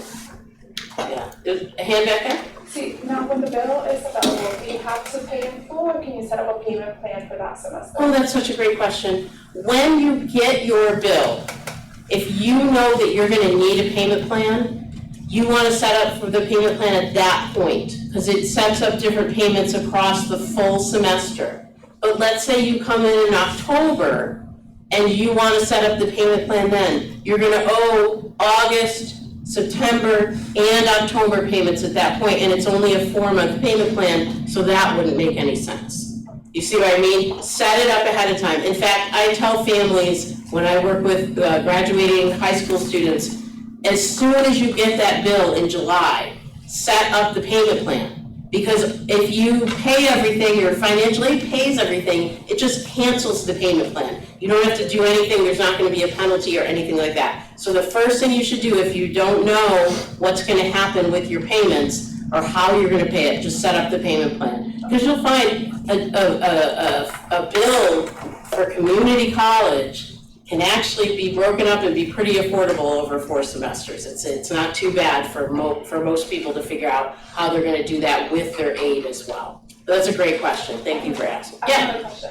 If you get awarded any scholarships that you apply, do they reach out to you directly or do we hey, I Great got question. awarded? Anytime you get a scholarship, they're gonna reach out to you directly and let you know that you've gotten that scholarship and what the criteria are for collecting it. Sometimes you get a scholarship and they say, well, we want to see your grades for fall and we'll give you the money in the spring. So I say if you're applying for a lot of them, keep a spreadsheet so that you can keep track of how you get the money. But it's a third party giving away their own money on their own timeline with their own rules, their own application. And so you just gotta kind of follow along and play the game until you get the check in your hand. But scholarships are great. I highly recommend doing them and I hope you are very successful. Thank you. Other questions? You guys have been great. Is it warm in here or is it just me? Oh, I'm sorry. And then you have to learn about financial aid. I didn't see any windows and off, so that's really good. Thank you guys for giving me the time. Thank you guys. In a year, you'll be, although you're still backing for financial aid, you can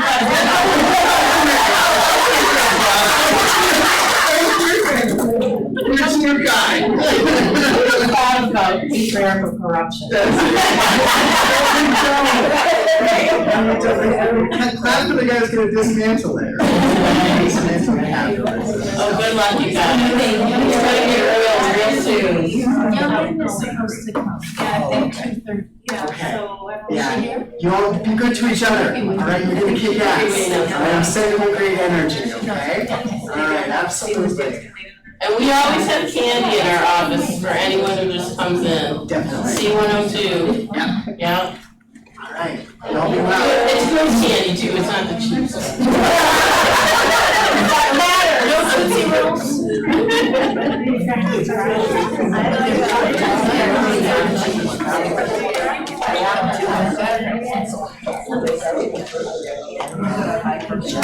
Yeah, we don't have a lot to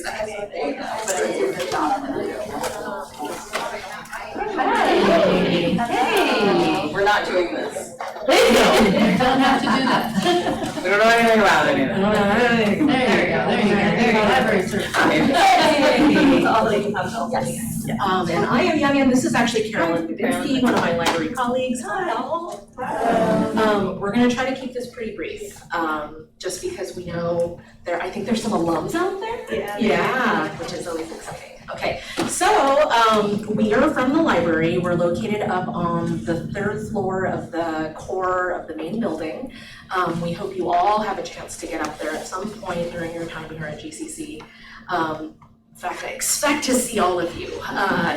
We spend a lot of time working with both the LPN and the ADN programs. We love our nursing students. Y'all are the best. So we love connecting, and we typically are connecting you with resources related to research. As nurses, you're going to be engaging in evidence-based practice. That is something you're going to hear over and over and over again.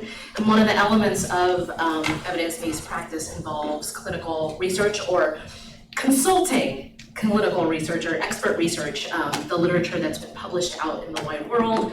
And we are the ones that provide that support in terms of helping you seek out and select those resources, as well as providing support with APA. Some of these words are probably unfamiliar at the moment, and that's okay, because as you progress in your program, you're gonna learn about them, and you're gonna actually see a couple of tutorials, I believe, in the next few weeks deployed that we created for your program. One of them is dealing with APA, which is a style format, and it dictates how nurses write in the field, and particularly formal writing, but also how you cite sources. And you're also going to be looking at a tutorial that will cover how to read and understand scholarly research articles, because that is also something that is probably going to be new for a lot of you. And it's a challenging thing, but we're trying to demystify it and make it a little bit more accessible.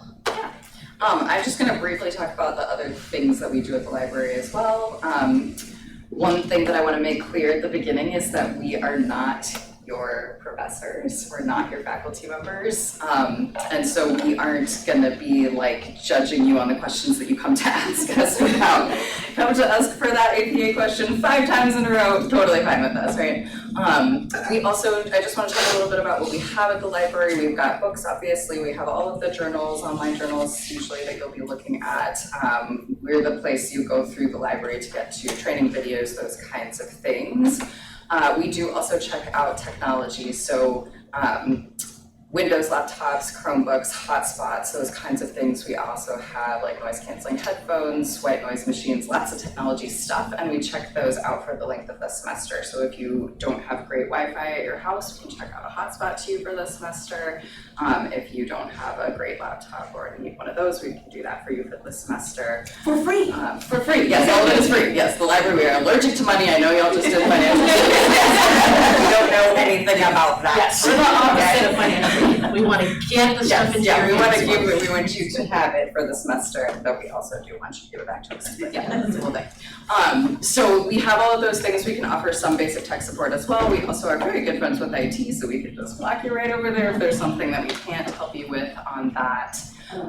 Also, you will come to see us for various reasons, but one of the main reasons is that we have probably the best space on campus, and we have a lot of different kinds of study spaces available as well. So during big study times, probably some of y'all in a cohort will just like camp out in some of our study rooms. If you like to be in a space where everybody is quietly working, we've got a big beautiful solarium in wintertime when it is cold and horrible. It's nice and sunny and warm in there usually, so there's that.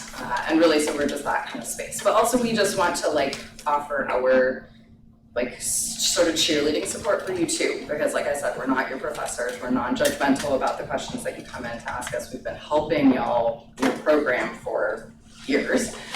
So please come see us about any questions that you have, and also technology needs and study space stuff.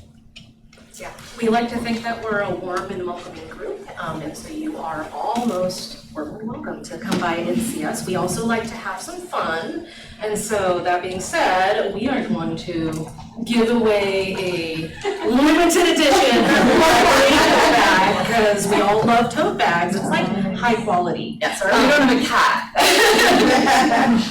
I wish it was full of kids. One library stereotype at a time, okay? Yes, so we have all of your names in this cup, and one random lucky new LPN student shall receive said tote bag. Jordan. Yay! You can also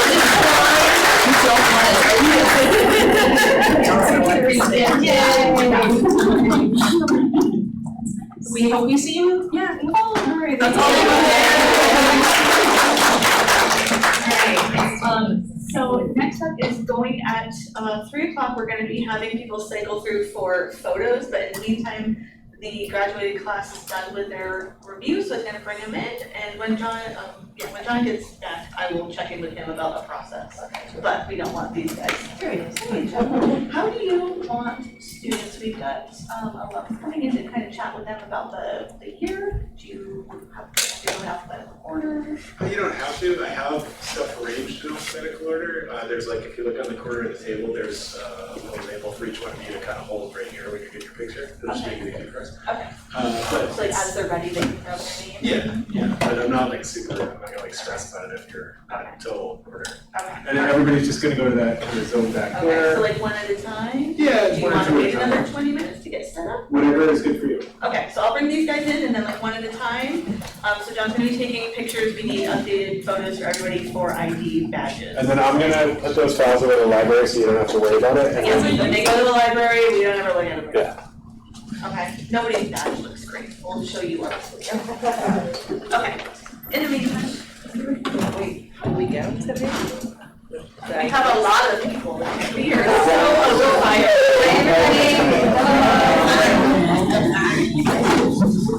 Because they have to like take them all. How you been? You made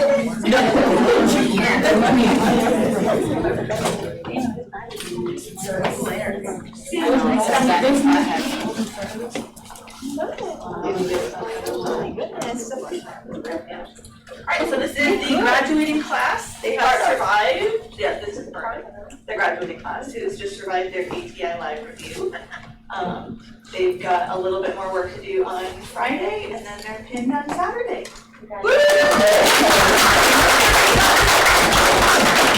They're here to kind of answer any burning questions you have that we haven't already answered, or give you insight or input into what it takes of violence. Reassurance. Where is she? Lisa. It wasn't, I wanna tell you the truth. You know the hardest part for me? The ATI review. Okay. Those 3 long days, but everything else, get organized, stay on top of your assignments, take breaks, because if somebody tells you you cannot take a break, I was able to take breaks, and it will help you a lot. Because if you're tired, you're not gonna keep anything in your mind. Don't wait last minute either. No, Stay ahead. How many of you started? Started what? The class together? Because you know how it's there's. Like, yeah, this isn't the whole class. This isn't They were out there, but they didn't want to wait till some of them. Yes, I was trying, I would feel lost with everyone standing outside. Prepare your family. Let them know you're gonna be absent. If they can't take it, they're not for you, let them go. That's just what it is. You gotta have friends, Yes. Talk to your kids, let them know, like, It's mom's time now, you know, we gotta put a little bit of the stuff away, cause I gotta study. Your kids is gonna be the biggest, cause your kids are gonna complain to you, Mom, but I didn't do this, I wanna go here, it's like, I gotta study, I gotta do homework. We always gotta put that first, your kids are gonna understand once you're done. So this is like your selfish year, all about. Yeah, you gotta be selfish. You have to be selfish. And that's across the board with everybody. Everybody, your friends invite you, you're not gonna be able to go because you got an exam on Monday. You fail that exam, keep it moving because you got another one next week. So just keep on going. It's very fast paced, so you really have to keep up. Just because you think you know the material, don't slack on it. Because some of you might work in healthcare, don't slack on it. Oh, I know this, I do this at work. Don't slack because you're gonna learn new things that you might have been like, oh, but at work we don't do this. We're doing it by the NCLEX, not by the hospital. You're learning NCLEX book. So anything you kind of learn in the hospital, sometimes you gotta put it in the back of your mind. Yes, I appreciate that. Been in the hospital 10 years, and that's one of the things I have to do. I put a lot of things in the back of my mind. This is NCLEX versus hospital. Yeah, I'm a CNA, so. Yeah. Forget it all. CNAs though, I was in a CNA, I was an MA, there's a big difference.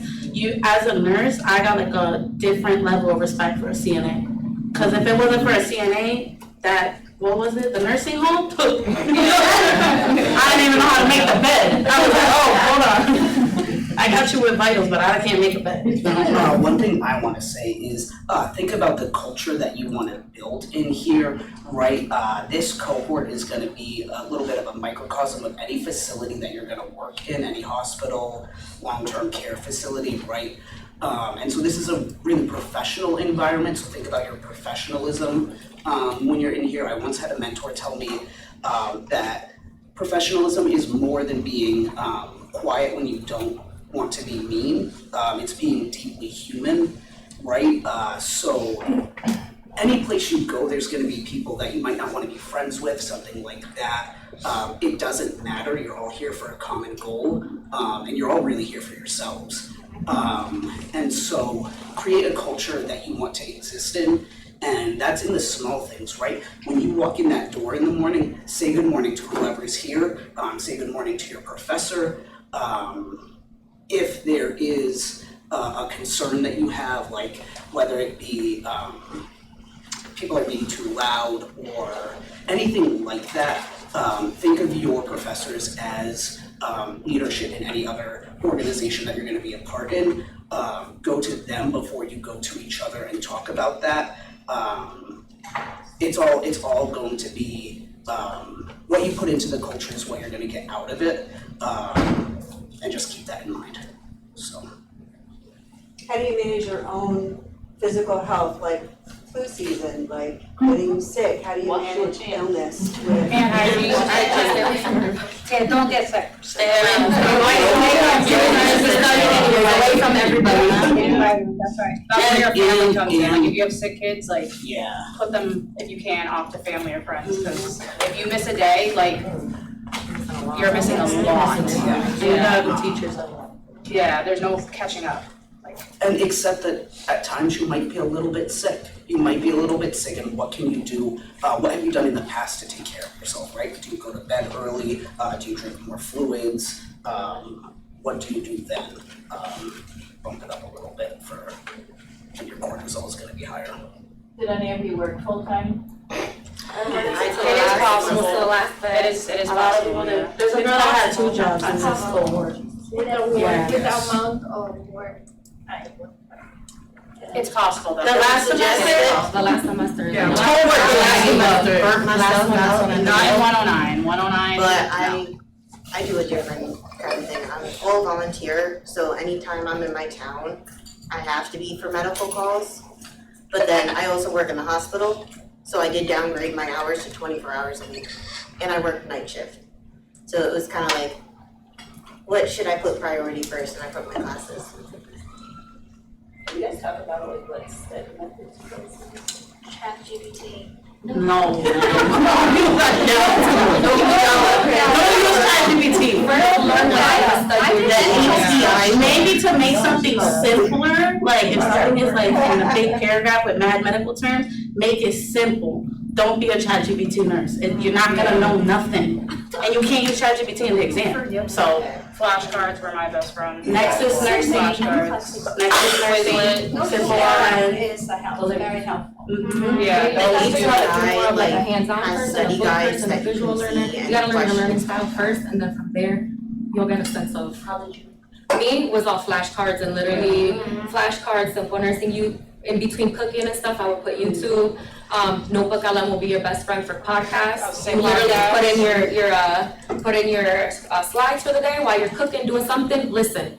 All your information's gonna be there. What is that? What was it? Notebook LM, it'll come off of Google. If you all have a Google account, which you will get here for school, you just go to like the little graphy thing with all the dots, and at the bottom, Notebook LM, it will be your best friend. Alicia, I think she's the next one. Yeah, Alicia. I also had, so when the professors tell you that everything that is in the PowerPoints is gonna be on the exams, or it's gonna be up for grabs for the exams, believe them. They're pulling that from the resources that you have, they're pulling that from the ATI, the pharmacology, they're pulling from the Unbound. They're doing you a favor with that. I had a rule of threes with it. I would read the PowerPoint before, I would read the PowerPoint during, and then I would read the PowerPoint again before the exam. What I would suggest against, unless you know it really works for you, when they're talking, don't be writing down everything that's on the slide. You have access to that. Listen to what they're saying, they're putting it into context from their experience. You have the luxury of having very experienced nurses as your mentors through this program. They will put it into context for you, and they will say, this will be on the exam. If you're writing down something that you have access to already, you're gonna miss them saying that, so just.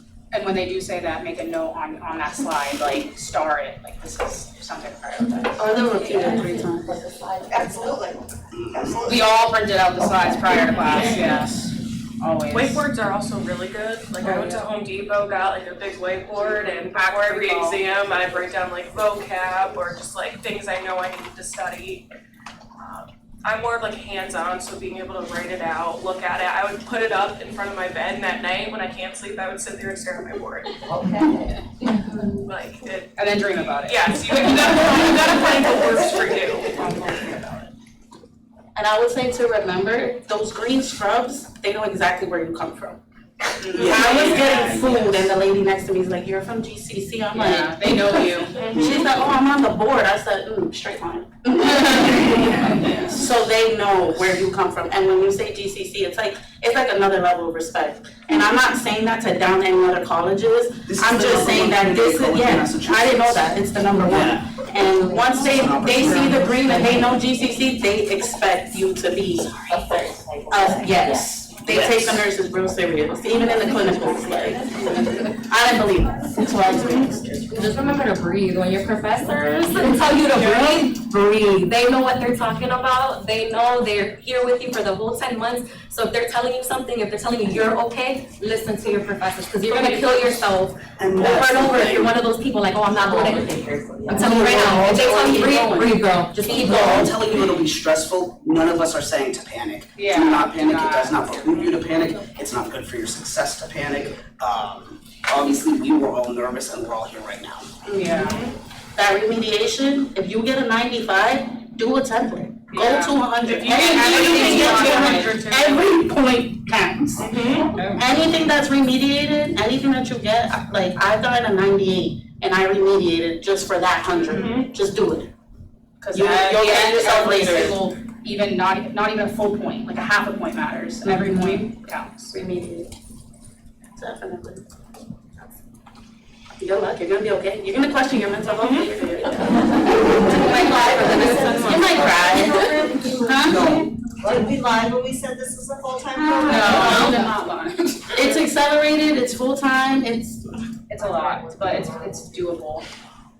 If anybody's struggling with anxiety, I want to let you know your anxiety does not define you at all. I remember when I bombed the food exam, I will let you guys know that I did struggle. And Rachel is my advisor, so I went into Rachel's office and I told Rachel, like, anything I can do with, like, maybe this is not it for me. And Rachel reminded me, like, your anxiety does not define you, just keep going. And here you are. Yeah, I also failed an exam, like, you don't have to get, I mean, please pass your exam. Every go you can, like, pass an exam, yeah. Which course was the hardest? 109. Don't worry. Yeah. 107. Yeah, I know, 107 was long, but 109 was fast. Yeah. It was fast. 109 is only 3 weeks. Yeah, okay, so you have no, It's you so not quick, have you no only option have to miss 2 exams, exams. you gotta be there, don't miss a clinical, And those don't exams, miss nothing. you They do have to count. pass. Yeah, you want to, there's only 2 last semester. exams. And they're like 60% of your grade. So 109 is high stakes, but I did feel 107 was. 107. drag. I think it was just long. It might have been the time of year even, I don't know. Yeah. Well, it's different between like 103 when you, like for me as example, like a CNA, like it was kind of like review of all that, and I'm like, okay, this is good, I'm doing okay. Well, 107 hits and you're like, And I don't panic. what's going on? Don't panic. Yeah. We all did it. You gotta put in the time, the effort, like if you're struggling, like and you're just like, well, I have to worry about cleaning, I have to do this. Like I'm one, I come home like, oh, the dishes need to be done, this needs to be done. I'm like, nope, lock yourself in your room. Anyone needs you, I'll talk to you later. Like focus on I yourself. know what my house looked like during this time. My car, I still haven't cleaned it. Yep. That's my plan Don't tomorrow. insult the company. We're fine. Intend not to. Crash courses. Before an exam, if I am taking a test on maternity, I'm doing a crash course on maternity on YouTube. And she's going through everything. You got me on those. Next, I got this whole cohort on. Yeah. Nexus nursing, she will scream at you. Like you'll get something wrong, she'll be like, what did I just tell you? You're gonna remember. So, yeah, crash courses, YouTube videos when you're doing Addison's versus Cushing's disease, you're gonna look up a video on that and you're gonna be able to, okay, this is this, this is this. They're gonna give you memory tricks, they're gonna give you all that stuff. YouTube videos were my best friend. What's the lady that yells at you? Nexus Nursing, that's my girl. Nexus what? What's the name? Nexus. Nexus Nursing. She's like top of the line. Your little group, go to Barnes and Noble Yeah, we and did that. put the laptop in front of you Study groups, and have that because lady yell at you. something you may not understand, someone in your study group will, and you know, vice versa, you guys can help each other that way, yeah. That's Yes. Don't save your pediatric papers for last minute. Don't do You it. got time, work on it. I said, like, when you can get ahead, really get ahead, because that will save you. You need people with different backgrounds than you because they will have different contexts and they will have different background information that helps them understand information differently, right? Like I was in psych, so that was like my area. She was like in urgent care and emergency rooms and stuff like that, so she's like quick with it. Just stuff like that. I take advantage of clinical, Mm-hmm. do everything Do that you everything. can. Really good. Were you gonna go to Your skills. clinical? Huh? Were you gonna go to clinical? Brattleboro Memorial Hospital. Yeah. Go to Brattleboro. Brattleboro is where like I make it work. I like Bay State. That was the Bay State. I like Bay Brattleboro. State. You see a lot of stuff in Bay State. I didn't go to Brattleboro, so I can tell. Oh, it was great. Amazing. It's a far drive, so that's always the caveat, it's like. It is a far drive, but it's worth it. It's north, south, but it's okay to It's do a the smaller drive. hospital, so you It's get worth the drive. it just feels like you get a little bit more one-on-one services. Bay State, you're just gonna see it all. Yeah, that is true. And that's what I like. Yeah, you're gonna see everything. But I saw like continuous bladder irrigation, I saw Code Blue with Rosk, I saw most of them were. Yeah, some people see that baby bird. Yeah, I saw her, a C-section I actually. held a baby, yeah. And then I went to the emergency room a lot, so I was able to get a lot of ED experience. And now I have a job there, but. Oh, yeah, she got a job at the It's fantastic. Did you really? Yeah, she got a job with Bay State. She's not gonna tell y'all, but she did. Yes, congrats, Jerry. Thanks. I need a pass my class. I mean, I do still need to pass that before I can start, but I am hired. Who else here has a job already? Wanted one, like some people are just not ready. Yeah. I know. But like if you're looking for a job and you want one. I gotta get my mind. Oh, yeah, I've been applying. Nice. It's gonna go by quick. so. It does, I feel like I was literally just sitting here. Thank you, I don't know. I know it doesn't look like that now. I love you guys, but that was a lot. Love you, but never again. If you drive from far, I live in Springfield, leave 10 minutes early, because the construct and the states. And the accidents, the states, like, it's just crazy. It's just crazy. Yeah, just be Does ready. anyone work for the state? Nobody came from the state or grant? Work for the state? Did you come through the state program? Oh, no. Because if you wait for the state, you can go, we came through the state program. Yeah, we went for free. We didn't have to work except for one day a week, which is 8 hours, and they paid us for 40.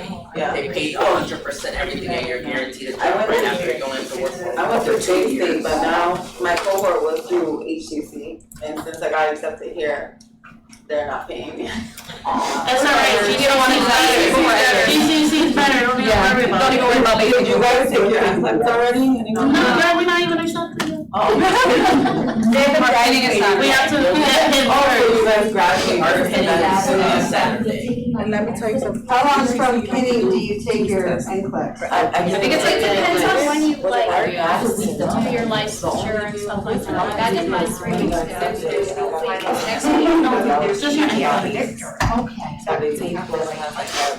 Because when I graduated massage therapy school and I lived in Florida, it was like 6 weeks after I graduated before I even took my state boards for massage. Yeah, it's not It usually depends. that long. You gotta think about it, there's a lot of programs graduating right now, so there's a lot of people putting that in. On the paperwork, it does say like expect a minimum of 45 days. So from when you send all your stuff in and apply. It could be before that, but that's what they say to expect. Some people are like, ready, more time to study. I'm like, no, it's fresh now. Yeah, no, say I am now. I want to take it to Sunday. If I could, I would take it Sunday. I'm trying to live my life. No, I need a day for myself. I take it. Do your scholarships.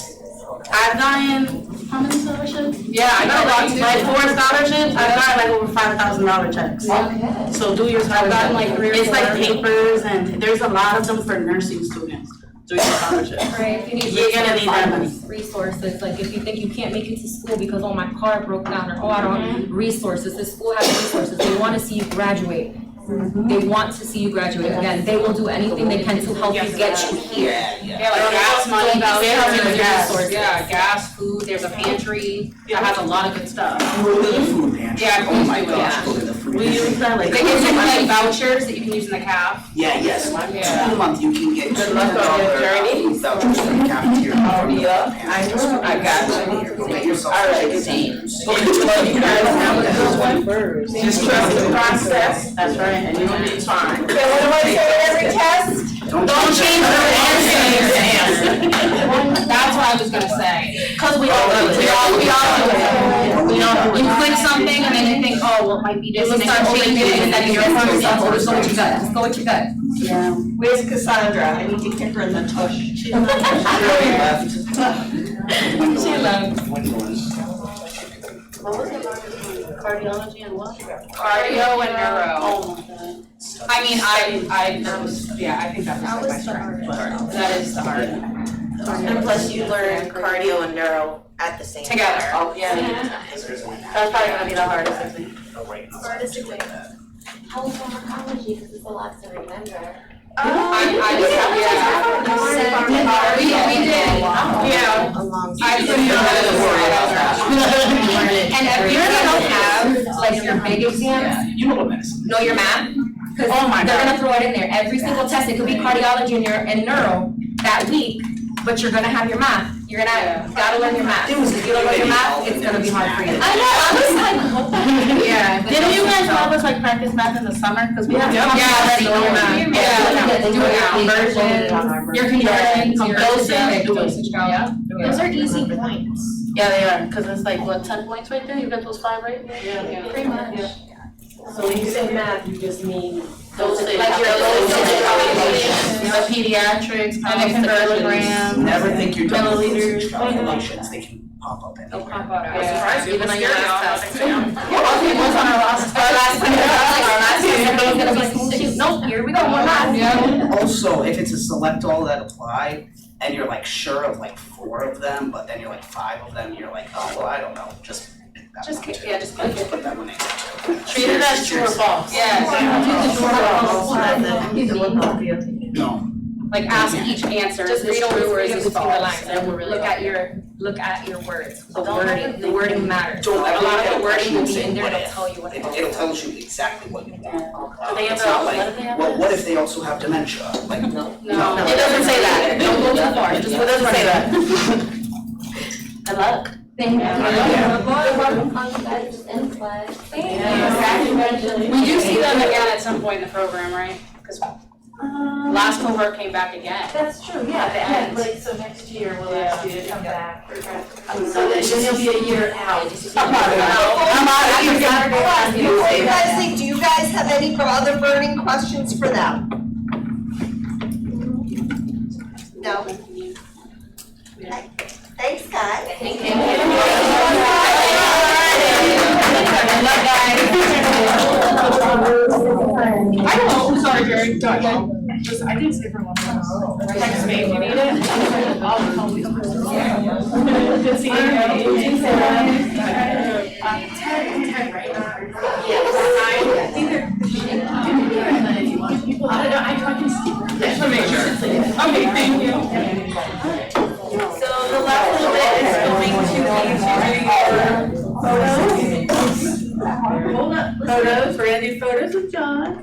Like I said, we just needed an updated photo for everybody's badge. It goes to the library, they have it, because we have to send it to the facilities who print badges, they need it on file. So it's a big thing, it's just easier to capture everybody here. It doesn't need to look great, it's okay.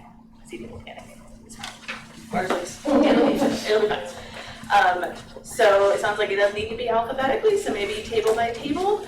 Do we have anything for them after? Or can you trickle out? So I mean, we'll kind of linger and share.